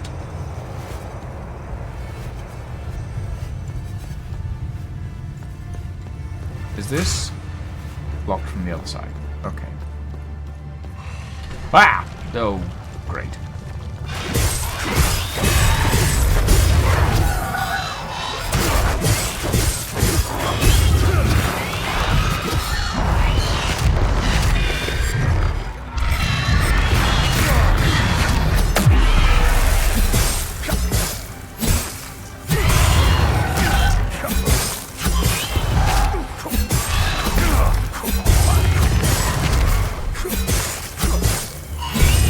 This is why I don't usually use the sword. Like, the axes are the fastest thing in the game. Probably not the hardest hitting. Oh, shit. Okay. But, you know.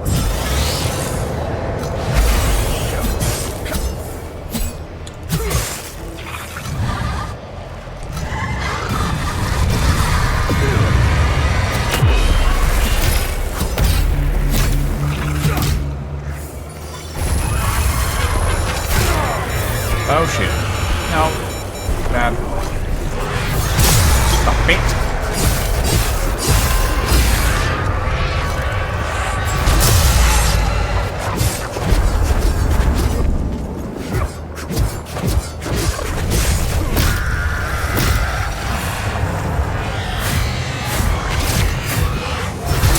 Stop. Get back in your cage.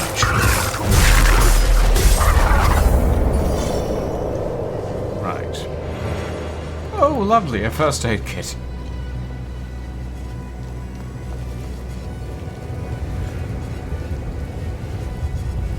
Oh, great, they had a tank stationed here. That's definitely gonna do something about the weird giant,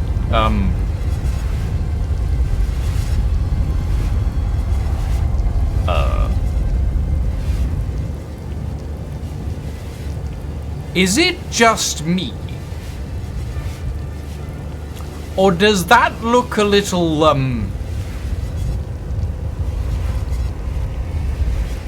You know what? I'm just gonna ignore that. I'm just gonna ignore that. I don't need to think about that.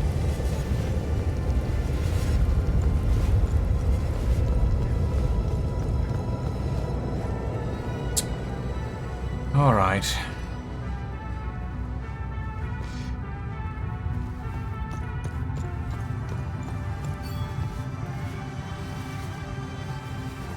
Don't worry about it, Dragon Reaper. Just, you know, don't worry about it.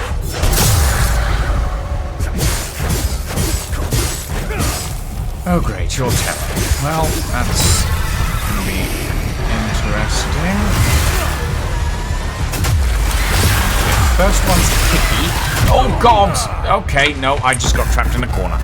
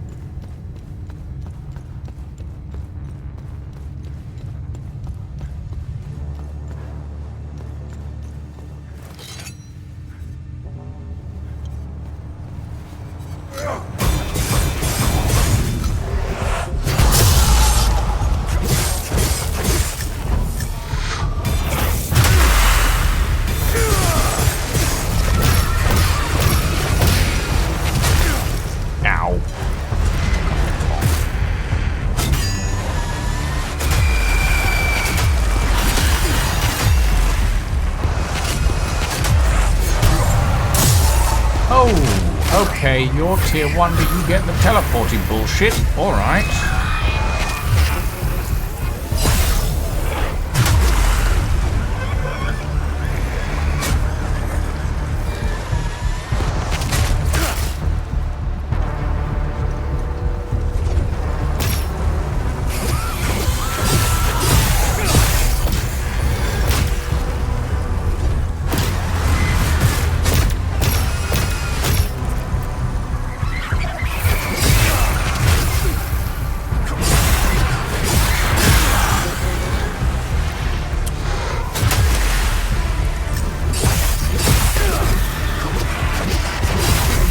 This thing just keeps kicking me in the face.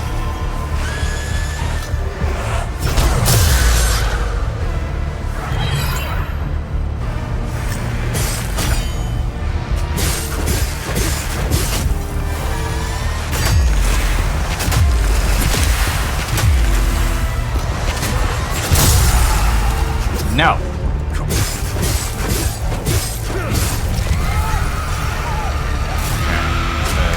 Two.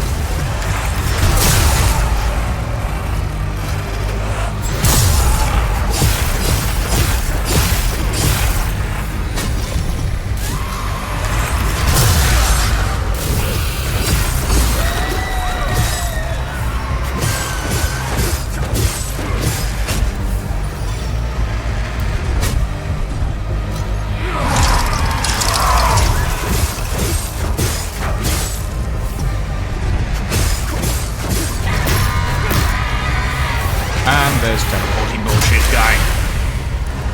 Or more teleporting bullshit guy, I should say. Oh gods. Alright. Fuck.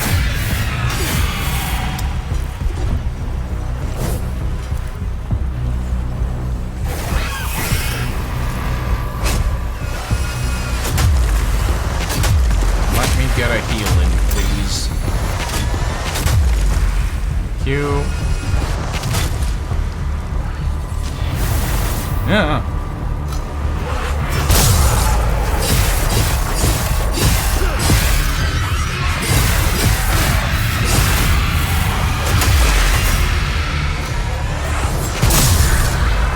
No. No, laser. Stop it. Oh, God. Ah. No. No. A little too close for comfort there. Okay, right. Stop it. Ah!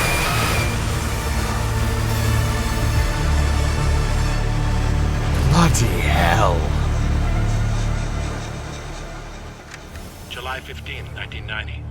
The following is a compilation of acoustic profiles generated by the sphere in response to various stimuli. Sample A. Exposure to ultrasonic wave bursts, frequencies ranging from 20 kilohertz to 2 gigahertz. Acoustic response? Absent. Sample B. Enclosed in high-strength electromagnetic field, up to 40 teslas. Acoustic response?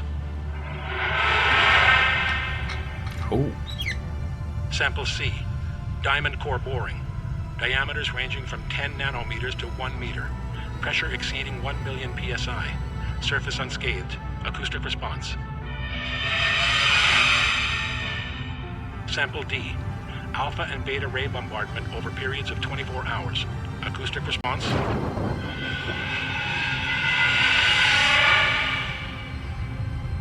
Measurim! Thank you for the subscription with Prime.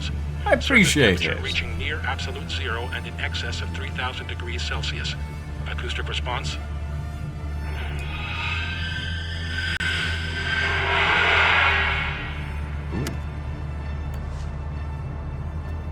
Lovely. Alright, what have we got? Grief. And another one. Hold on. I recognize grief. I've seen that one enough.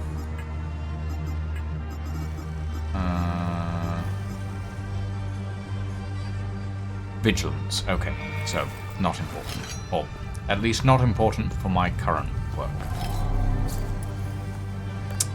Kobolds.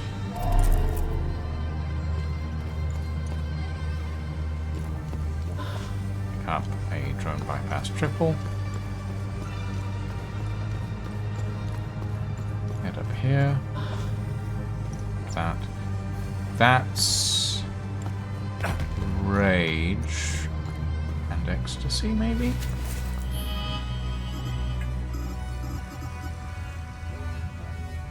Oh, wrong one. Oh, admiration and rage. Yeah. Okay, so red goes over here.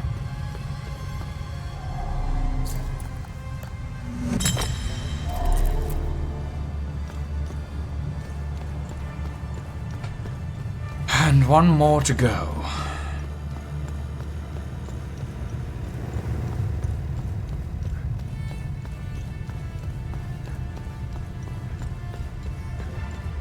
Wait, was that a... No, it's just a little light up LED thing.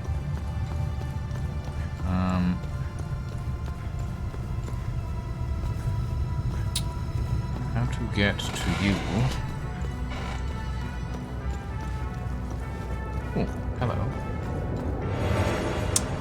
Oh good, some first aid kits. That's lovely.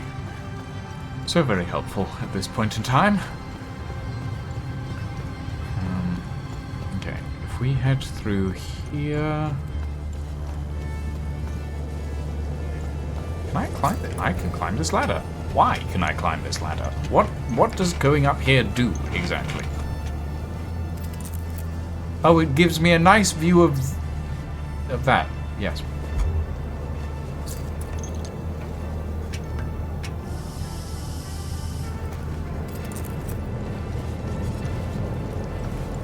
I think I can open this side. Yep. Okay.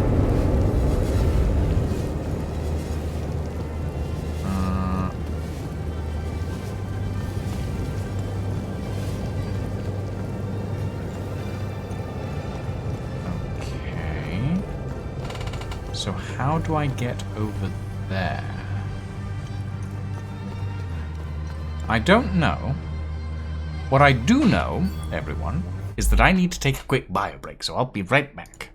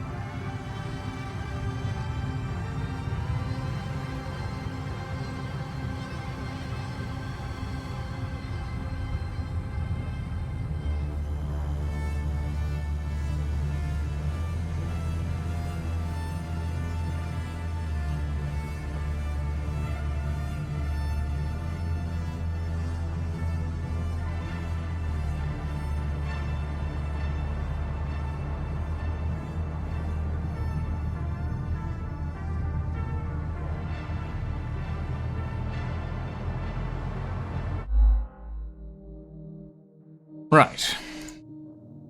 I return. Now we need to figure out how to fight grief. And by figure out how, I think I know how. It's just going to be annoying to walk around there again. Actually, no, I should just be able to... I should just be able to climb up here and then run down the catwalk.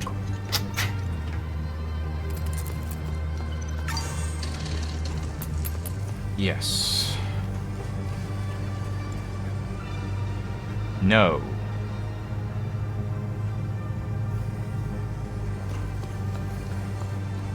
No. Yes? Yes. Alright, big guy. Here we go.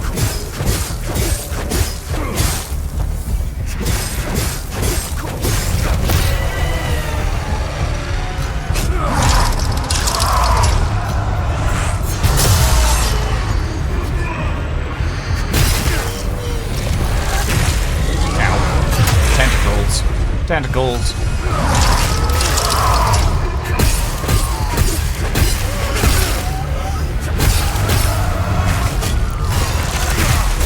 Ow. Tentacular. Give me back my health.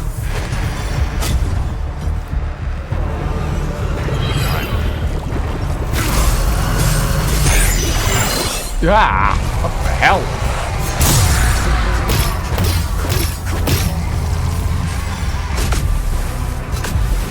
Oh, great.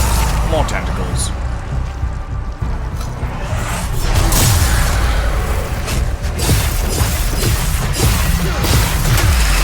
Ah. Yes.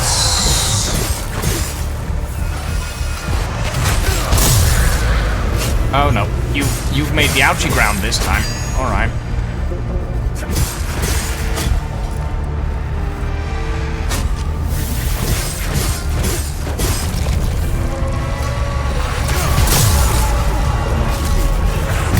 Oh! You made the ouchie ground and there was no visual for it this time. How fucking rude. I've noticed that happen twice now. I was very close to doing that one first time. Grief isn't too bad, to be fair.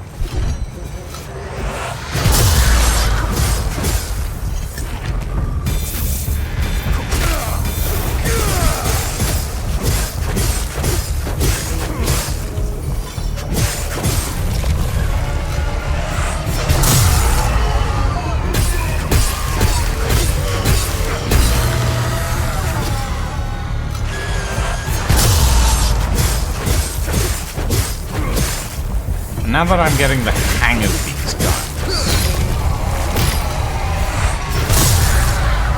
this actually isn't yeah.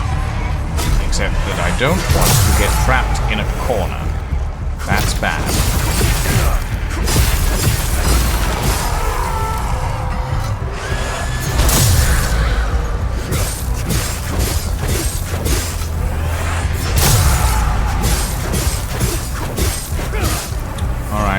The next one.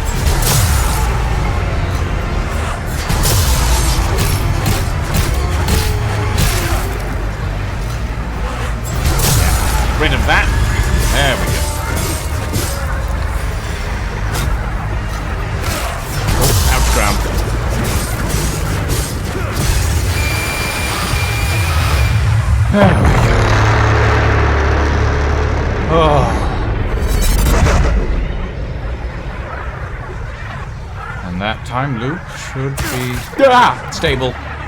But that ouch ground likes to stick around. Okay, what have we got? Ecstasy.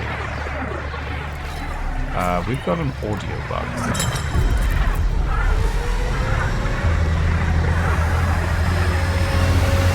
Oh.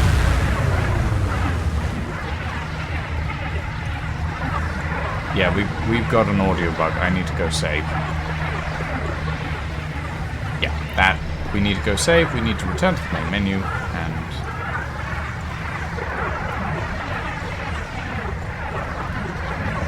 Okay, save. Main menu. Because that noise is aggravating. I can manage it during the fights, but... not in this instance. There we go. No more noise. Actually, no, hold on.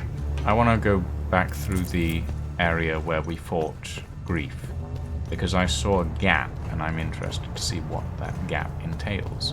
Also, why do the giant medieval statues have lasers? Why is that a thing? What's through here? Aha. A first aid kit and a limbic capacitor. Lovely. Is there any other reason to come through here? I don't think so. Oh, wait, no. No.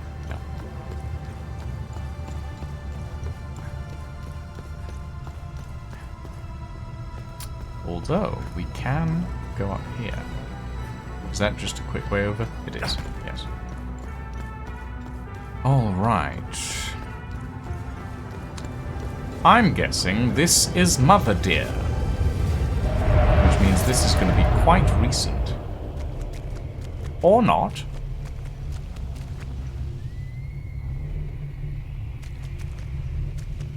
Now! Oh!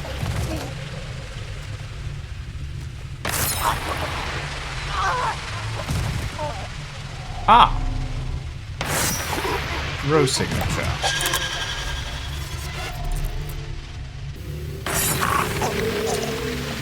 Oh, jeez.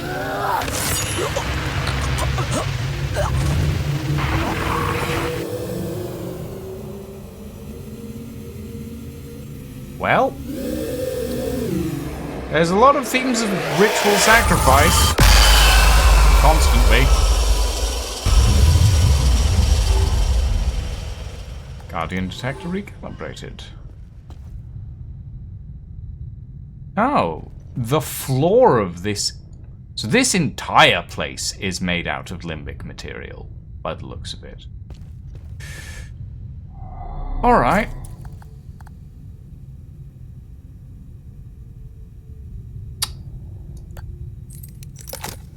That looks about right.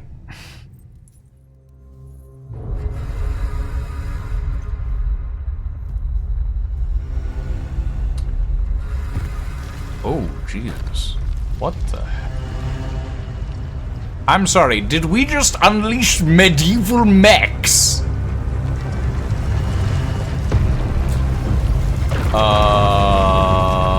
Maybe not?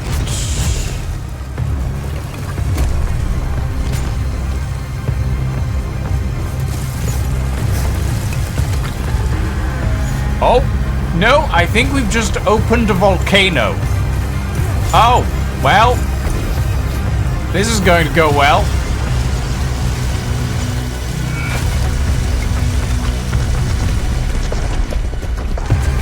Oh, Jesus. Sure, let's plunge what I assume is the Eye of God into lava. We're one-ringing this shit, apparently. Goodbye, my precious. Burn, I guess. Holy moly. Oh, rock. Oh, boy.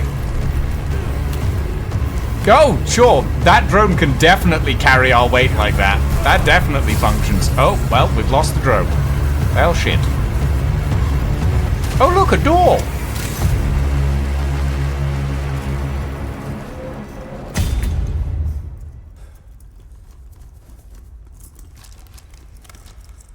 Don't fucking move!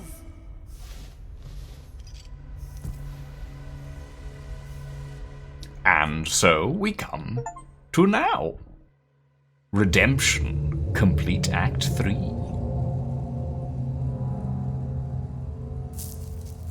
This wasn't just about weapons.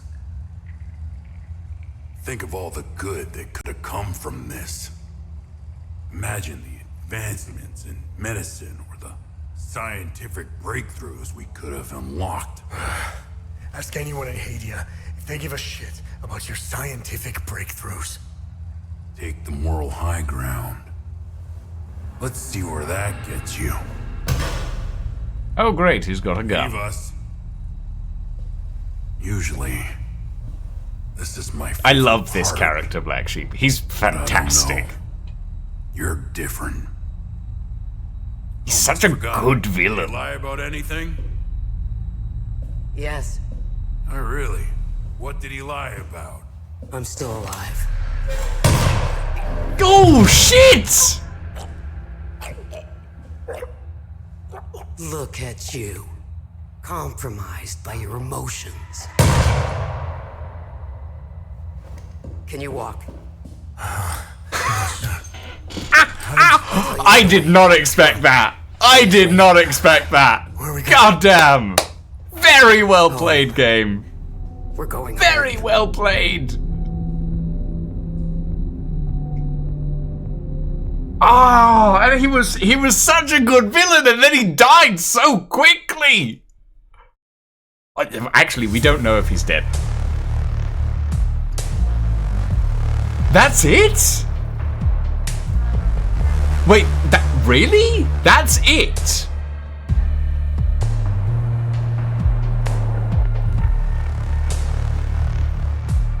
Wow. Okay.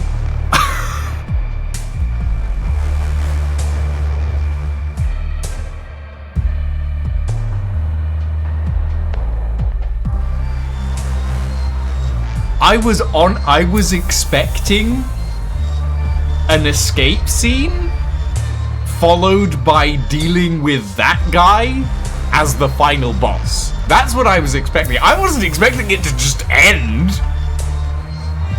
Honestly, I don't mind though. I love that. That's a really decent ending.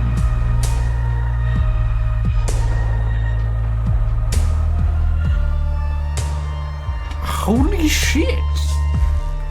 I was not expecting that. It leaves it open. That's fair. I was like, and we got so many answers, and yet we have so many more questions. Goddamn. Okay. Ladies, gentlemen, and all variations thereof, hell is us.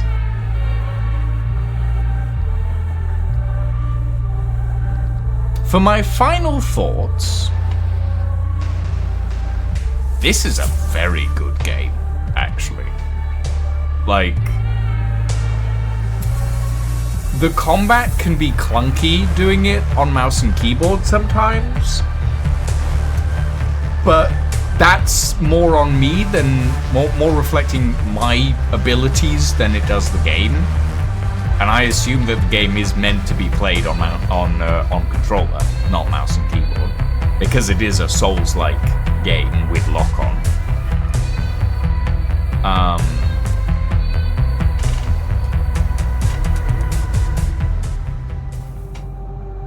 Oh, hello. Ooh, Cappy drone.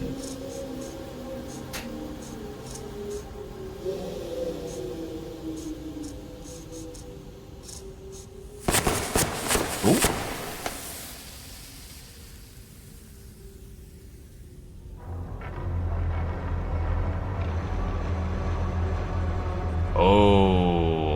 that sphere is still there. Identification confirmed. I have got located.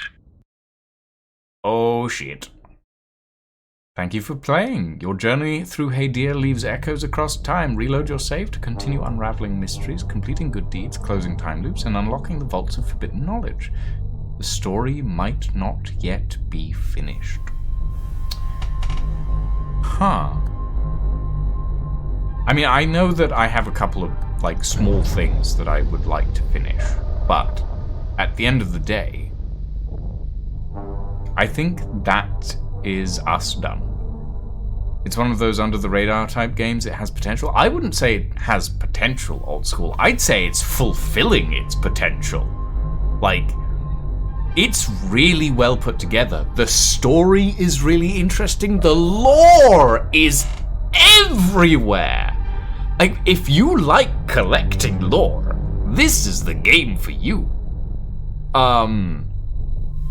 Honestly, this is... I love this. I loved playing through Hell Is Us. This... I had it, like, when I saw it, originally, when it first came out, and, like, I had it on my wish list before it came out, because I saw the trailer and I was like, that actually looks really cool. Honestly, yeah, no, this... 10 out of 10.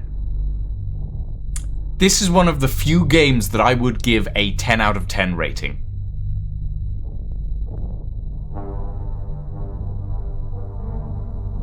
Yeah. The way it handles the subject matter as well is relatively sensitive while also giving you a very graphic understanding of how horrific some of the events in this game are.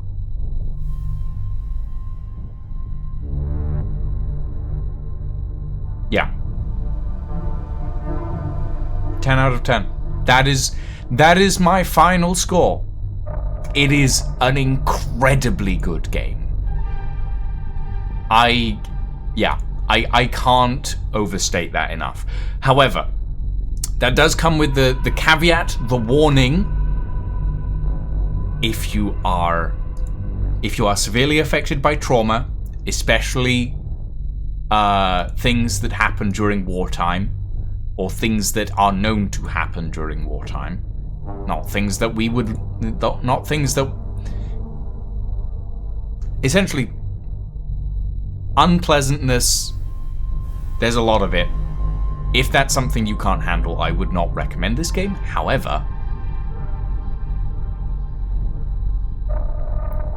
this was really good. That is true, Black Sheep. There is no pleasant war.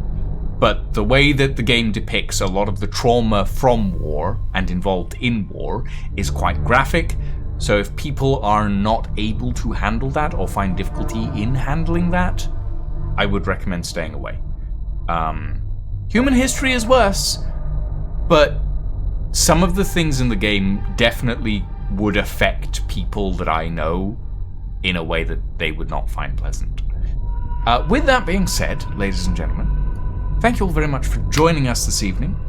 We're going to have to figure out a new Tuesday game. We may do The Sinking City next week. We'll see. I may have other plans, but I'm not sure yet. For now, thank you all very much for joining us. We're going to go raid a wasted space.